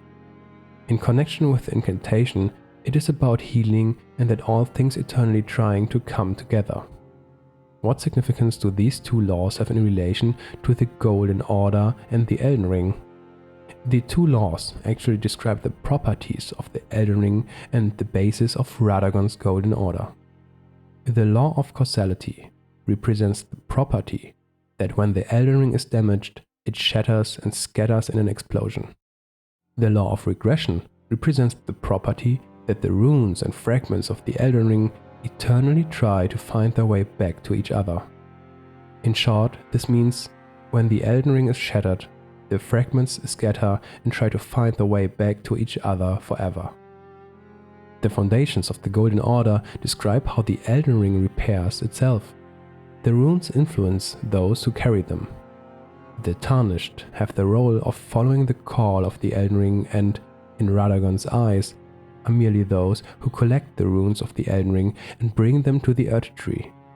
In the end, Radagon should take the collected great runes of the Elden Ring and rule again with the Elden Ring. Why else would we be attacked by Radagon and the Elden Beast when we have collected the fragments of the Elden Ring? For this reason, the incantations, Law of Regression, and Radagon's Rings of Light are noted in the Golden Order Principia. Golden Order Principia, prayer book of the Golden Order fundamentalists, a dense and complex academic treatise that contains the Order's fundamental principles, can be given to a learned cleric to gain access to the following incantations: Radagon's Rings of Light, Law of Regression. The Golden Order Principia includes the incantations Law of Regression and Radagon's Rings of Light because it is about returning to Radagon's state as Elden Lord. The symbol of the Golden Order contains Radagon's gesture of the Golden Order totality and symbolizes how the Elden Ring is kept in its state. It should remain as it is forever. The Golden Order is meant to last forever with Radagon at its head. It is the moment we tell Goldmask, Radagon is Marika, and that we receive the Golden Order totality gesture, which should highlight that it is Radagon's Golden Order and that it is Radagon who is behind of all this. Because all of this is part of Radagon's Golden Order, which is supposed to reign forever, we also find the echo of Marika, which actually comes from Radagon, in the Church of Pilgrimage in front of a Radagon statue. Radagon expects that if the Elden Ring is shattered, the Tarnished will ensure that the fragments are returned to the Erdtree to restore it. In the end, however, they merely serve Radagon to collect them. This is the truth that Gideon saw in Marika, or rather, Radagon. Ah, I knew you'd come, to stand before the Elden Ring, to become Elden Lord. What a sad state of affairs. I commend your spirit, but alas, none shall take the throne. Queen Marika has high hopes for us, that we continue to struggle. Unto eternity. I know in my bones a Tarnished cannot become a lord. Not even you. A man cannot kill a god.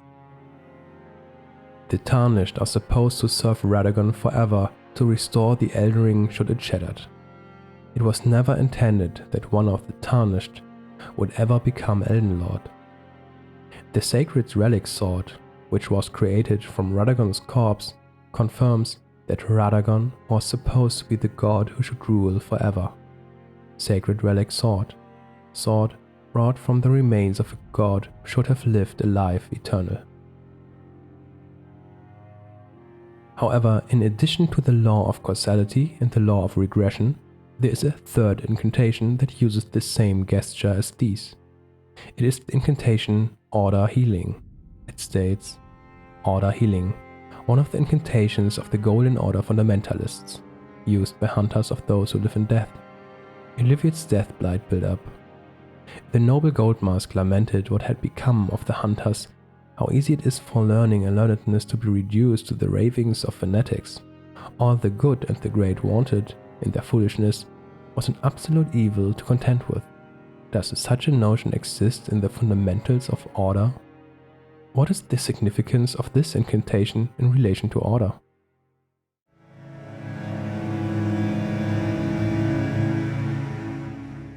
Marika was also aware of the principles of order and knew the consequences of shattering the Elden Ring. The golden apparition of the Earth Tree consists of grace, or simply holy golden essence, which emerged from Radagon and Marika after the ring was shattered. The golden apparition of the Earth Tree is a part of Marika, if not Marika herself in a certain sense. Marika's last hope of preventing Radagon from destroying Godwyn and possibly bringing him back to life was to shatter herself and the Elden Ring and hope that the scattered grace would find its way to Godwyn. Have you ever paid attention to what you see when you discover a new side of grace? Falling leaves. The falling leaves of the Earth Tree contain grace, which has the power to bring someone back to life. Marika's last hope was to shatter herself and the Elden Ring and hope that the falling leaves and grace would find their way to Godwyn. The spirit ashes of the Harlotry soldiers contain a reference and parallel to Marika's circumstances. Here too, there are 4 soldiers in the spirit ashes, apparently to establish a connection to Godwyn's survival. The spirit ashes of the Harlotry soldiers say, Harlotry soldier ashes, used to summon the spirits of 4 Harlotry soldiers, spirits of common soldiers who carry the sacred light. When weakened, they explode to deliver a last-ditch attack. This was the bitter revelation discovered by the desperate soldiers who awaited the return of their lord to the rotted Harlotry. May the flash of our deaths guide Miquella's return. Interpreted in relation to Marika's circumstances, it means something like, when weakened, she explodes as a last resort. It was a bitter revelation from Marika, who was waiting for Godwyn's return to the Earth Tree. May the shattering of the Elden Ring bring him back to life. It is Melina who contains a clue to these circumstances as well. In the battle against Morgoth, Melina uses the incantation Minor Earth Tree. If Melina dies in battle, she uses the incantation one last time and creates an Earth Tree made out of grace, which heals all allies nearby. The Minor Earth Tree incantation says, Minor Earth Tree, secret incantation of Queen Marika, only the kindness of gold without order, creates a small illusory Earth Tree that continuously restores the HP of nearby allies. Marika bathed the village of her home in gold, knowing full well that there was no one to heal. Similar to Melina creating a minor Earth Tree consisting of grace when she dies, Marika also left the golden Earth Tree consisting of grace behind when she shattered herself and the Elden Ring. The scattered grace calls the dead back to life. There are actually references to these events in Roundtable Hold and Fortified Manor. In one of the rooms in Fortified Manor, we find a painting of Marika. Right next to this painting we find 20 black key bowls. In the exact same room in Roundtable Hold, however, there is no painting of Marika, but a painting of the golden Earth Tree. And here too, there are 20 black key bowls next to the painting, this time together with Kripos' black key crossbow. The 2 paintings depict Marika shattering herself and leaving behind the golden apparition in the form of the Earth Tree. The black key bowls and the accompanying crossbow seem to be a reference to the black and red essence found in America, which is apparently related to the Shattering of the Elden Ring. Another painting featuring Marika also hints that the Golden Earth Tree, consisting of grace, is Marika. Marika and the Golden Earth Tree overlap here to emphasize the connection. We also find references in other places. The area around the sleeping Dee, which parallels Godwyn sleeping in the Chapel of Anticipation, also contains further references to the circumstances of the Shattering and his resurrection. In the area around Dee, as the sleeping Godwyn, there is a waterfall. Marika's Scarseal is located under this waterfall. Above the waterfall is a crucible tree knight. In Chapter 7, we already interpreted the waterfall symbolism as a sign of transformation.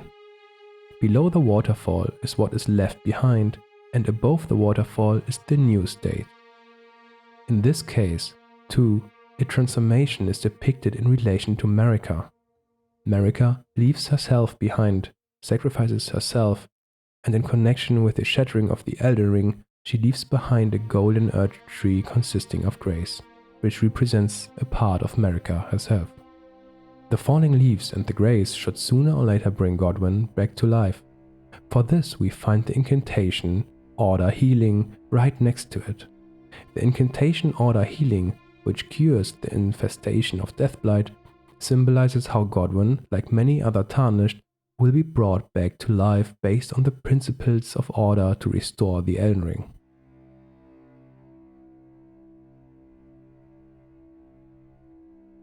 Next, there are also references related to fear as parallel to Marika that point to these circumstances. Shortly before she wants to revive Godwyn, she hugs us one last time and gives us the radiant Baldachin's blessing. The term radiant in this context is an allusion to the shattering of the Elden Ring and that we ultimately resurrect as a consequence of the shattered Elden Ring, for which Marika sacrificed herself.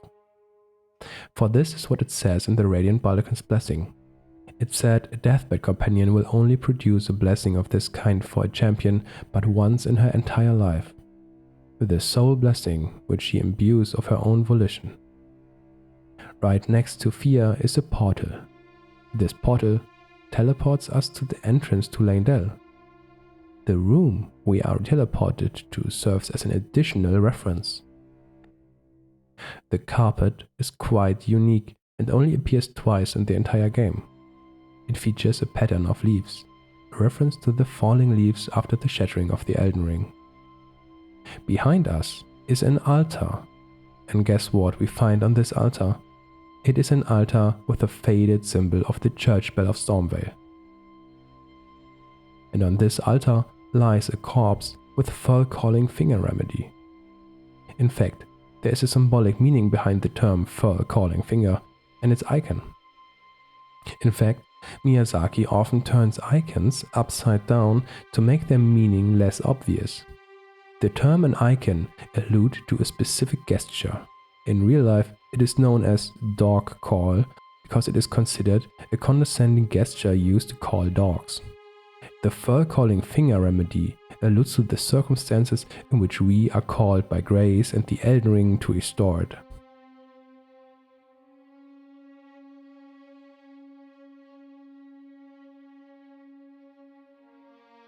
Marika sacrificed herself and shattered the Elden Ring along with herself in the hope that we, her son Godwyn, will be brought back to life by the falling leaves. Last but not least, there's also a reference to these related circumstances in Big Boggart's dialogue. You're tarnished too, ain't you? Can you see it then? The guidance of grace, I mean. I can't see it at all no more. Makes no bloody sense anyway. Why some no-name shithead like me should get called to the lands between. Cruel bloody joke, you ask me. Maybe something went tits-o with it. Maybe it's been broke for a good long time. The Earth Tree, I'm saying. Because the Earth Tree and the Elden Ring were broken, we too will eventually be brought back to life by the falling leaves. This is why, after we wake up, we see the falling leaves from the Earth Tree around us. The hole in the roof made it possible for the falling leaves and grace to reach us. But unlike Big Boggart, we know that we are not some no-name shithead. We are not just any tarnished of no renown. We remember. We are Godwyn.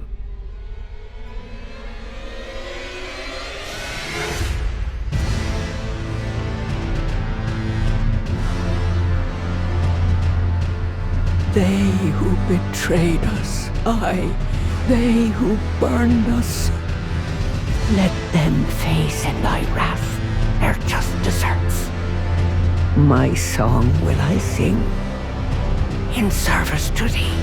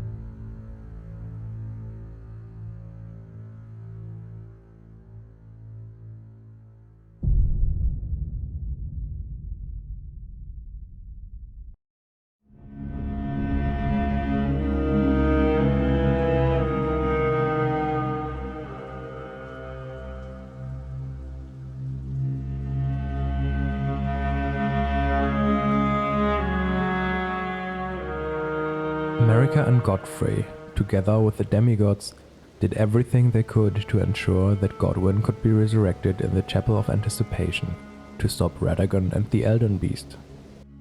Godwyn awakens only after an eternity and has also lost all his memories. The events that led to the shattering of the Elden Ring are hardly known to anyone anymore. There are places in the lands between, forever drenched by rain, where the sky never ceases its heavy tears. The rain is a sign of mourning. The rain is a reminder of those who selflessly gave their lives and of the history that perished with them. Now, heavy rains harry the region, threatening to wash away its very history. Among other things, NIGHTREIGN tells the story of someone who narrowly escaped death. Of someone who is only alive because others sacrificed themselves for him. Of someone who must face a lord. Of someone with a companion who supports him in battle. Of someone who may eventually become a lord himself. In NIGHTREIGN, this is the story of the Wylder, a story that runs parallel to that of Elden Ring. The truth, which probably hardly anyone realizes, is that the story of NIGHTREIGN tells the forgotten story of the lands between. The story of the Wylder tells the story of Godwyn as a parallel. The tutorial itself serves as a reference to the main plot of Elden Ring. The Wylder escapes the rain, just as Godwyn escapes death. We play the tutorial with the Wylder because he represents the protagonist. He acts like a main character because he represents the story of the main character of Elden Ring. After the Wylder escapes the rain, just like Godwyn escapes death, we find a chest with weapons in front of a fortress. In this chest, we find a duelist great axe with Earthshaker and cold Katar with Hoarfrost Stomp.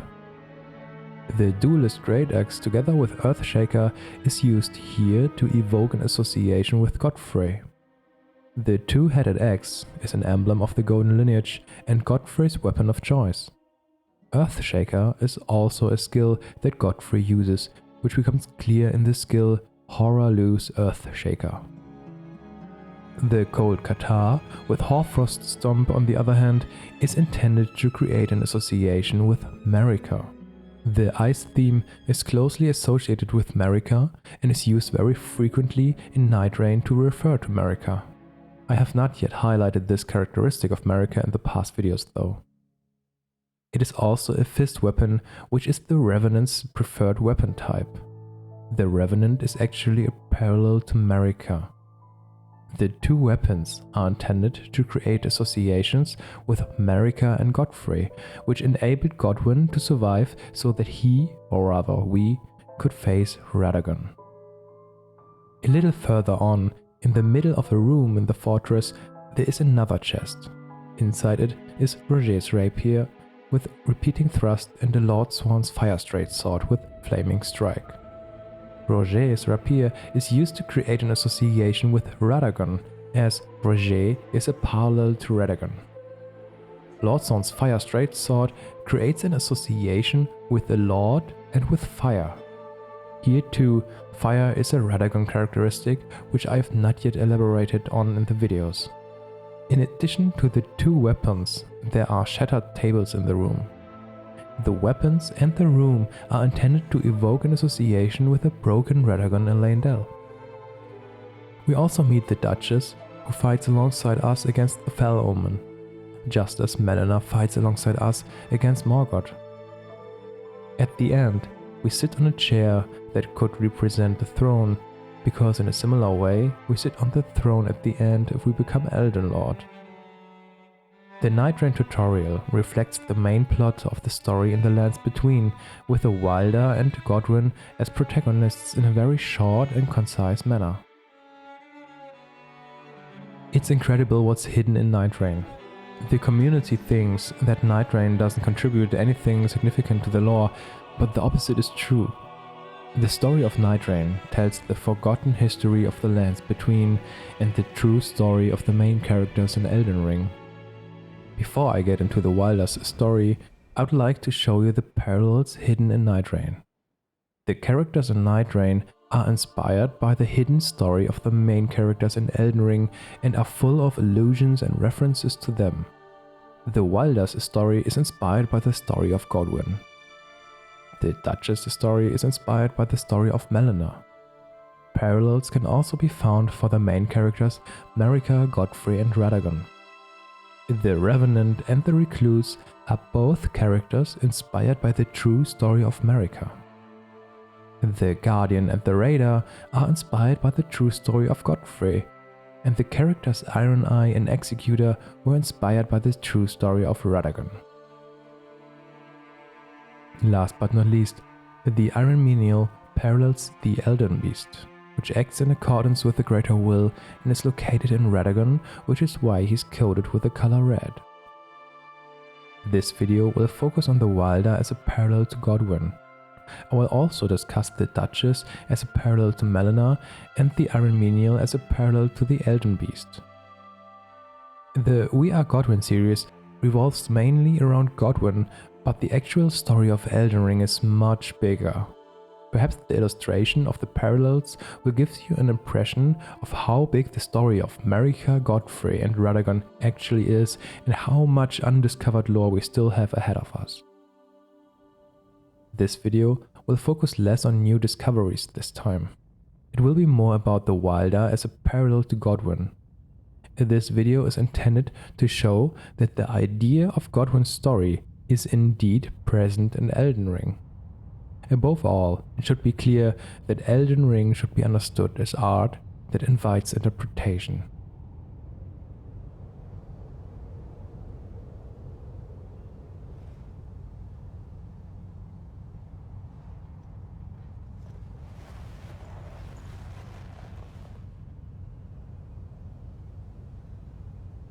You are awake.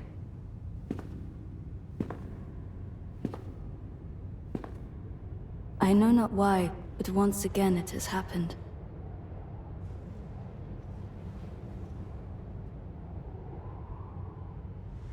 So be it.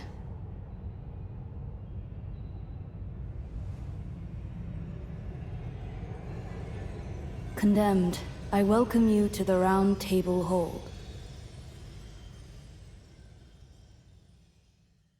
I am the priestess, the voice of your formless master. You were chosen for your potential to vanquish the night. The Night Lord is a living cataclysm, bent on laying waste to the very land that anchors us. Unless we bring its end, our world will be undone. And for this, I need your help. The champion's goal is to defeat the Night Lord and stop the night.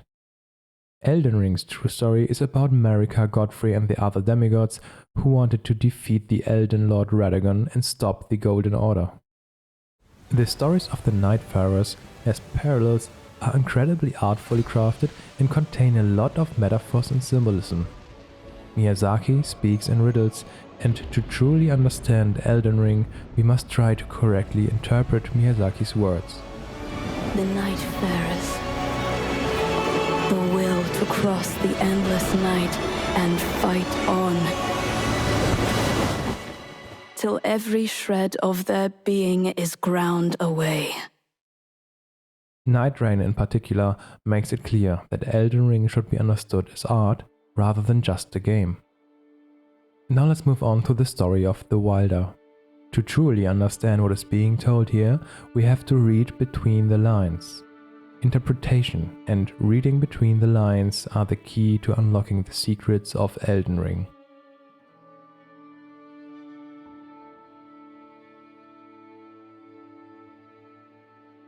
Chapter 1. The Wylder departed from his faraway home, braving the sea of fog to reach Limveld.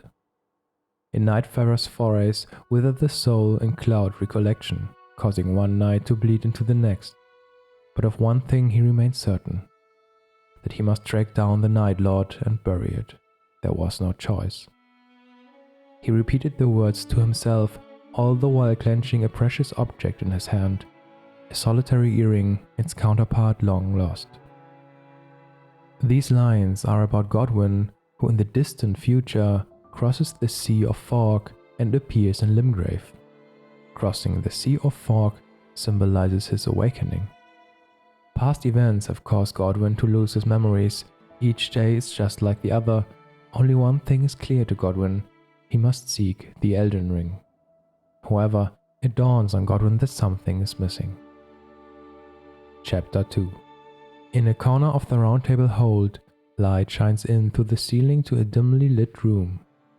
There stood the Wylder, holding the solitary earring up to the light, casting a pattern on the wall that he could not comprehend. The Wylder was sure that it was some word, or perhaps a phrase, but he could not recall it. Where had he misplaced the earring? If he only had its counterpart, surely the meaning could be divined. Standing in a corner where light shines through the ceiling, Godwyn tries in vain to remember. Someone is missing from his sight, but where could he or she be? Chapter 3. He dreamt of his home, 2 horses galloping across Windwell Knoll. They were a healthy pair of twins, which was rare. To the Wylder and to the horses were special. Upon a hill there ran a priest. He looked at her, hair dancing in the wind, and saw the earring on her left ear, but he could not recall her face. "My Lord Wylder, how are you today?" The voice of the Iron Menial awakened him. Time for another errand, no doubt. The 2 horses symbolized the deep connection between the Wylder and the Duchess, or rather the deep connection between Godwyn and Melina. Both clearly meant a great deal to each other. The first part of this chapter is about Godwyn, who is asleep and dreaming about his past. Unfortunately, he can't even remember the person's face. The face of a person who apparently meant a lot to him in the past. Godwyn is then awakened by a voice. In this parallel, it is the voice of the Iron Menial that awakens Wylder. This is not insignificant information. As mentioned earlier, the Iron Menial is actually a parallel to the Elden Beast, which acts in accordance with a greater will. The voice that awakens Wylder is that of the Iron Menial. The message Godwyn receives in the Chapel of Anticipation upon his awakening is that of the Elden Beast and the Elden Ring. Cross the fog to the lands between, to stand before the Elden Ring and become the Elden Lord.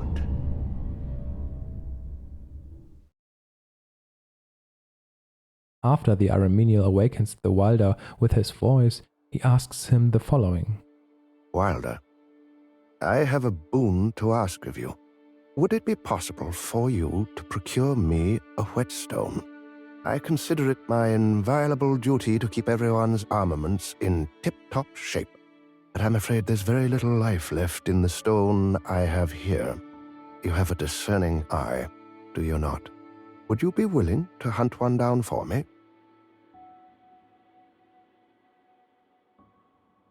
Simply marvelous.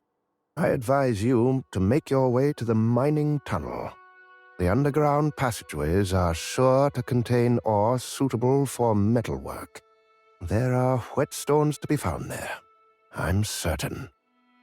The Wylder sets off for Limveld and obtains a whetstone for the Iron Menial. Oh, you've managed to procure one. Very kind of you. This will make repairing armaments much easier. I've little to offer, but if anything strikes your fancy, consider it yours. The Wylder is awakening by the voice of the Iron Menial, who asks him to find a new whetstone because his old one has little life left in it. This tells the story of Godwyn, who is awakened by the message of the Elden Beast and the Elden Ring. This voice instructs him to become Elden Lord, because the old Elden Lord has only little life force left. The whetstone symbolizes Godwyn, who is to serve as the new Elden Lord, and the old whetstone, which has little life left in it, symbolizes the broken Radagon. Furthermore, a whetstone has symbolic meaning. In Germanic and Old Norse cultures, possession of the whetstone is associated with power and authority. The one who possesses the whetstone also possesses power over the clan's weapons. This symbolism is also used as a metaphor. The one who possesses the whetstone sharpens the minds of others and thus influences them. For this reason, the whetstone is a symbol of power and authority and is carried by leaders. For those of you who are interested in this symbolism, I have linked some sources in the video description. In NIGHTREIGN, many of the key items contain symbolism that is used to highlight the hidden messages more clearly. At this point in NIGHTREIGN, the whetstone symbolizes the Elden Lord, who is controlled and used by the Elden Beast to exercise his authority and power. Godwyn is supposed to serve as the new Elden Lord for the Elden Beast and the Elden Ring. The Slate Whetstone states, Slate Whetstone, a natural whetstone of high quality with a fine grain, a precious sharpening stone mined in Limveld. The clash with night has spanned eons, and yet now precious little time remains. The resistance against the Golden Order, which led to the shattering of the Elden Ring, began ages ago, but even now there is still precious time left. Is it about Radagon's dwindling life force? I'm not entirely sure whether it was luck that Godwyn was resurrected, or whether it was the Elden Beast and the Elden Ring which saw no other way out than to bless Godwyn with grace. However, it is definitely the Elden Beast and the Elden Ring whose message we hear when we awaken in the Chapel of Anticipation. The Elden Beast and the Elden Ring are trying to manipulate us with this message. Melina is the one who gives us a little clue that it is the Elden Ring and thus the Elden Beast that is calling us. Melina tells us the following. Upon the cliff, in Castle Stormveil, is a shard-bearer, a demigod, who inherited a fragment of the shattered Elden Ring. If the rays of grace signal the castle, then the Elden Ring beckons you. As an ally by pact, I pray that you are fit to face the challenge presented by the ring. At this point, I want to clarify that although Marika was responsible for the shattering of the Elden Ring and, in a sense, also for our resurrection, it is the Elden Ring and the Elden Beast at the moment of our awakening that manipulates us and calls us to it. In fact, there is another clue to this in the lands between. This can be found in the room of the fortified manor with the painting Flightless Bird. The four paintings, Prophecy, Resurrection, Homing Instinct and Flightless Bird, tell the story of Godwyn, The story of Godwyn as the Flightless Bird is about his death in Lane Dell, his escape to Stormveil, and his expected resurrection in Stormveil. However, Godwyn falls into a deep slumber because Marika died prematurely. In the same room in Roundtable Hold, we find a corpse lying in a bed. Directly above the corpse, lying in the bed, hangs a painting of the Golden Erd Tree. This corpse represents the sleeping Godwyn who is awakened by the grace originating from the Erd Tree. We now find the following item next to this corpse: Cipher Pata, one of the weapons originating from the two fingers. A formless sequence of ciphers comprise its blade, and as such no shield can repel it, deals holy damage.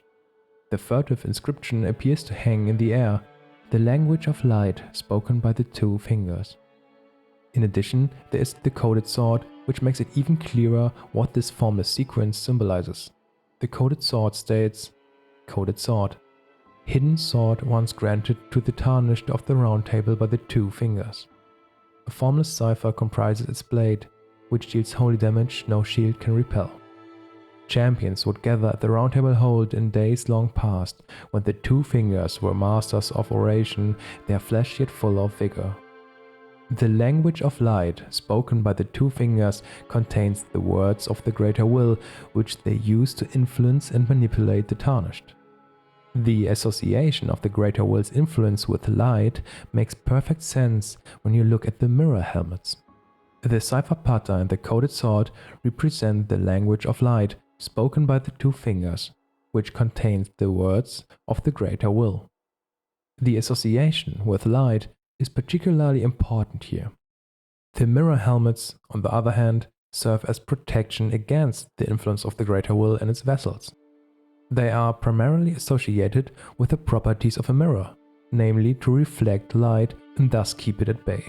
I think it becomes clear here that the language of light stands for the influence of the greater will, and if we now look again at the two rooms in the fortified manor and the Round Table Hold, it becomes clear what the Cipher Pata stands for in this constellation.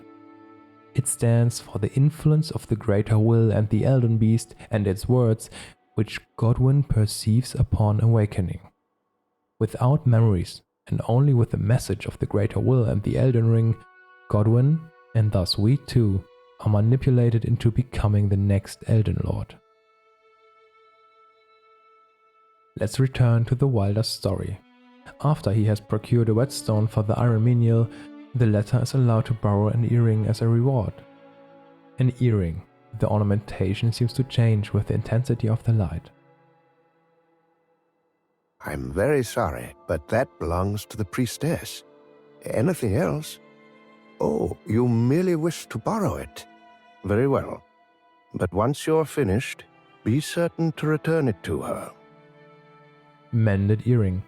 With its pin repaired, this earring has been fully restored. Such ornaments were worn for generations by a distant tribe. They are delicately embellished to cast a pattern when held up to light.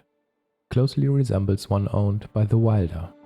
The Wylder can now create a pattern in the light that also contains a message. With both earrings together, a depiction of wind is projected, along with a short passage. Two horses gallop side by side. May the wind spur us on our path. The two horses galloping side by side symbolize the Wylder and the Duchess, or Godwyn and Melina. The wind that supports them on their journey symbolizes Torrent. Torrent plays an incredibly important role in the story of Godwyn and Melina. It is Torrent who brings them together after they have lost their memories of each other. When we return the earring to the Duchess, she says the following. What's this? It must be repaired already. That barely took any time at all. Thank you for fetching it. This is a thing of great value to me. A compass that will lead me to someone dear. I suppose you're thinking that earrings normally come in pairs. Oh, forgive me. I've likely talked your ear off. We must prepare for the next battle. The earring means an incredible amount to the Duchess and has the task of leading her to a very specific person. In her own words, a compass that will lead me to someone dear. It is the story of Torrent who brings Melina and Godwyn together. It is the story of Torrent who leads Melina to Godwyn. Chapter 4. Clutching the now solitary earring, the Wylder drifted off into sleep. The sun was setting on Windwale Knoll, and as if in deference to its name, a gale hold. The dreaded winter was approaching. By the time of the first frost, he knew that his sister would be far along her journey. The Wylder fell silent and, flashing her signature smile, flicked her earring with her finger. "Goodbye for now, dear brother. Once we're done, we'll meet again." He could not remember her name, but he always remembered these parting words. Once again, Godwyn dreams of his past. As already mentioned, the ice theme is a reference to Marika. In this case, the dreaded winter is Marika who defies the Golden Order.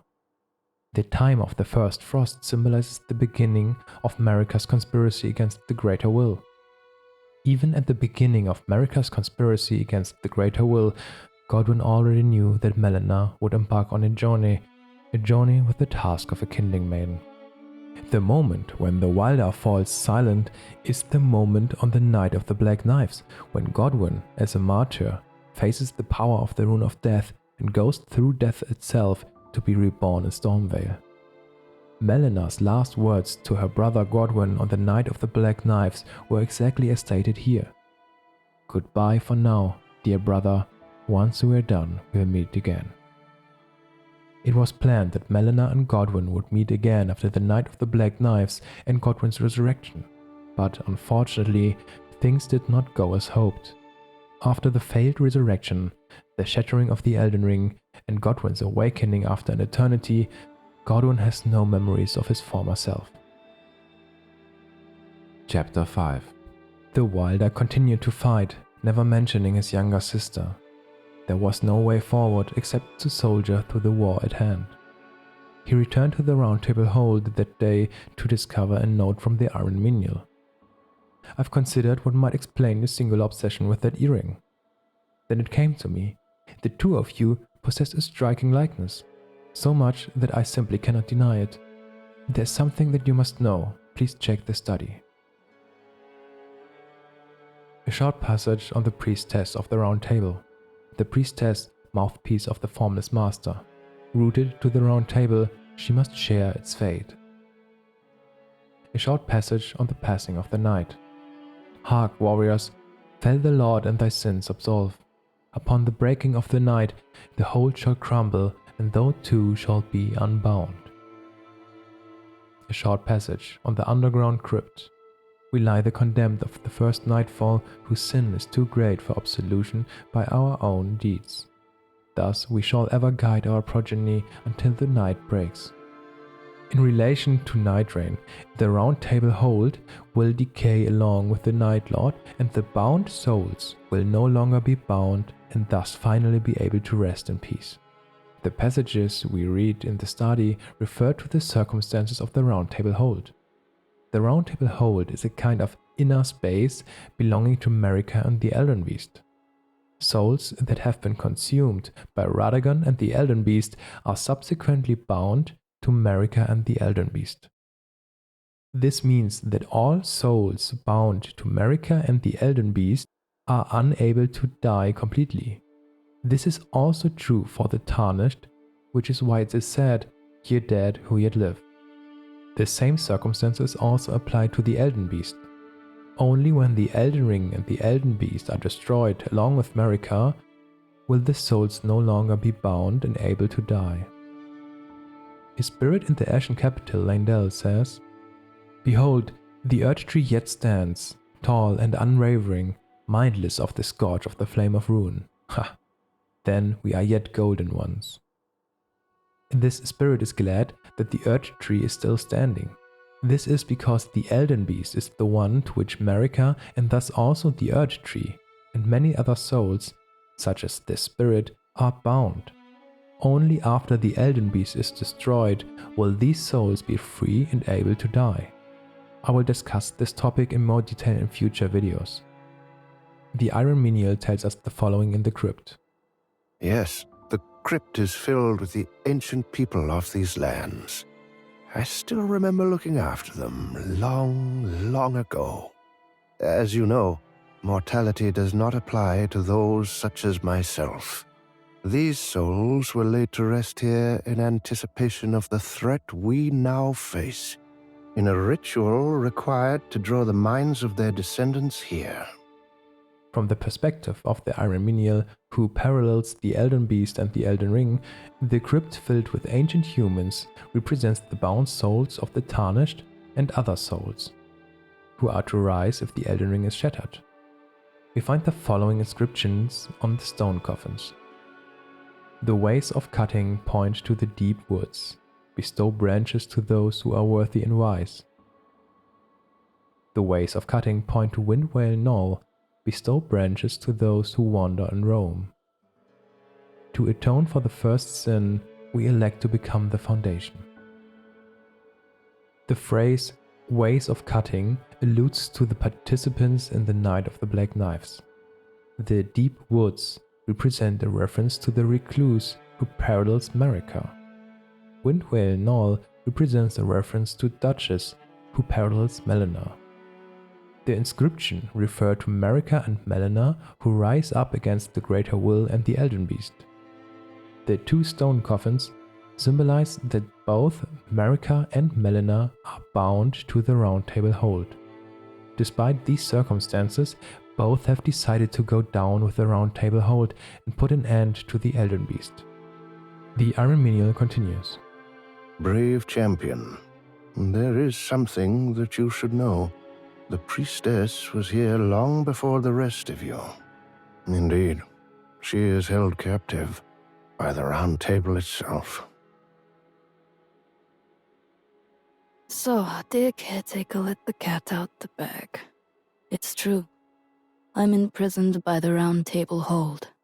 Far from an architect of this scheme, I am merely another condemned. You may find it amusing, but it is the truth. Once we're done, it will be goodbye.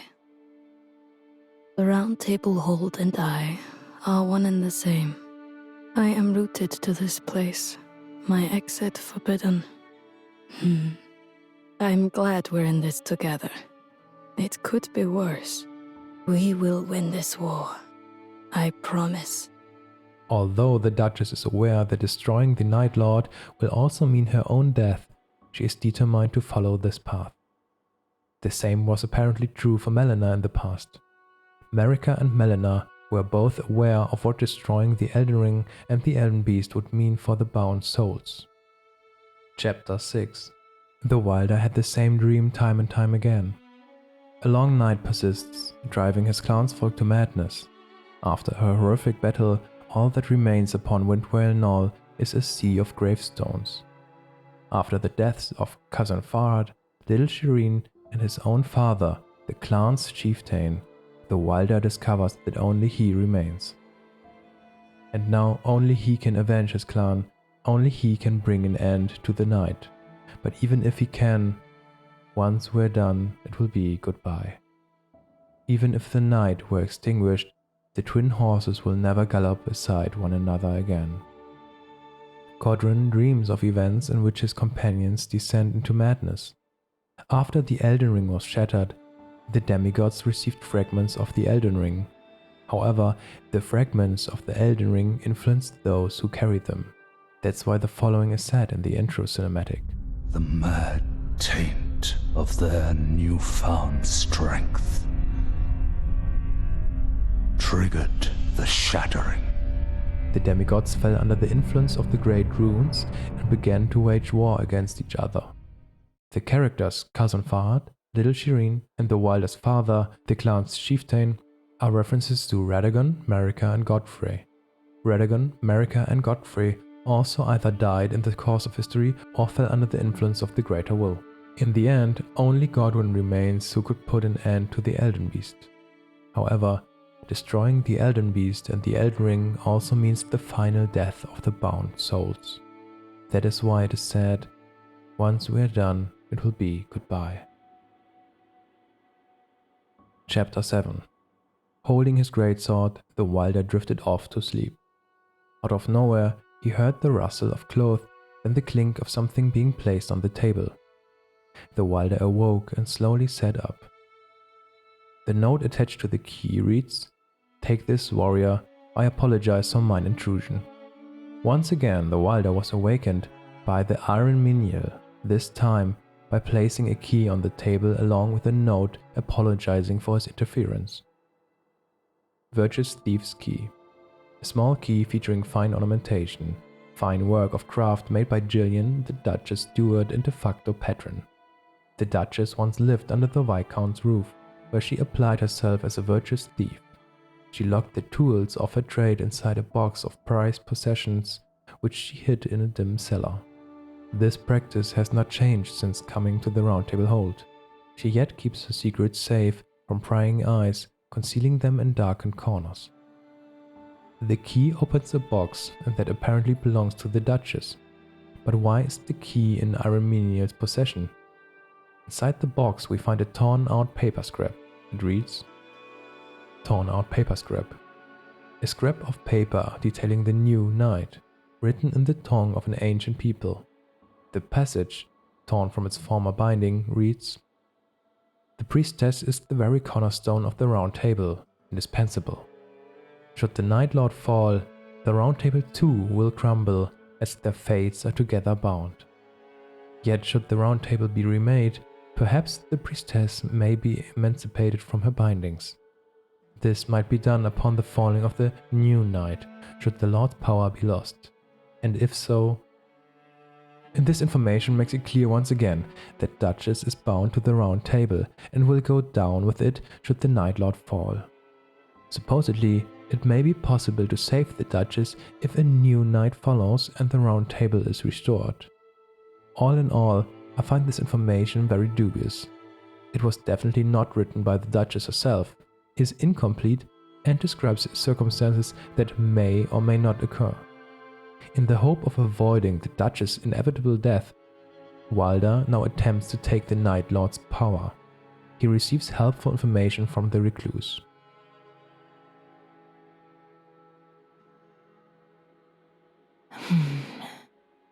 Does the idea of leaving the priestess behind trouble thee?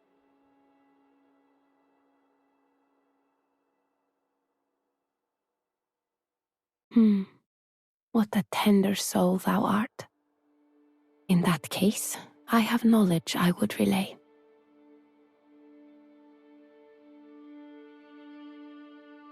Seek thee a tear of silver, but the road will be one of hardship.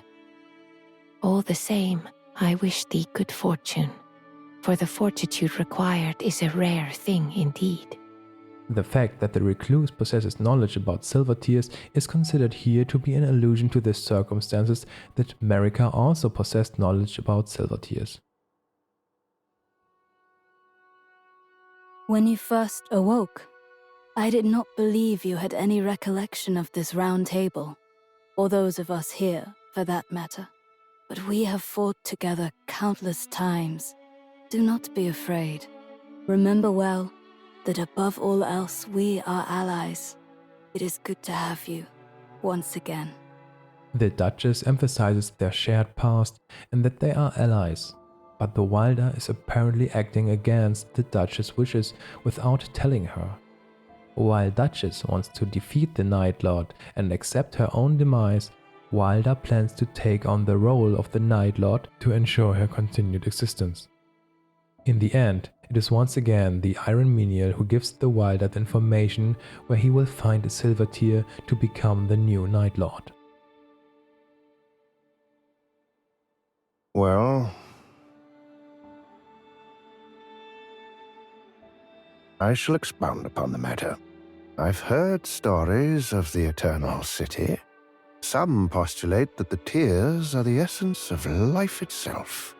If that is what you seek, then you might wish to pay a visit to Noclatio, the Shrouded City, a place that was once part of a greater whole.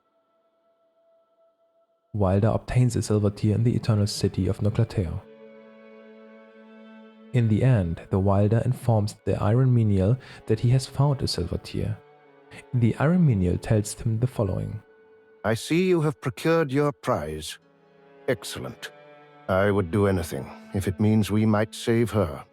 Blame me for putting you in this position if you will, but I leave her fate in your hands. The Iron Menial is pleased. He would do anything to prevent the Duchess and the Round Table from falling. He even takes the blame for putting the Wylder in this situation. He wants the Wylder to become the next Night Lord, thus placing the Duchess' fate in his hands. The Iron Menial is less trustworthy than one would expect. He acts against the will of the Duchess, who wants to sacrifice herself, and manipulates the Wylder into becoming the next Night Lord. In this way, the Iron Menial ensures the continued existence of the Round Table and the Duchess. The crucial information that drives the Wylder to become the next Night Lord ultimately came from the Iron Menial.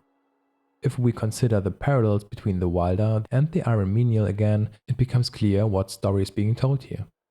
It is the Elden Beast, represented by the Iron Menial, who manipulates Godwyn into becoming the next Elden Lord.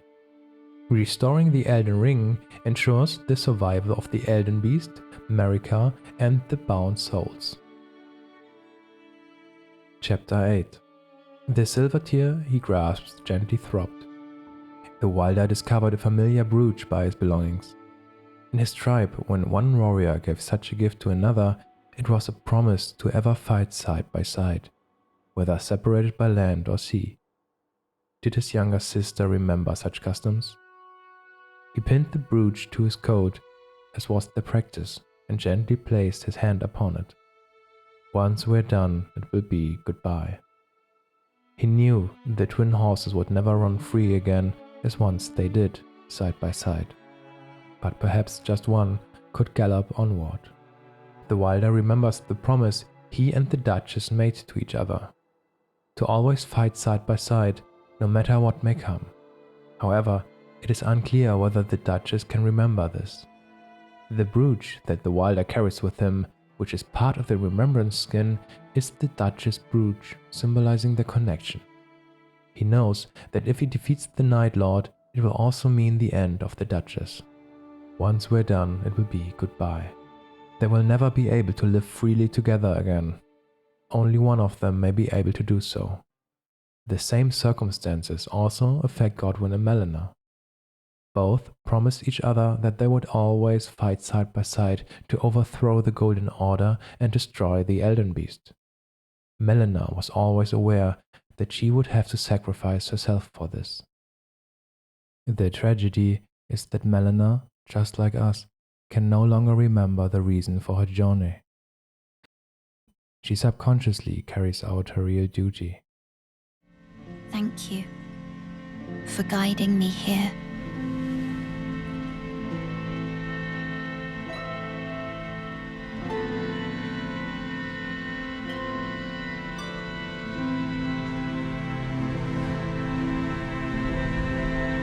The one who walks alongside Flame shall one day meet the road of destined death. Goodbye.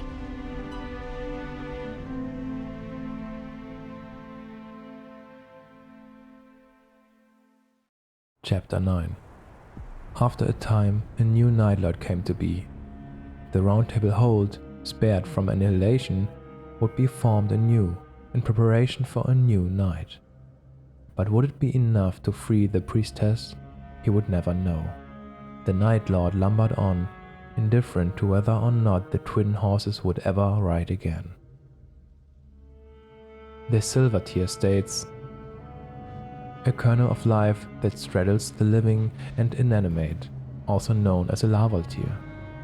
Once, in the lands between, it was said to have granted one a new form.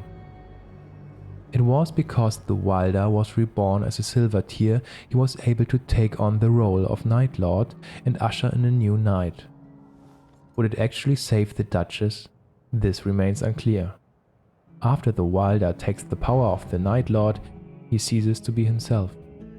The power of the Night Lord affects the Wylder and he loses his true self. In the end, he doesn't care whether he and the Duchess will ever stand side by side again. Similar circumstances apply to Godwyn. The fact that Godwyn was reborn as a Silver Tear is also the reason why he is able to become the new Elden Lord. This enables Godwyn to take on the role of Radagon. It is the Elden Beast and the Elden Ring that have been manipulating Godwyn since his awakening. If we ultimately decide to become Elden Lord, we are nothing more than the next vessel for the Elden Ring. We too will lose our own selves under the influence of the Elden Ring and be controlled primarily by the Elden Beast. It is Gideon who should have inspired such thoughts in us in the main game. Who's to say whether we'll remain who we are once the fight is finished? What do you think? As one who aspires to become Elden Lord. In NIGHTREIGN, it becomes clear that the ending in which Wylder takes on the role of Night Lord is not a good ending. This also corresponds to the actual circumstances in Elden Ring. Becoming Elden Lord simply means becoming the next vessel for the Elden Ring and the Elden Beast. The Dawn ending, the end of the night, is the actual good ending. But what is the symbolic meaning of it?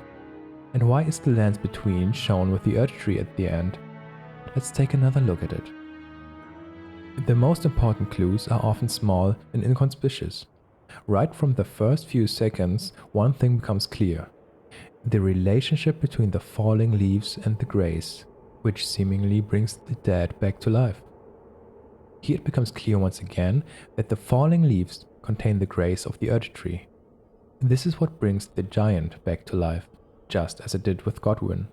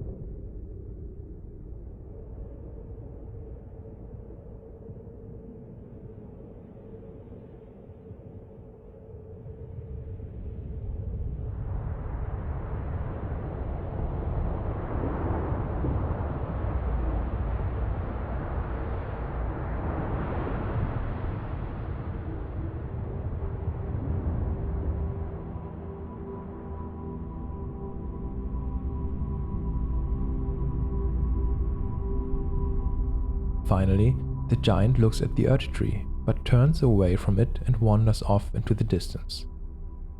The complete symbolic meaning of the Dawn ending cinematic is as follows. A giant is revived by the falling leaves and the grace they contain, and turns away from the Earth Tree. The Dawn ending is about the end of the night. In relation to the main game, it is about the actual good ending. It is about Godwyn, who is reawakened by the falling leaves and the grace they contain, and who resists the call of the Elden Ring. Turning away from the call of the Elden Ring to become the next Elden Lord is the actual good ending, in which the Elden Beast and the Elden Ring and Order no longer exist. The end of the Elden Ring, and thus the Age of the Stars, is the hoped-for future of Marika, Godwyn and the others.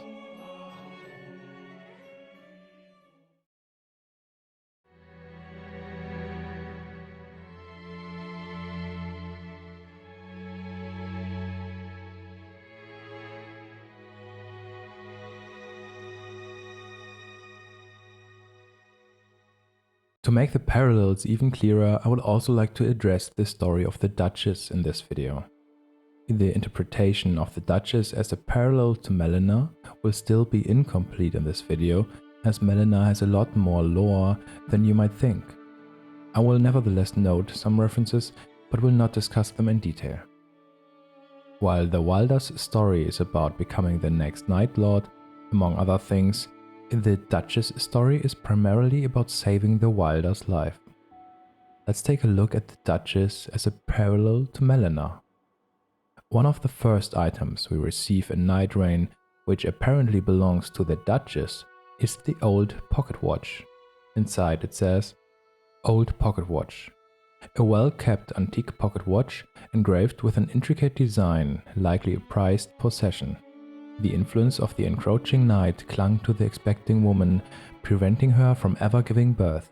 The only means to break it meant the sacrifice of her life. But the curse of night lived on, in both the orphan and in this keepsake, whose hands tell only twisted time. This dark power is both a badge of lost innocence and the very thing that allows its owner to fight back."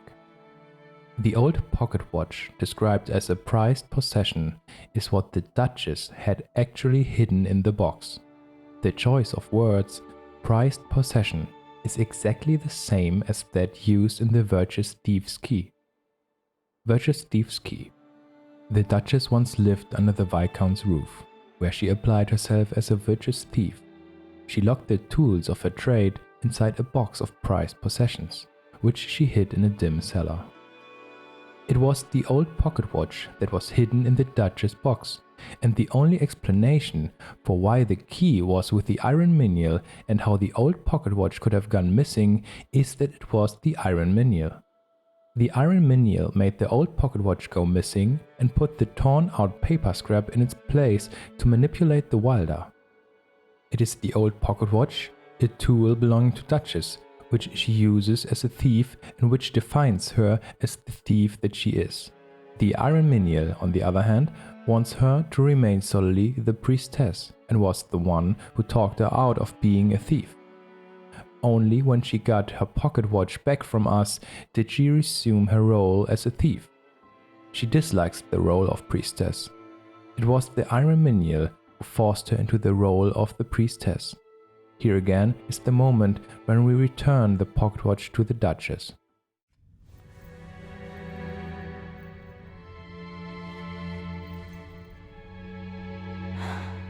I've had quite enough of all the ceremony.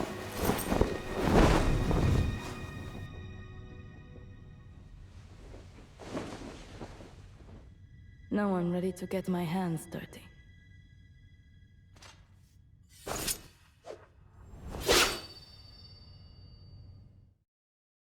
Let's now take a closer look at the description. The description tells of a woman who was supposed to give birth to someone but was prevented from doing so. In the end, she had no choice but to sacrifice her own life to give life to a certain someone. Do these circumstances sound familiar to you? It is about Marika, who was supposed to give Godwyn new life, but Radagon's Golden Order prevented her from doing so. In the end, Marika had no choice but to sacrifice her life and shatter the Elden Ring in the hope that Godwyn would eventually be resurrected. The dark power and the purple stone in the pocket watch are a reference to Melina's purple eye. The parallel now makes even more sense. Just as Duchess hides her old pocket watch with the purple gemstone containing dark power, Melina hides her purple eye, which is connected to destined death. So let's take a look at the story of the Duchess as a parallel to Melina. Chapter 1. A letter from the Iron Menial, written shortly after the Duchess was summoned to the Round Table Hold. We have awaited your arrival with great anticipation. As priestess, you shall guide the Round Table Hold to victory over the Night Lord. I was chosen to assist you in whatever way I can. The garden is graced with beautiful flowers, and the study filled with rare books, new and old, by all manner of authors and on every subject fathomable. If I may ask, what are your preferences for meals? I will serve whatever you wish. One last thing, perhaps you'd be amicable to a change of attire. You are a righteous thief no longer. Now you are the honorable priestess of the Hold. From the last lines, we can see that it was the Iron Menial who imposed the role of priestess on the Duchess. However, I would like to highlight one other line. The Iron Menial asks the Duchess about her preferred meals. This topic will become important later on. Chapter 2. A letter from the Iron Menial, written after the Wylder was summoned to the Round Table Hold. I trust that our newly welcomed champion has had a moment to gain his bearings. He appears to have sustained injuries in the outside world before he was drawn here.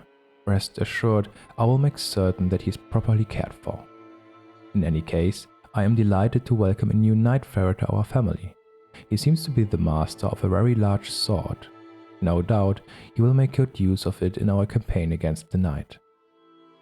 This chapter makes it clear that the Wylder has suffered serious injuries, but also possesses a large sword which symbolizes the Wylder's great strength.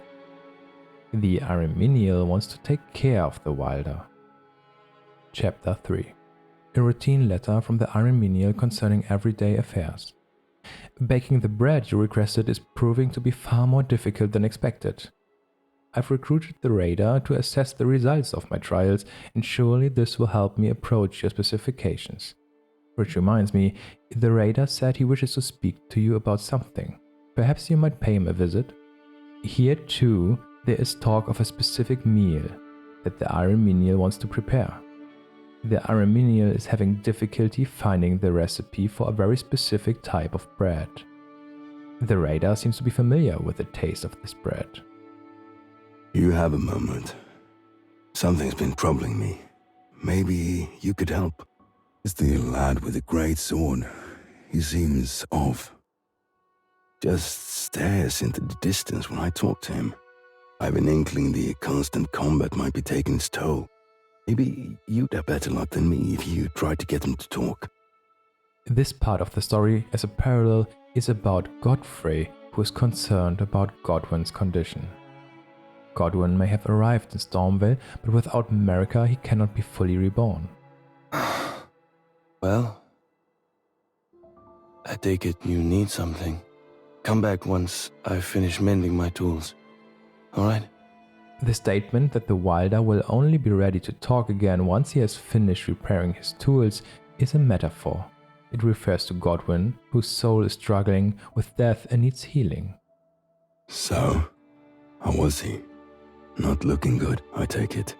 Times like these, finding something simple to focus on can help clear the mind. Maybe you could get him something to tune up his weaponry. Keeping a trusted tool in top condition always makes me feel better, for one. The Duchess procures golden dew for the Wylder to repair armaments. The golden dew states, liquid plant extract that is highly effective at repairing armaments. Harvested in indeterminate locations across the lands between, but only by those who are aware of its useful properties. This viscous oil can be extracted by squeezing the flower, seeds and all. Some call the liquid golden dew owing to its lustrous yellow hue. I can use that, but where did you learn it works for weapon care? Did I? Well, not that it matters. Here you go. A token of thanks. The use of repairing weapons is still the same metaphor at this point. It is about healing Godwyn's condition. The Duchess receives faded iron coins in exchange for the golden dew. These coins say, faded iron coins of a faraway land received from the Wylder. A nomadic tribe used these coins in trades with settled tribes to purchase supplies to support their isolated lifestyle. These coins, produced from the Wylder's pocket, are icily cold. The Duchess receives these coins after presenting the Wylder with the golden dew. These coins are described as ice cold. I am sure that these coins represent references to Godwyn's survival and the plan of Marika. For this reason, the coins are described as ice cold. The ice theme is also used here as a reference to Marika. One of the coins depicts the wings of 3 hawks and a crescent moon. Another depicts a kind of dragon. The third and most clearly depicted coin represents wind in a simplified way. This coin reappears at the end of the Duchess' remembrance and apparently symbolizes Torrent, who ultimately brings Melina and Godwyn together and thus plays an incredibly important role in Godwyn's survival. This part of the remembrance parallels the event in which Melina is giving Godwyn the flasks of crimson and cerulean tears. These are far more significant than one might initially think. The coins symbolize various things that ultimately contributed to Godwyn's survival. These are described as ice cold because Marika was the one behind the entire plan for Godwyn's resurrection. The Duchess then speaks again with the Radar, the Revenant and the Iron Minion. Managed to help our friend, did you? Thanks.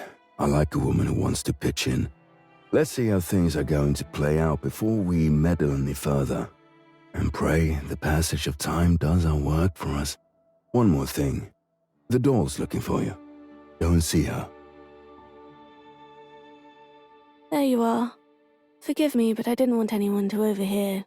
The Wylder won't remain among the living much longer. The vitality in him is all too little.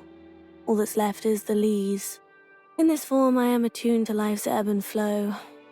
As the Round Table's custodian, you must decide on the proper course of action.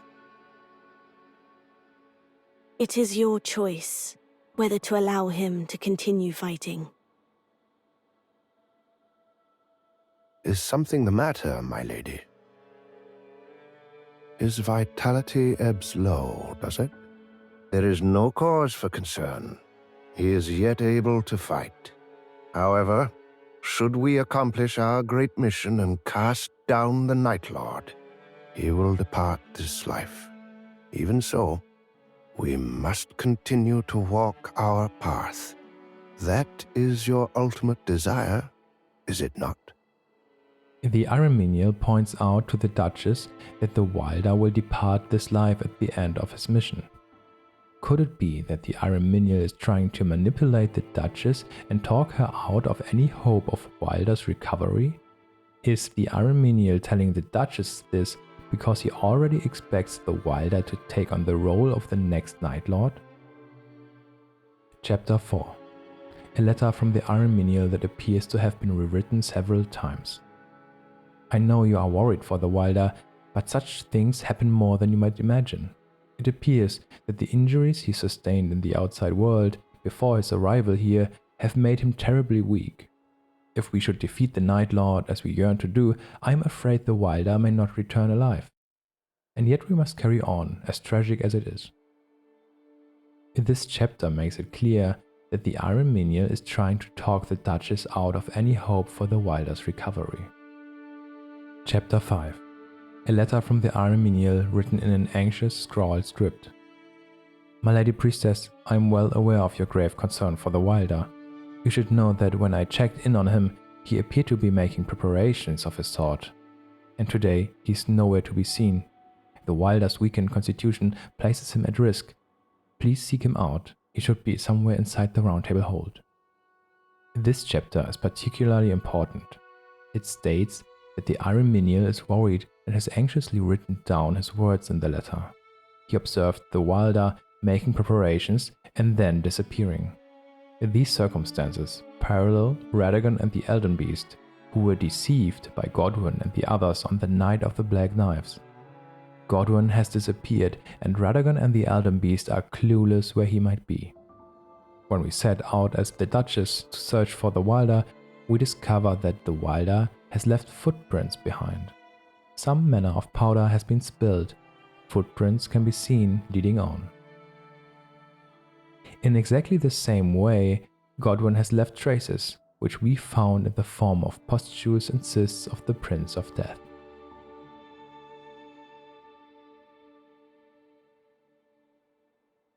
Furthermore, the Wylder seems to have cooked something. The work surface still feels faintly warm. A rich aroma drifts from somewhere. Finally, the Wylder is found hidden against the wall, and the Duchess tastes the bread baked to perfection.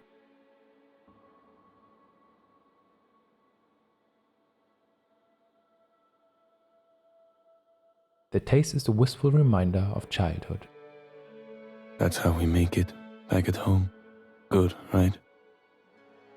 I'm glad you like it. Have as much as you want. I made more than I need. My mother taught me the recipe. It keeps well and won't leave you hungry. Just something I like to do. To remember and to clear my mind.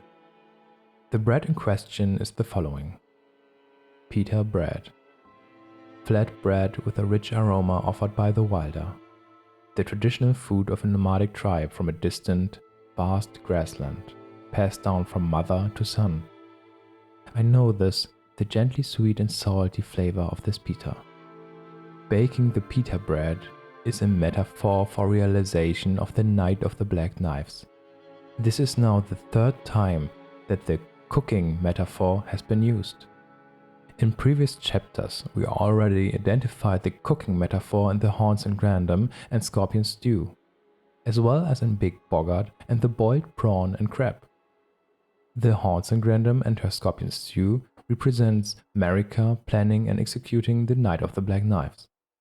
Big Boggart, together with the boiled prawn and crab, represents how Godwyn was also involved in the Night of the Black Knives and played the central role. The cooking metaphor in NIGHTREIGN is about Godwyn, who cooks the Night of the Black Knives and got the corresponding recipe from his mother.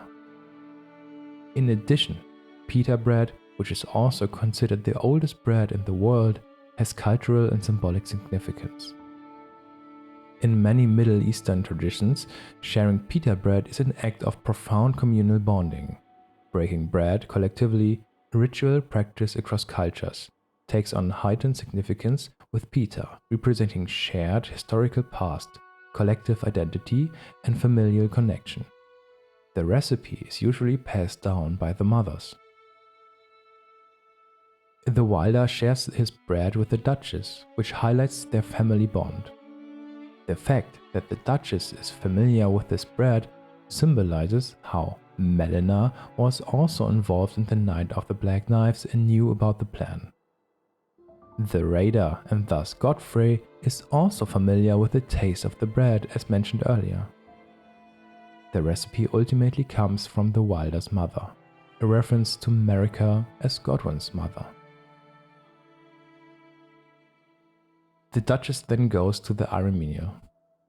Is something the matter, my lady? I see. The Wylder cooked up something that reminded you of your childhood. Now, I don't suppose... Well, unless... Who provided you with the food in question? Oh, then the two of you must be... I am in disbelief. It's nothing short of a miracle. Now, though this is by no means bad news, I must press upon you. We are here to bring an end to the Night Lord. Do not let this revelation tempt you from the path. In the end, even the Areminial learns that the Wylder is Duchess' brother. The Areminial, trying to figure out the recipe, represented how Radagon and the Elden Beast tried to uncover the real events of the Night of the Black Knives. Just like the Areminial discovers that the Wylder and the Duchess are sister and brother, the Elden Beast and Radagon too discover the true events of the Night of the Black Knives. Chapter 6. A letter from the Areminial, written with even greater care than usual. Those who fare against the night find that even their most cherished memories eventually dissipate. It is nothing less than a miracle that you've restored your memories of your brother. I understand how concerned you must be for what lies ahead, but there's one thing we must never forget. We were beckoned here for one reason, and one reason only, to bring an end to the Night Lord. Many among us are gravely concerned for you, my lady priestess, the Raider especially so. Perhaps you should lend him your ear. A hastily written scribble that reads, "Cowardice ill becomes you. I await you at the shore." The Revenant challenges the Duchess. They both fight. I yield. Do you see now? You are strong. And only the strong can wield true power. The weak have no such privilege. But with strength comes the burden of duty. Did it never occur to you that this is precisely why you are here? Take this, if you understand me. Now, not a word of this to anyone. The Duchess then received the crown medal from the Revenant. You really don't hold back, do you? I was only trying to give you a nudge, and you practically ground me into the dust. Well, now I know where I stand in your eyes. How about we take to the seas together? You remind me of VIII. I could see you reading the winds just as well. What say you?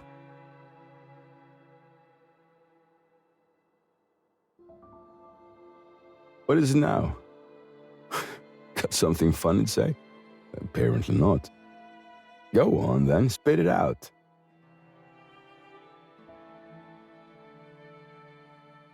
The two of you were brother and sister all along. Reminds me of an old tale, if you'll indulge me. I wasn't much of a pirate, but out at sea every man who toiled by my side was my brother. There was this younger kid who looked up to me. Must have figured me for an older brother. Till one day, we had a falling out. Things got so bad, the sailors snuck off on land without saying a word. I didn't think much of it. Thought it was a bid for a little attention. But I never once saw the kid again. When you let your passions get the best of you, things have an awful way of going south. Keep your cool, lest you do anything you come to regret. All right, a meager lesson it might have been, but perhaps you'll glean something from it. Worry not, that's all I've in mind to teach right now. Thanks for letting me bend your ear. At this point, the Raider compares the Duchess to VIII. In fact, VIII is also a parallel to Melina. The story of the Raider and VIII also reflects events from the forgotten history of Godfrey and Melina. Then the Duchess is visiting VIII's grave and receives VIII's words. VIII's words, the dying words of the apprentice VIII, addressed to a former mate. Captain, I've found a wind that carries me farther, faster. VIII's fascinations changed like the days of the week, to the chagrin of the single-minded crew, but not being one for regrets. The first mate was unperturbed by what others said. Going by the self-appointed title of Apprentice of a Great Pirate, VIII found that dreams could come true even if they might take a lifetime. No wonder she so cherished the wind. Here again it is about Melina, Torrent, and her wish to help Godwyn to survive. To perhaps make it clear to you that VIII also reflects part of Melina's story, I would now like to show you the corresponding reference in the main game. There's also a very special gravestone in the lands between. In the minor Erdtree church, we found the echo in which Marika talks about exploring the roots of the Golden Order. This was the moment when Marika discovered the terrible truth and began her rebellion against the Greater Will. Marika and Melina began to resist the Greater Will and forge a plan. And it is exactly here that we find a solitary gravestone. At this gravestone we find 3 smoldering butterflies. This grave is dedicated to none other than Melina. Here too, the number 3 is used to create an association with death. The smoldering butterfly symbolizes Melina as a kindling maiden. After the Duchess visits VIII's gravestone, she speaks to the Raider again. How about we take to the seas together? You remind me of VIII. I could see you reading the winds just as well. What say you? Are you sure of this? Damned fool. Why not just tell me? The kid went out like a warrior. Not the bad way, all things considered. Thank you. I might never have known, and didn't expect to. That settles it. Now I'm sure. Take this, would you?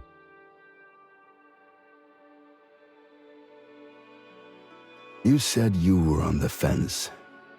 Well, my advice has changed. I say refuse the choice. Who says that when you choose one path, you forego the other? It's your journey.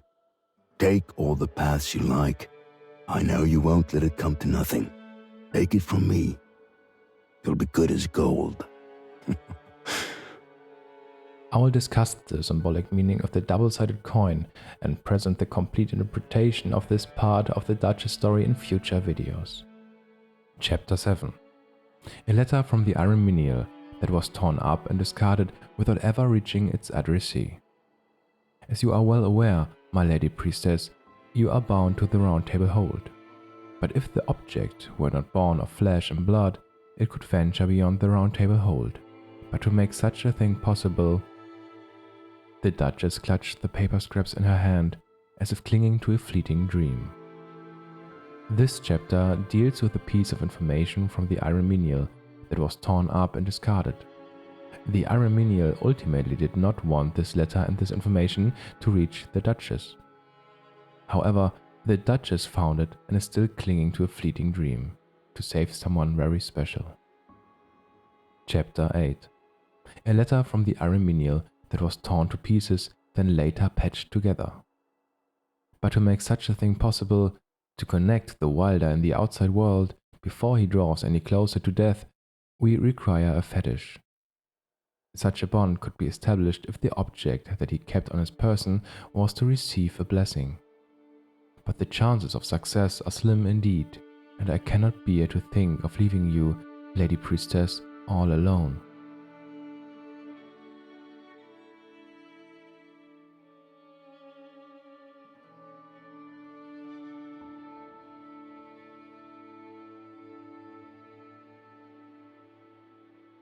Blessed iron coin. An iron coin imbued with a small blessing by the priestess, amidst a faint warmth. The girl made a wish to the mechanical doll, that a blessing would reach him, a blessing that could open the eyes of one who is already dead but refuses to accept it. We receive the blessed coin from the golden shadow in the Round Table. This golden shadow represents Marika. If we take a closer look at the coin, we can see that it is the coin with the symbol for wind. The golden shadow that gives Duchess the blessed coin with a symbol for wind represents Marika, who sends Melina together with Torrent on her way to Godwyn. This happened shortly before Marika shattered herself and the Elden Ring. On the one hand, Marika tasked Melina with finding Godwyn using Torrent. However, the blessing that Godwyn receives after the shattering of the Elden Ring unfortunately comes with the manipulation of the Elden Ring. This is why the language of light is also depicted. Ultimately, there was no other way to resurrect Godwyn. The Duchess finds a note from the Iron Menial. A note from the Iron Menial which reads, "I am gone to tidy up the crypt below. I hope you too are making the occasional visit, my Lady Priestess." The fact that the Iron Menial is cleaning the crypt symbolizes that the bound souls will soon begin their task. The tarnished will soon rise because the Elden Ring will be shattered. My Lady Priestess, finally you are here. When the Round Table's purpose is served, each sin is absolved and everyone is sent back. The Round Table itself will become unmoored from the outside world. I suspect nothing of this place will remain, unless the impossible should occur. My lady, I shall accompany you till the very end. What have we here? Are you asking that I go to the Wylder? I must refuse. If I did, you would be left truly alone, my Lady Priestess. It is much too cruel. Much too cruel. This part is about Melina wishing for the shattered grace to find its way to Godwyn. To do this, however, Marika must shatter herself and the Elden Ring. The fact that the Iron Menial initially resists shows that this is not in the Elden Beast's interest. But in the end, it should still happen. Marika gained the upper hand and shattered the Elden Ring.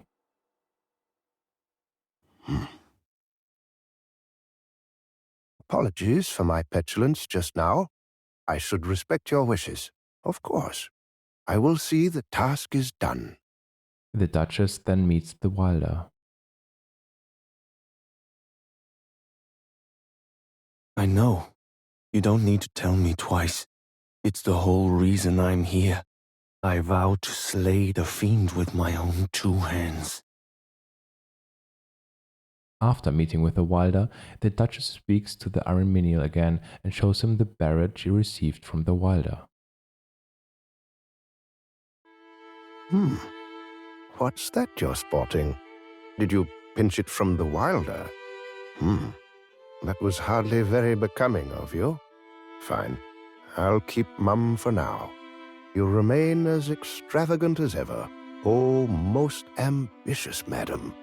I'll always remember that side of you. The fact that the Iron Menial dislikes Duchess' appearance together with the barret from the Wylder is further evidence that the Iron Menial has something against the connection between the Wylder and the Duchess. It is the connection between Melina and Godwyn that makes it possible to put an end to the Elden Beast. Chapter 9. A letter addressed to the Iron Menial. To a dear friend who has always been true, please follow the blessed bond and safeguard my brother's life. To this end, we must first lay the Night Lord to rest. We need not sacrifice one goal for the other. We can achieve both. My resolve no longer wavers, not while I am graced with this barret. The first line contains hidden irony, as the Iron Menial is actually the one who acts manipulatively and aptly represents a parallel to the Elden Beast. The blessing that the Wylder is supposed to receive is the scattered grace that Godwyn is supposed to receive and ultimately comes from the shattered Elden Ring. The shattering of the Elden Lord Radagon and the Elden Ring is ultimately also the event that will hopefully awaken Godwyn again. Melina's faith and bond with Godwyn is what gives her strength. If you look closely at the Duchess' barret, you can see that it is the Wylder's belt buckle. Both have given each other a piece of the clothing, symbolizing their faith in each other.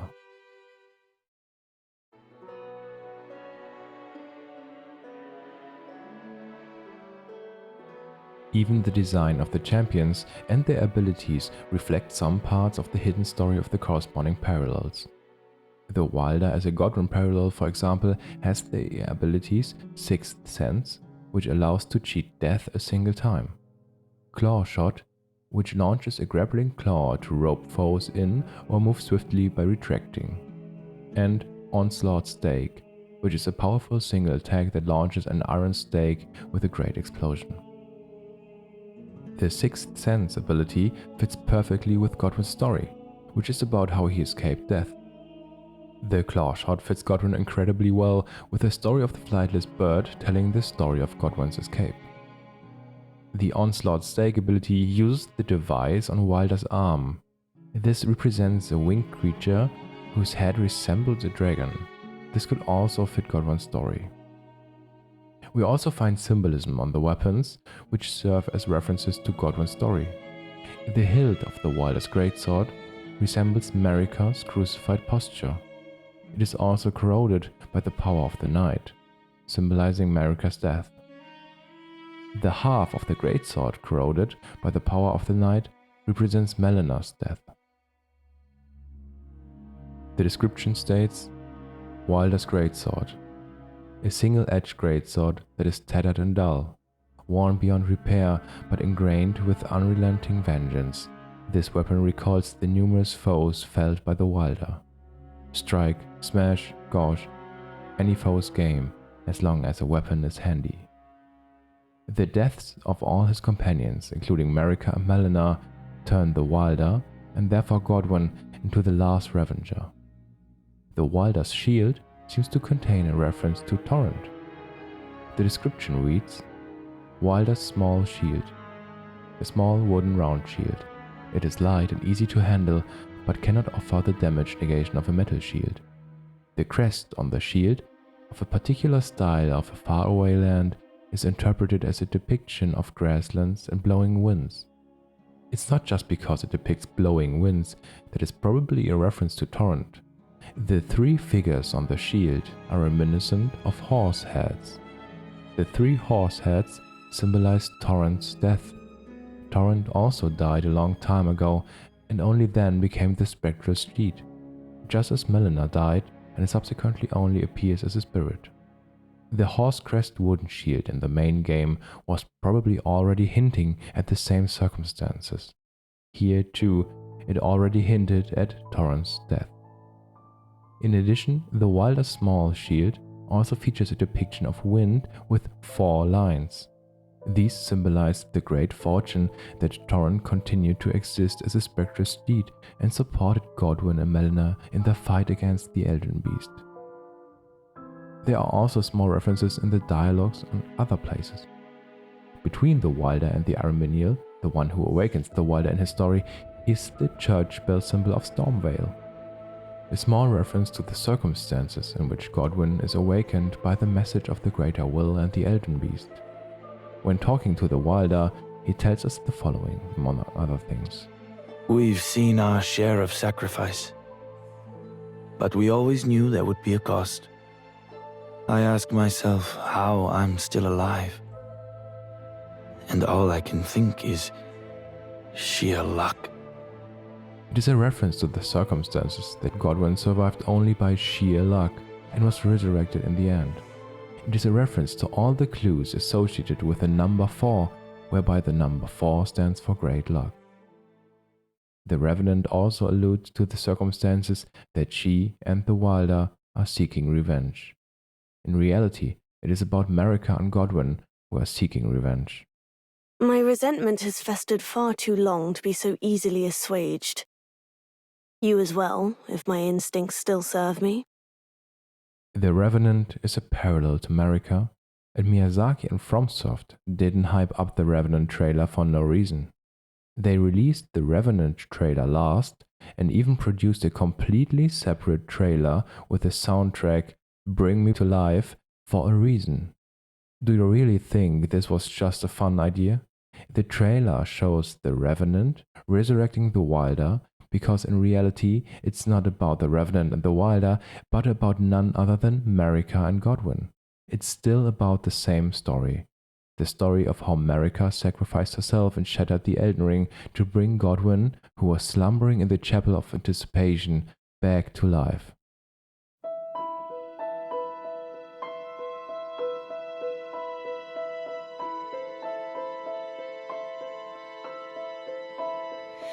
Oh